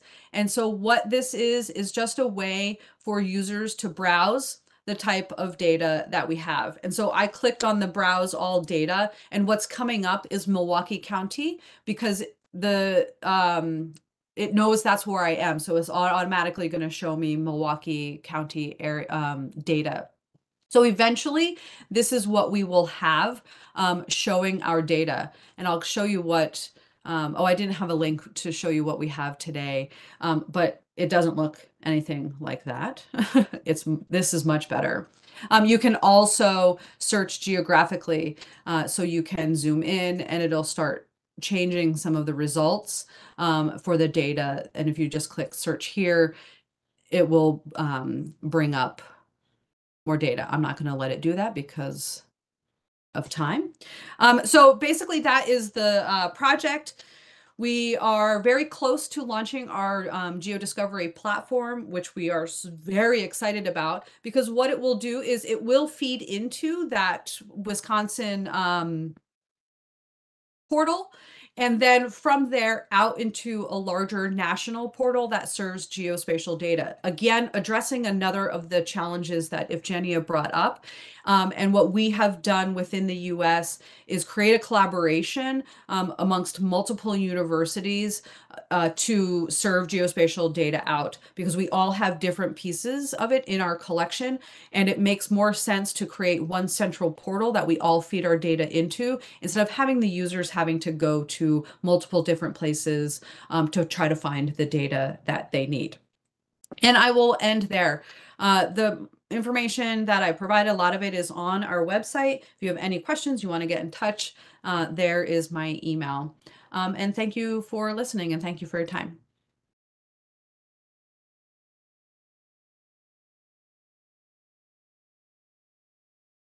Thank you, Marcy, for the so interesting presentation.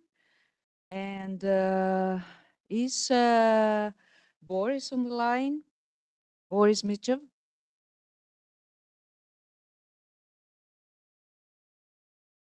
Since he is not connected, then we will proceed with Ms. Helena Vučović. Welcome, Helena. Helena is the president of the Serbian Library Association, right? Yes, hello, thank you everyone. I'm very happy for this opportunity to be today with you. Yes, today I will speak on behalf of Serbian Library Association. Thank you, we're very happy to have you here. I share my presentation, or you will do this?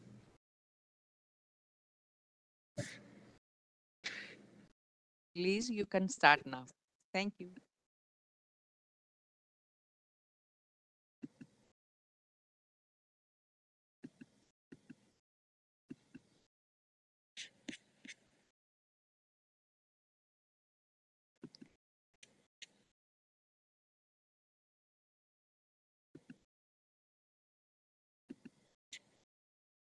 Can you share your presentation? Yes, I'm just looking for a button to share it, or you can share it also, if it's possible. I don't have your presentation. You at the bottom. Yes, I have a button share, but now it says switch to desktop application, but I do not have a WebEx application. I thought that I could share a content without only. Click on share on at the bottom of the screen. There is an option share. Yes, but it requires to have a WebEx desktop application, which I do not have. So let me see if there is some share.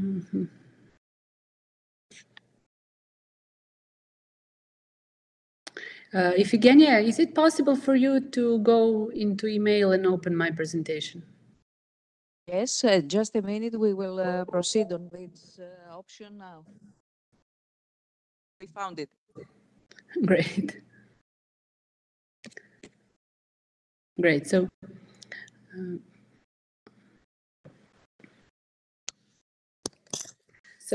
the project eRoots is designed with the aim of delivering a new approach in presenting European travel routes through GLAM holdings, and also artistic material that have for the countries participating in the geographical interest of the eRoots project will be the 4 countries, the region of historical paths and modern getaways. So the countries are Italy, Slovenia, Croatia, and Serbia. Can we go to the next slide? Partners in the project, coordinator of the project is Serbian Library Association, and our partners are organization Icarus Croatia for digital archives, then National and University Library of Slovenia, and Muza Center of University Federico II from Naples. We also have associated partners, and when it comes to associate partners, this is not the final list, but it is some kind of open point for collaboration and some common projects. So next slide, please. The concept of this project is actually this project is addressing the growing need of presenting and promoting scattered cultural heritage and contemporary artistic production related to travel experience in Europe, both in the past and the present time, from the 18th century onwards. We can go further. We have 4 phases of activities during the project. So this is awareness and collection building, which is the activity that is currently active. So the second phase of the project is cultural exchange and translation. Within this phase, we will have residence programs for artists and cultural heritage workers also, and also it is planned to have all materials translated into the languages of the countries that are participating. Third phase is audience engagement and dissemination.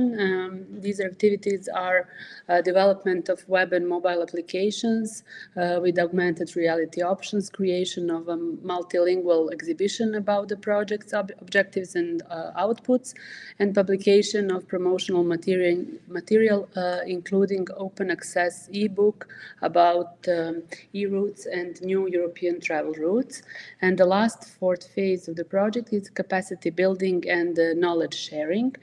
So activities are organization of workshops and seminars for professional capacity building in partnering countries. We have 5 objectives of the project, and project objectives are actually designed with an attention of the overall background of the project. So preserving and promoting cultural and linguistic diversity, identification of the artistic material in GLAM institutions related to the project topic, development of the digital collections and their ingestion into the Europeana portal, enhancing cooperation and collaboration, and better understanding and stronger connection between participating countries. Next, please. When it comes to results and goals, we will talk more about that when we come to the end of the project, but the overall result of the project will contribute to a significantly better understanding of the diverse cultural heritage objects and sites covered by the project as a result of the established multi-level communication between the heritage and the public of the participating countries, as well as the wider European community. Next, please. So we are very active on the social networks, Instagram, Facebook, and also TikTok. And of course, all the information about the project and the current activities you can see on our website, eroots.eu. Next, please.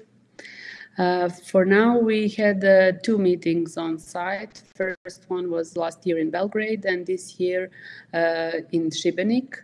And these meetings we will have also in Slovenia and Italy in next 2 years, and they're helping us to make further goals and make some action plans for future activities. Thank you. Next one. This March in Šibenik, we also had the first eRoots conference of 2 that are plans for this project with this topic, and it was very successful with lots of lectures, 5 workshops, roundtables, presentations, and actually lots of working meetings that were organized on this topic of presenting in a new way cultural heritage related to the travel experience. Next one. During the January and February this year, we have undertaken an eRoots survey because we wanted to meet up with the collections related to cultural roots in Europe from the 18th century onwards. And next, please. We have for now 26 collections participating in the project from the 10 countries. Yes, next one, please. At this stage, we are working on an analysis of the submitted collections and checking their suitability for inclusion in the cultural roots of the project. We are looking for some solutions for better connection and collections and their visibility. Next one, please.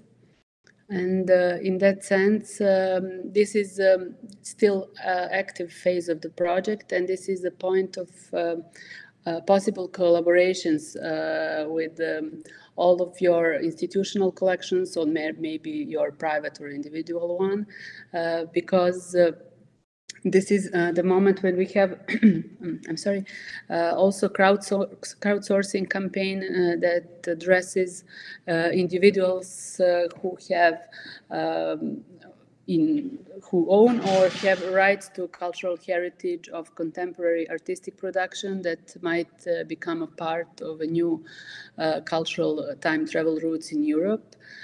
Because this is and the other possibility for current cooperation is our blog that is published also on the beginning of this year. So if you are inspired by traveling and this is the topic that you are very interested in, you are invited to publish an essay on topic that is connected with these 4 countries, so Serbia, Slovenia, Croatia, and Italy, and to publish it on our website. So for any further information, we are open for collaboration. This is the email, but you can also reach us through the any possible platform. And what is important is that this project really gives us great possibilities for make a collaboration, and it is now actually open. The most of the materials that we have already received or they are described within these surveys and crowdsourcing campaigns are mostly old maps and photo documentation like photographs and postcards are. But we also have a lot of manuscripts. So now it's a really good time to invite you actually to consider maybe participating in this project and to collaborate on this way, because this is only the beginning of this project. For this year it is collection building and all those things that I've been talking about, but later we will have also residency program, other conferences, preparing monographs on this topic. And since the topic of the travel experience is very wide and it also gives a lot of possibilities actually to find some story that maybe you would like to share with us. So thank you very much for this time, for your time, and I'm very open to communicate on any topic, but this one especially, and you are all invited to become a part of eRoots. Thank you, Yelena. It was very interesting. Now, Mrs. Stavroula Kouris from the National Technical University of Athens.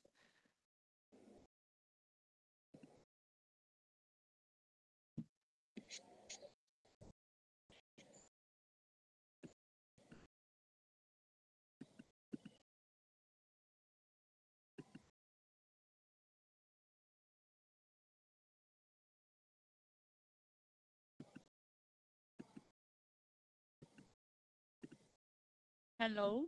Before I start, I would like to congratulate the organizing committee conference.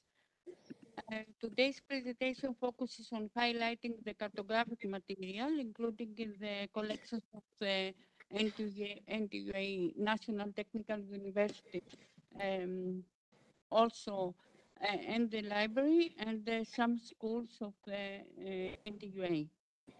As you see, this is a brief outline of our presentation. We're going to talk the basic concepts about maps and cartography.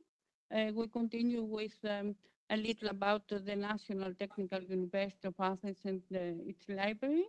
And we follow with some maps that we gather from the schools and from the library, and then the conclusions.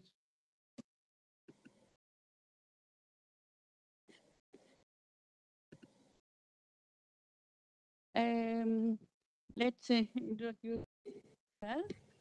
My colleague is Anastasia Yamalis, is in the audience with me. This is the one who gathered the maps from the schools.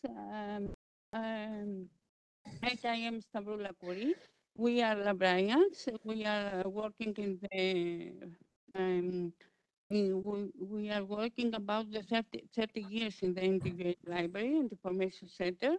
Anastasia is the head of the NTUA Historical Library. It is in charge of the donations collections, and I have been the head of the NTUA Library for the last 10 years.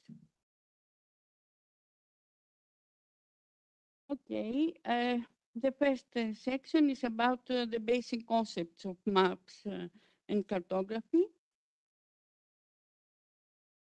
As Gilbert Grosvenor said, he was the first editor of the National Geographic.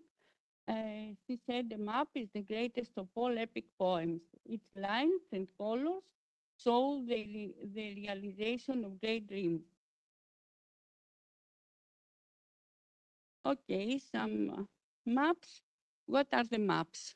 Maps are the tools that represent the reality that exists around us, namely the natural beauties and human creations. The depictions is done with various symbols that all people can easily understand. The map is therefore the tool that helps us to study the shape of a landscape. But what need created the map?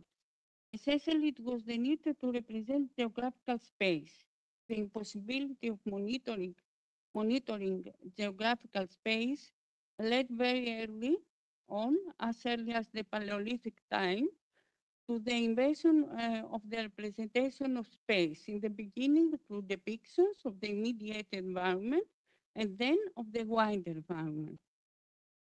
This representation led in practice to the invention of maps. The oldest attested maps dates back to 2,300 years before Christ and are drawn on clay tablets found in Babylon. Some painted depictions of the land found in ancient Egyptian tombs date from around the same period. The Akkadian map often referred to the literature as the oldest map in the world. It is a medium-scale map, and its construction dates to around 2,500 before Christ, years before Christ, and was found in the ruins of Gassar, 250 kilometers north of Babylon. In ancient Greece, the texts of Herodotus are a basic source of knowledge about the cartography of the Greeks, and Strabo, as perceived by Greeks, Strabo and the Stoic philosophers consider Homer to be the originator of geographical science.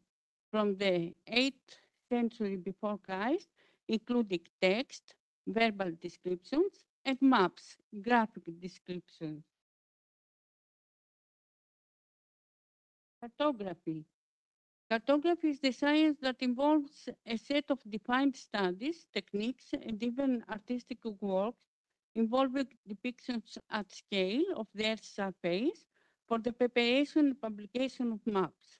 The main purpose of cartography is to convey to the user information relevant to the geographic space. From the 7th century before Christ until the 4th century before Christ, cartography is being studied within the broader context of the science of geometry, astronomy, geodesy, and geography. Eratosthenes of Cyrene has a prominent place in the history of cartography. He was the director of the Library of Alexandria. Eratosthenes calculated with the size of the Earth's sphere by measurements. The measurements were made in Alexandria and Siena, the today Aswan, two places that Eratosthenes considered to be on the same meridian. Cartography is referred to as a separate branch since the beginning of the 19th century.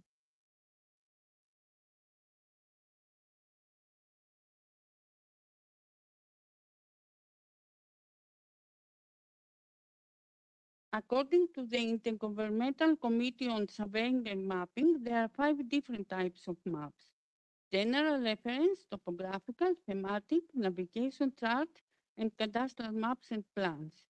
The general reference map is a regular map where cities and towns are named, major transport routes are included along with natural features like lakes and rivers.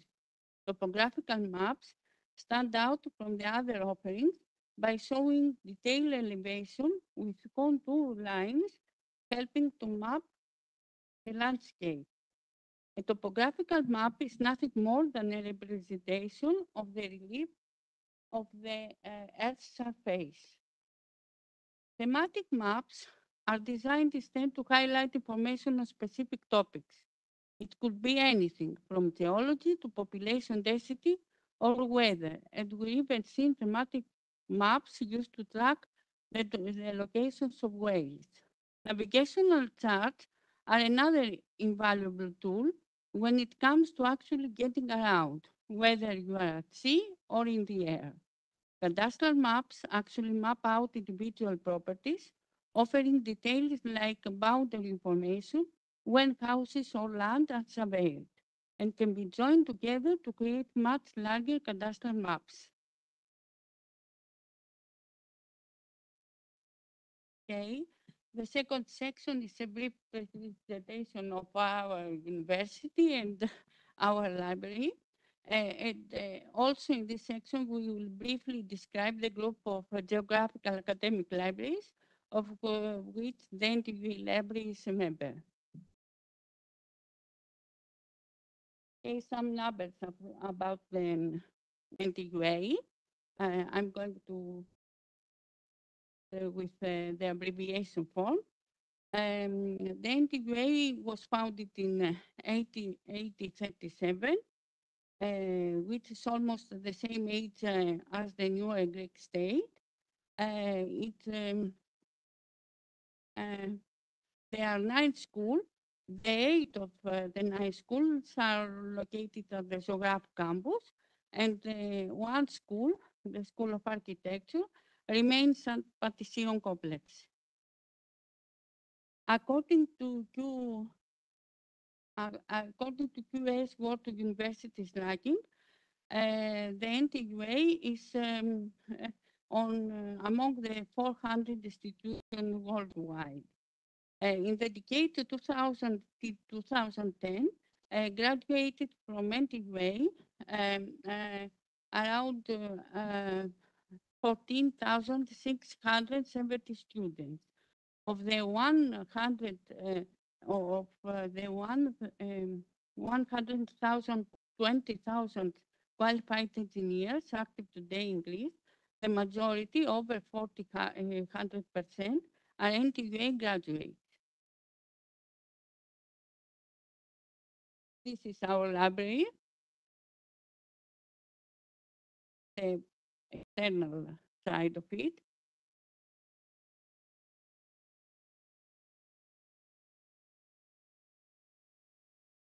The NTUA Central Library and Information Center is one of the larger technical libraries in the country, which has through its collection over 240,000 volumes of books and 100,000 volumes of journals, as well as access to numerous scientific electronic sources in order to support the educational, research, and teaching work carried out at the institution and to cover as far as possible the bibliographic information needs of the scientific community of the country. The material which the Library of the NTUA acquired from its foundation until 1950, mainly from donation, formed the core of the later historical library. The historical library has about 60,000 volumes of books and periodicals, published from the 17th century to 1950. The bulk of the collection consists of old and rare books, pamphlets, maps, engravings, and encyclopedias. The material covers subjects such as mathematics, trigonometry, cartography, chemistry, physics, engineering, geodesy, topography, hydraulics, geology. Okay, let's see a few words about the Geographical Academic Libraries Group. The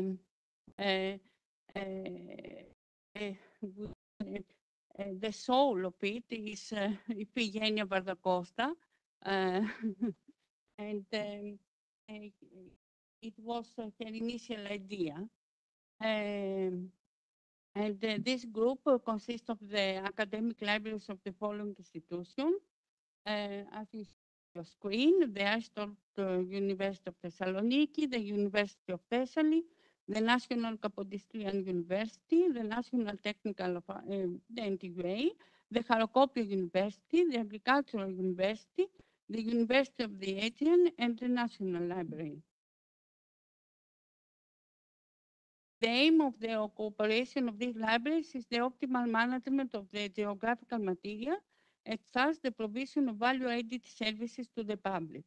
The main objectives of the group is the formulation of common policies for the development of geographical collections, the exploitation of materials that may not have been processed and promoted until recently, to support and strengthen the skills of librarians in the management of geographical information, joint actions for access to digital resources of geographical interest, the expansion of geographical information sources, and improving the geographical information services offered. Okay, we continue with some samples, some maps from the NTUA. Here is the list of some of the maps that are included in the NTUA. In this short presentation, we will try to list some maps included in the collection. First, included in the collection of the NTUA library.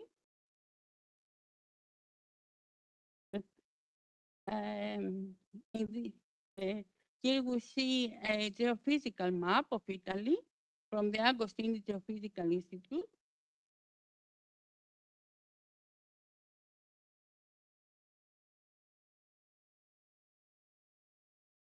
We continue with another geophysical map of Africa from the Agostini, again, from the Agostini Geophysical Institute.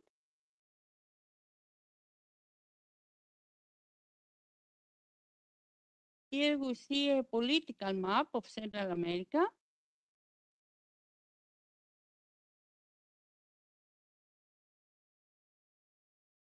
Central America here. The previous one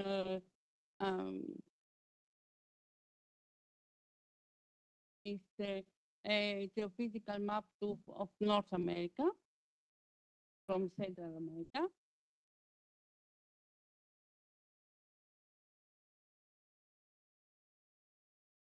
These were some of the maps of the Central Library. One of the NWA schools that provided us with cartographic material to include in today's presentation is the School of Rural Surveying and Informatics Engineering.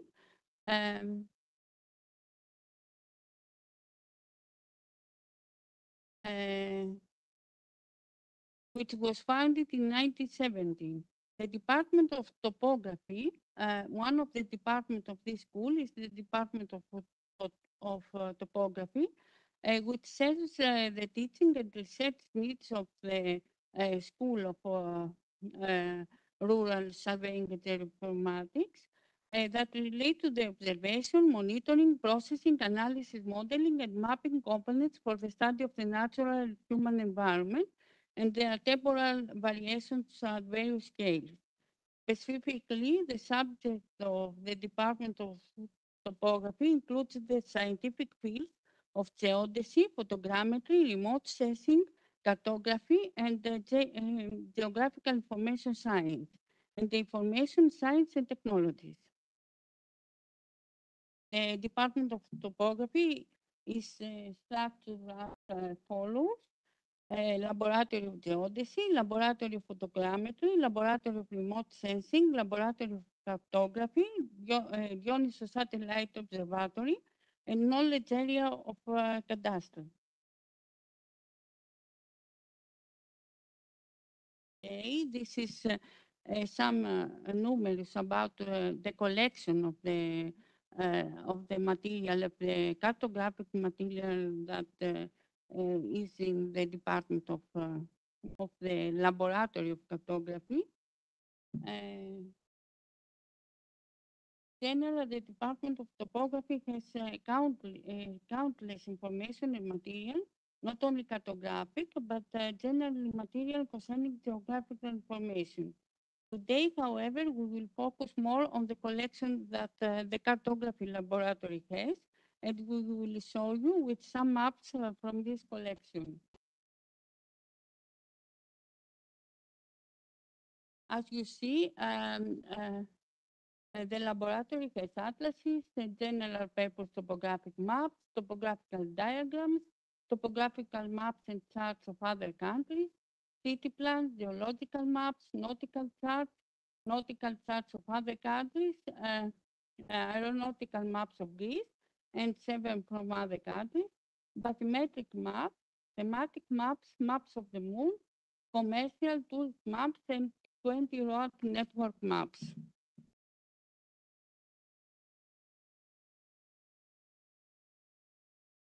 As you see, we have a selection of all these maps for today's presentation.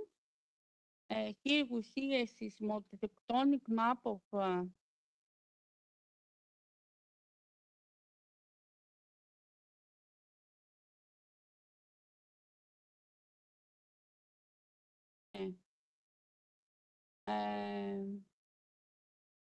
okay, this is a nautical chart of Western Crete. This is a bathymetric chart of the adjacent states of Nippon.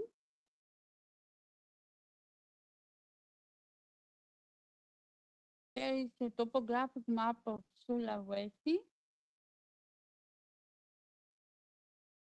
Here you see a map of the road network and administrative tree.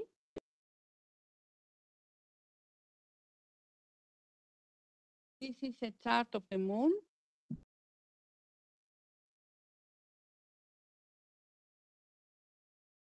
Okay, and we move in to another department of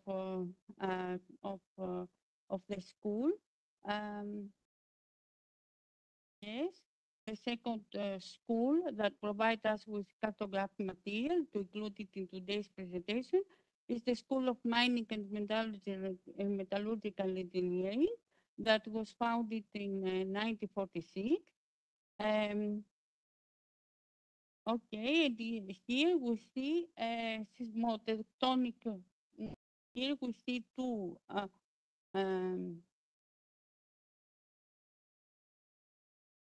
My mistake. This is the yes from geography, and we see two charts. One is with business in Attica, and the other is the population data of Attica.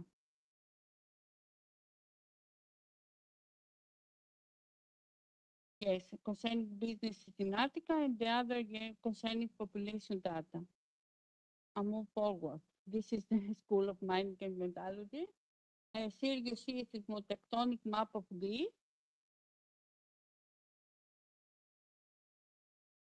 You see a geological map of the island of Gavdos. Gavdos is the little island under the Crete. Here you see another region of Crete, is Hieraperta, another geological map. Here you see Rethymno. Unfortunately, we couldn't find the Iraklio. Okay, we move on to our conclusions.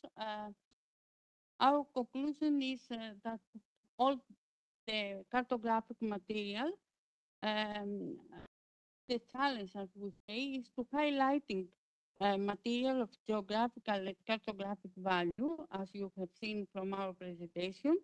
Today, the NTVA Library and Information Center has a lot of cartographic material, but it was spread out all over the campus.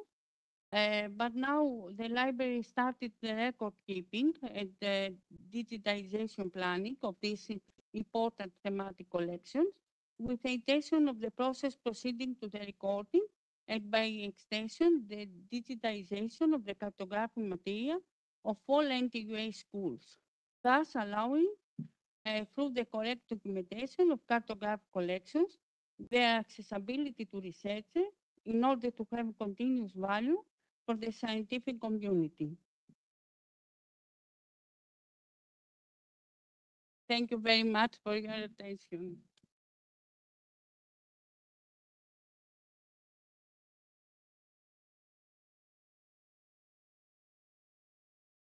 Thank you, Mrs. Curie. Very interesting, and we're really anxious to see your collections to be retrieved by the users both in Greece and international. Are there any questions for our speakers? Or Marcy or Yelena, have any questions? You have something to point out?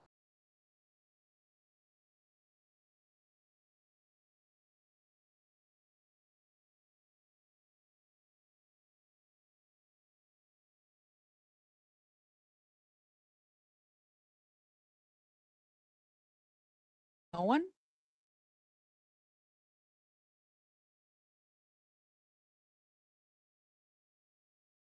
Any of the attendees, the virtual attendees, have any question?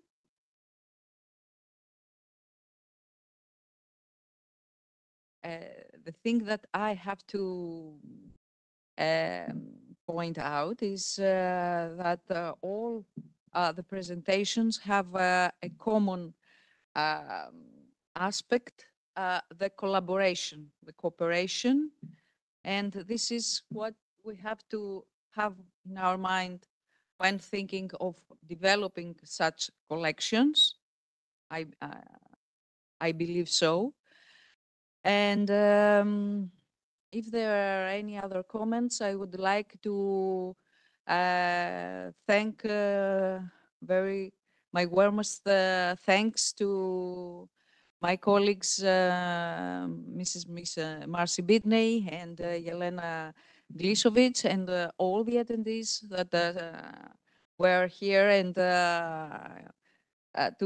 be present in this session, and I hope to be with us in the future too.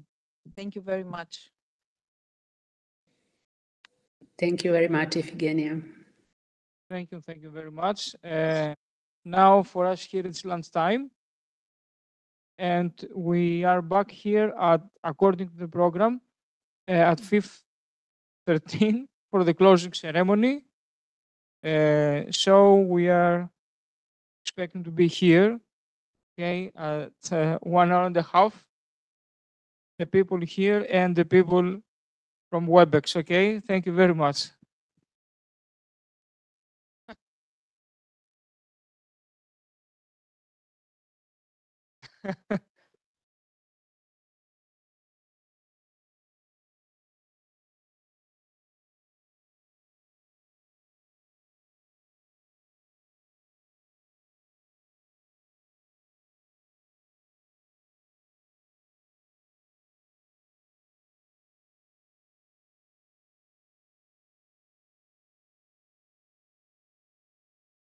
Κλείστο.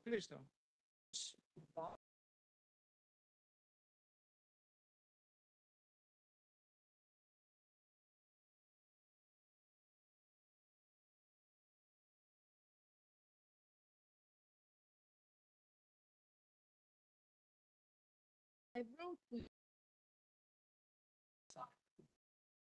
I don't About the think- mistakes. Yeah, Yeah. there.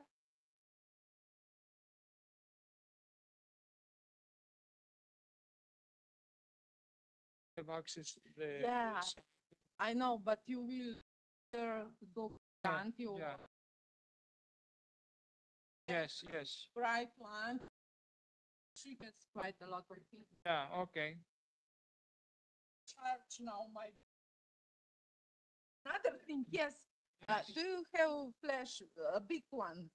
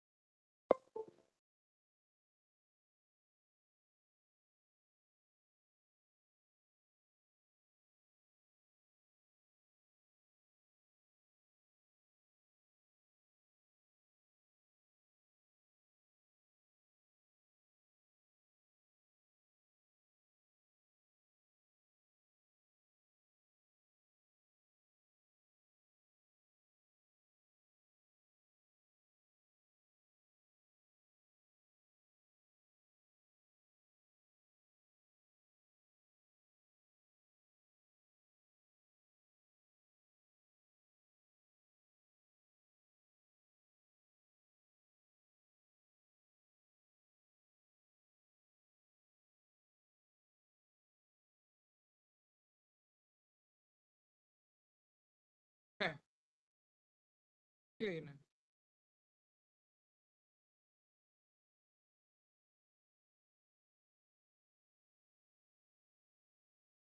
Ναι.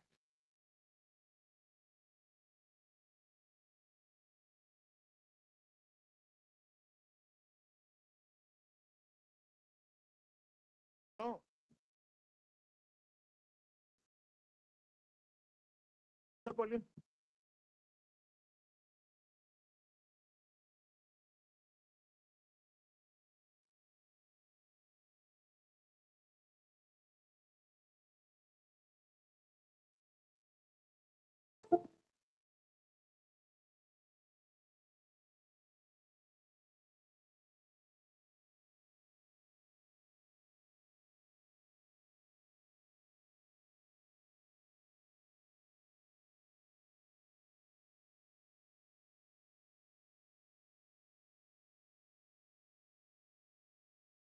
Όχι, εντάξει.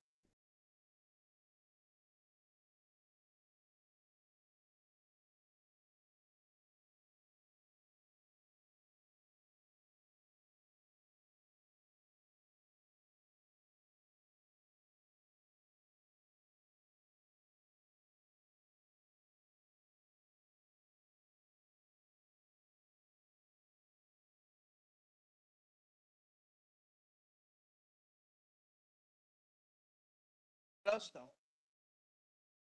Ναι, αυτό θα το... Αυτό και το δικό, και αυτό θα πάρετε. Ναι. Όχι, δεν νομίζω ότι θέλουν αυτή streaming, live streaming. Πιστεύω. Θα μας πει τώρα που θα έρθει. Άντρας μου.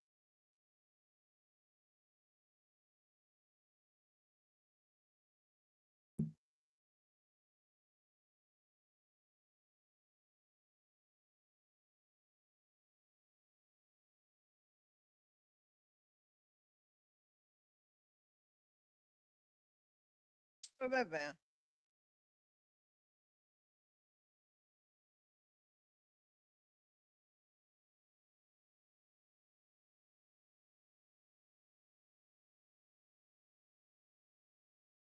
Ωραία. Do your best.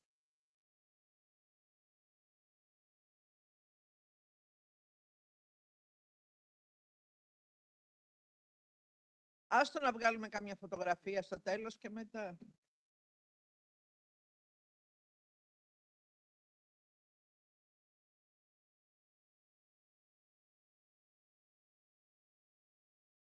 Έχουμε πάρει όλα τα PowerPoint. Να το σώσω στην επιφάνεια εργασίας εδώ. Οκ.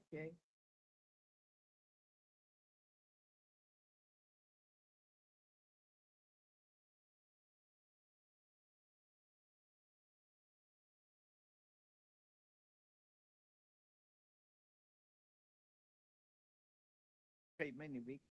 Παρουσιάσεις εγώ. Δεν ήταν καλή η σύνδεσή τους. Λέω, τα κάνεις όλα και συμφέρει. Σε συνδέσεις συμβαίνουν αυτά τώρα.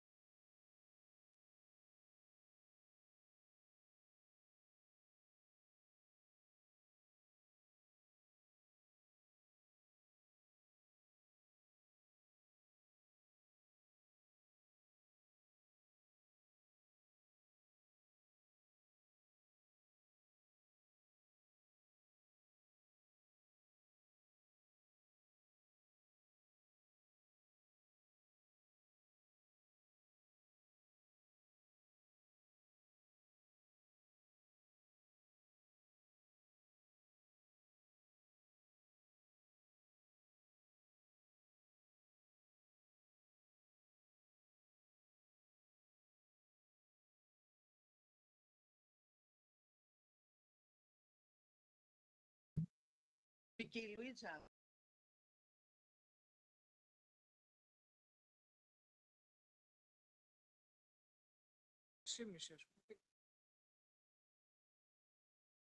This.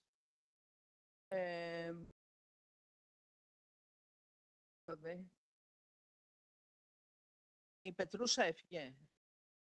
Okay.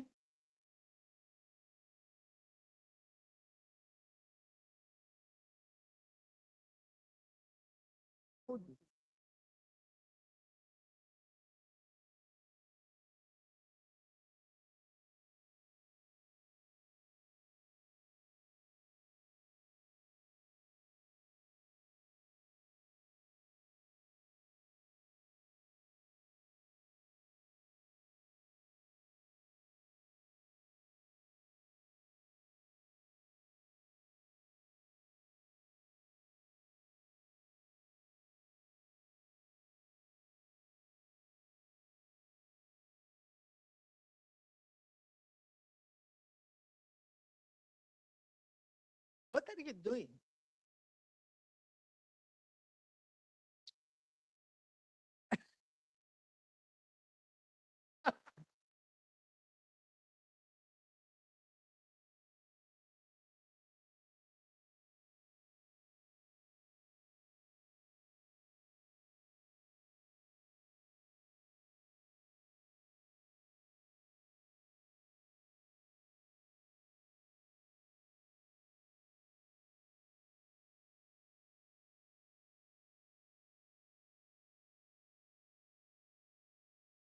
Share.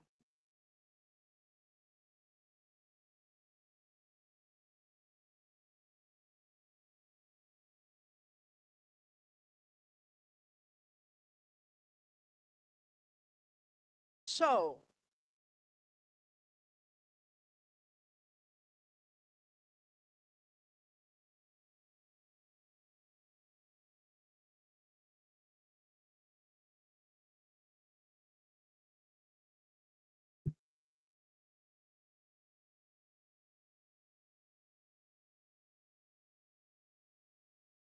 this QML is over.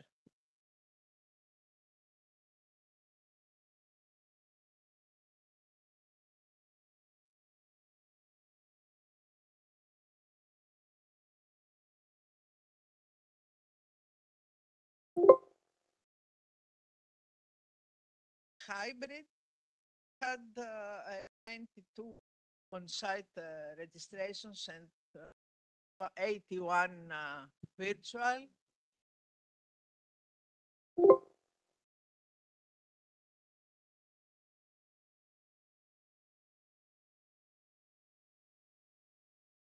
We discussed open access, open science, innovation, management, sustainability, diversity and social inclusion.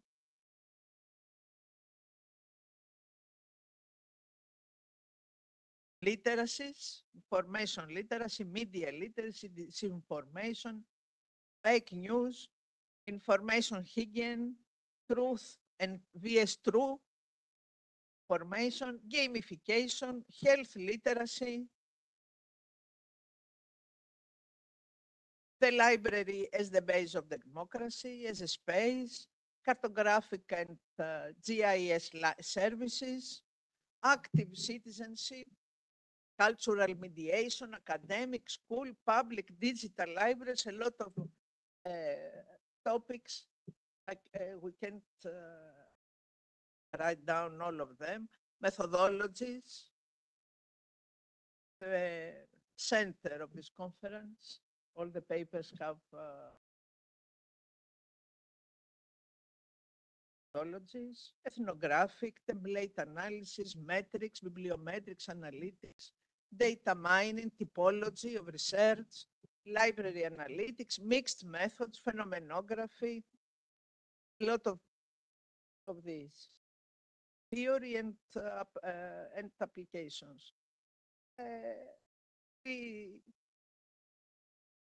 search, we are seeking the teaching skills, the censorship of librarians, the new roles, the new skills, the challenges. But also we had some cultural experiences. First of all, we had the plenary speech of Dr. Gareth Owens from the archive of Minon Palace of Knossos to the library of Hellenic Mediterranean University. We had a guided tour to the Venetian part of the city of Heraklion. We had a guided tour and life expectancies to the traditional village Arolithos. Also, we had Cretan food during dinner, guide and dances, etc. and music. Yes.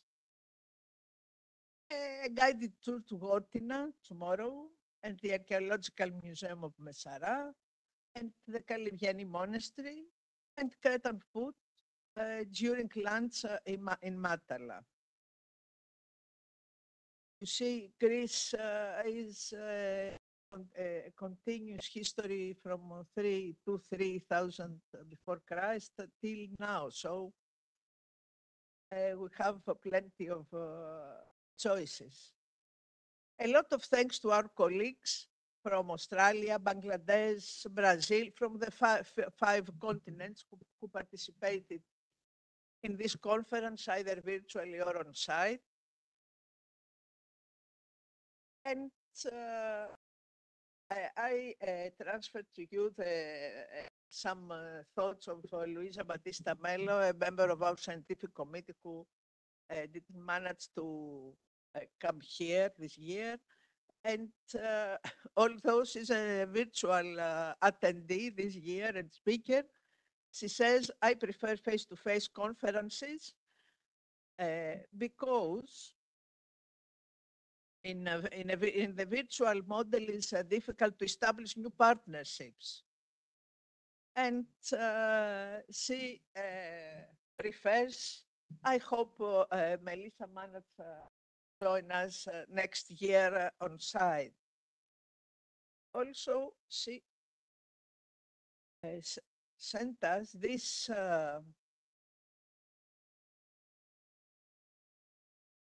yes, this graph of QQML conferences.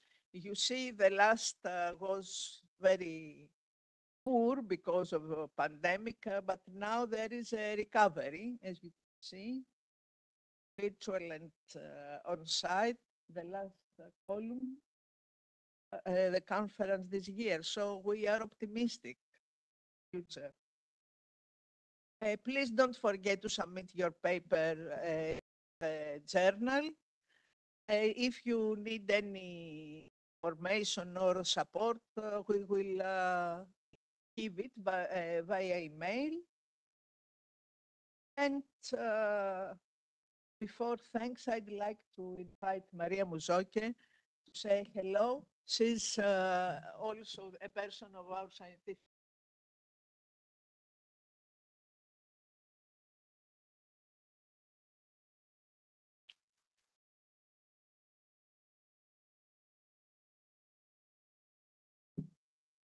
Thank you very much, Anthony, for giving me an opportunity to make a comment. And thank you very much. And the team, the organizing team in Greece, for making this conference what it has been. Every year we get something good coming on board. I would like to thank everybody and to wish you safe trips back home. I was asked to make a comment about this conference, specifically the blended hybrid conferences. First of all, I've noticed that from 2009 to now, I've attended all those conferences except the two conferences that were virtual during the pandemic. I've seen this conference grow, and it helps us who are teaching, who are examining, who are, doing what we do, to see the trends, the new trends. For example, previously in 2009, we did not talk about artificial intelligence. It is something that I've seen that has come up. Still in 2009, we didn't have that linkage, the archives, museums, and libraries. It is something that is coming up. The value of information, it was not as pronounced as it has been now.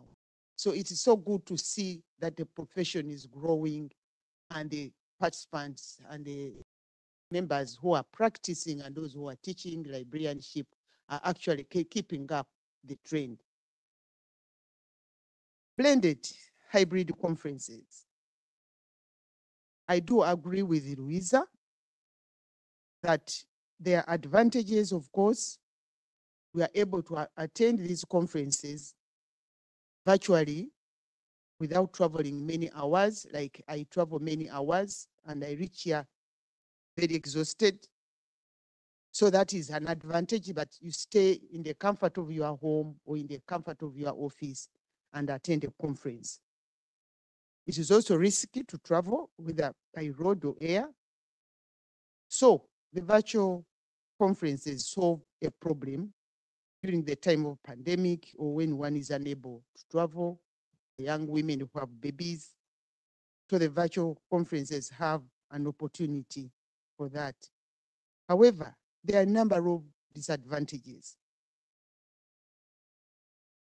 especially the technological ones. I think we have been here, we have seen how people have been struggling to present, but the technological issues, challenges have failed them, especially people from our part of the world. And yet KQML is supposed to be for all of us.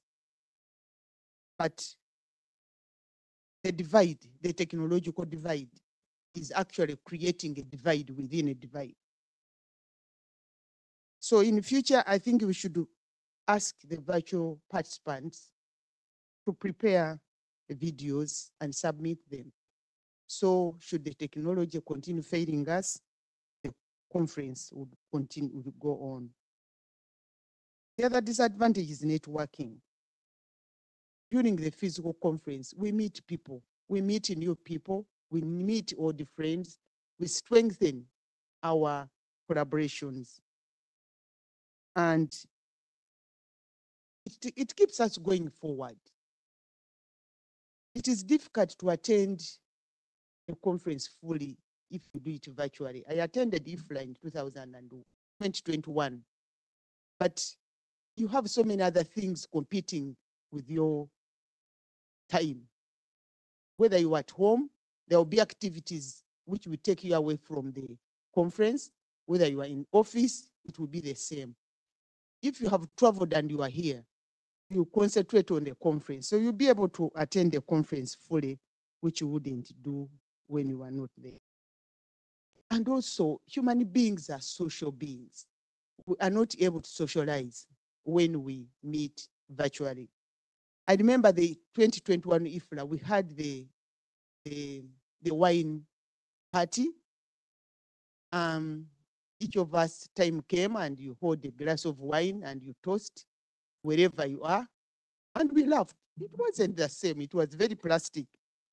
But that IFLA tried to see that you hold a glass, you talk to somebody, you laugh, you know.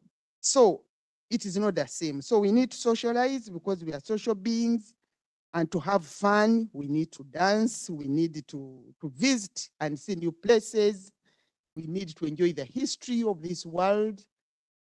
And I just hope and pray that we continue having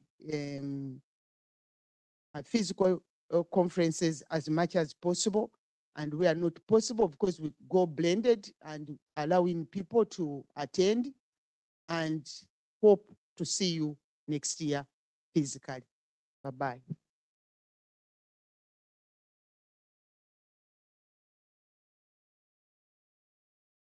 Thank you, Maria. Now I'll call Luisa Batista Mello. I see she's joining now to Hi, how are you? I'm speaking from Lisbon, and it was a great pleasure to participate in this conference virtual. Hello, are you hear me? Yes. Very well. So I'm speaking from Lisbon. It was a great pleasure to participate virtual. I hope next year to meet all of you because it's better, much better. And congratulations for all the organization because the Congress is one more time very success. Thank you very much. Bye, and I hope to see all of you soon. Bye bye. Here on site. Bye bye. Bye.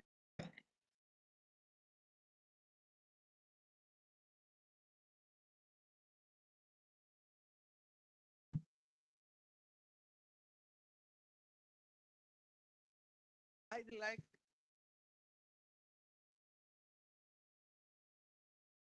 to thank the organizing committee.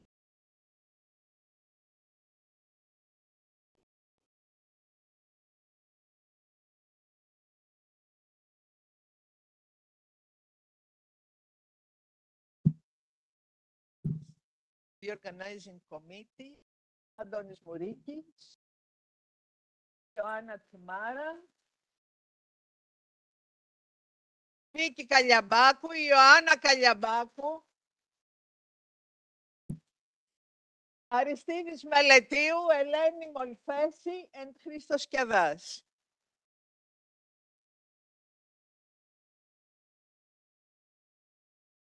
And above all, the local organizing committee of Hellenic Mediterranean University.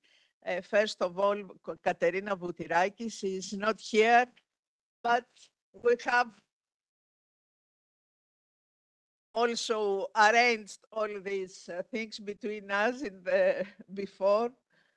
Of course, Michalis Panagiotakis, who is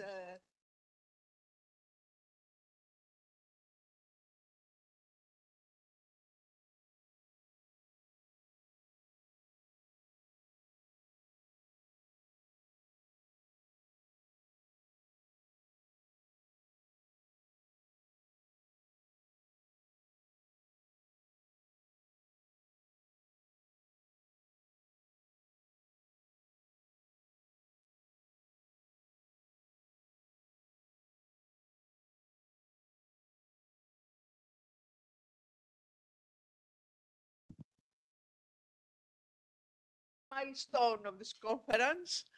Thank you very much. Next, Maria Hedzaki.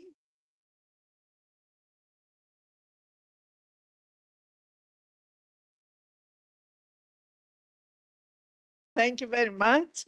And John, Mr. Alice. Thank you very much.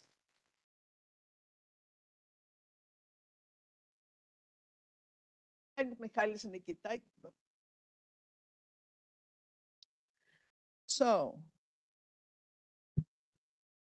the scientific board of the conference, you know us here, all of us. I'd like, of course, thank the ambassadors that made the communication of QQML in their regions and countries and continents. And they are also made this conference to succeed.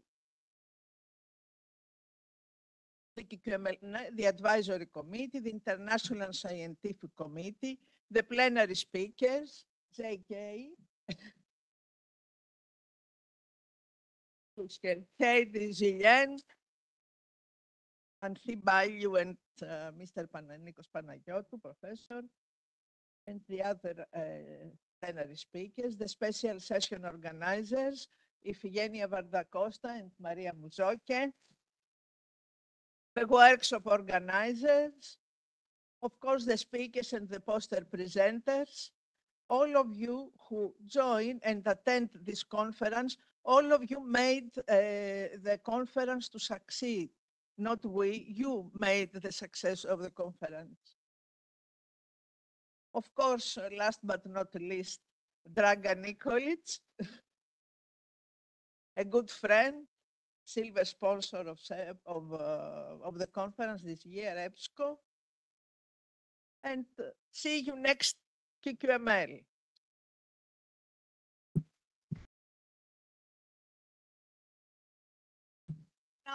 Now we will take the picture.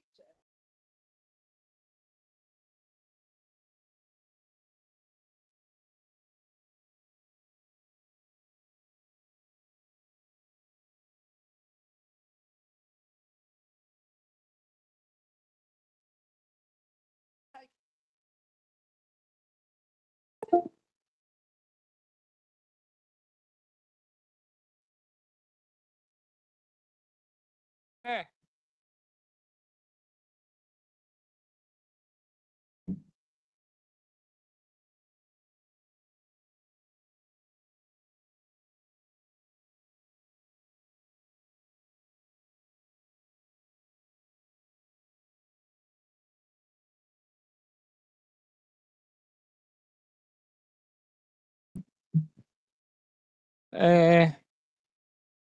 People, attendees in WebEx, if you wish, please turn on your cameras. Yeah.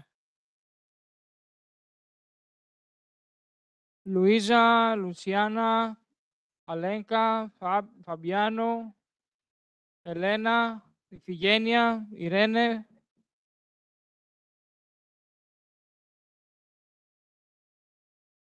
Turn on your cameras to take a photo.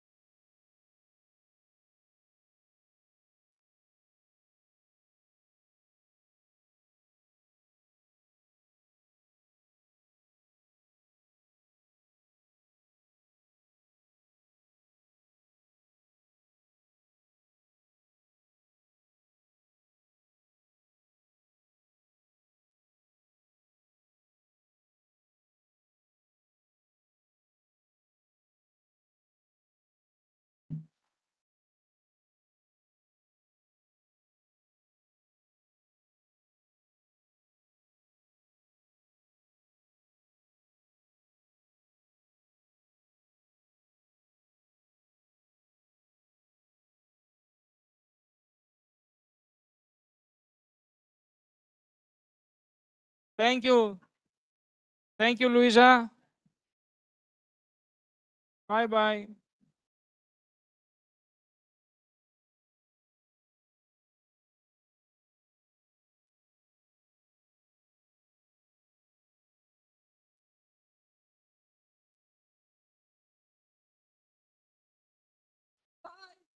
So long, farewell.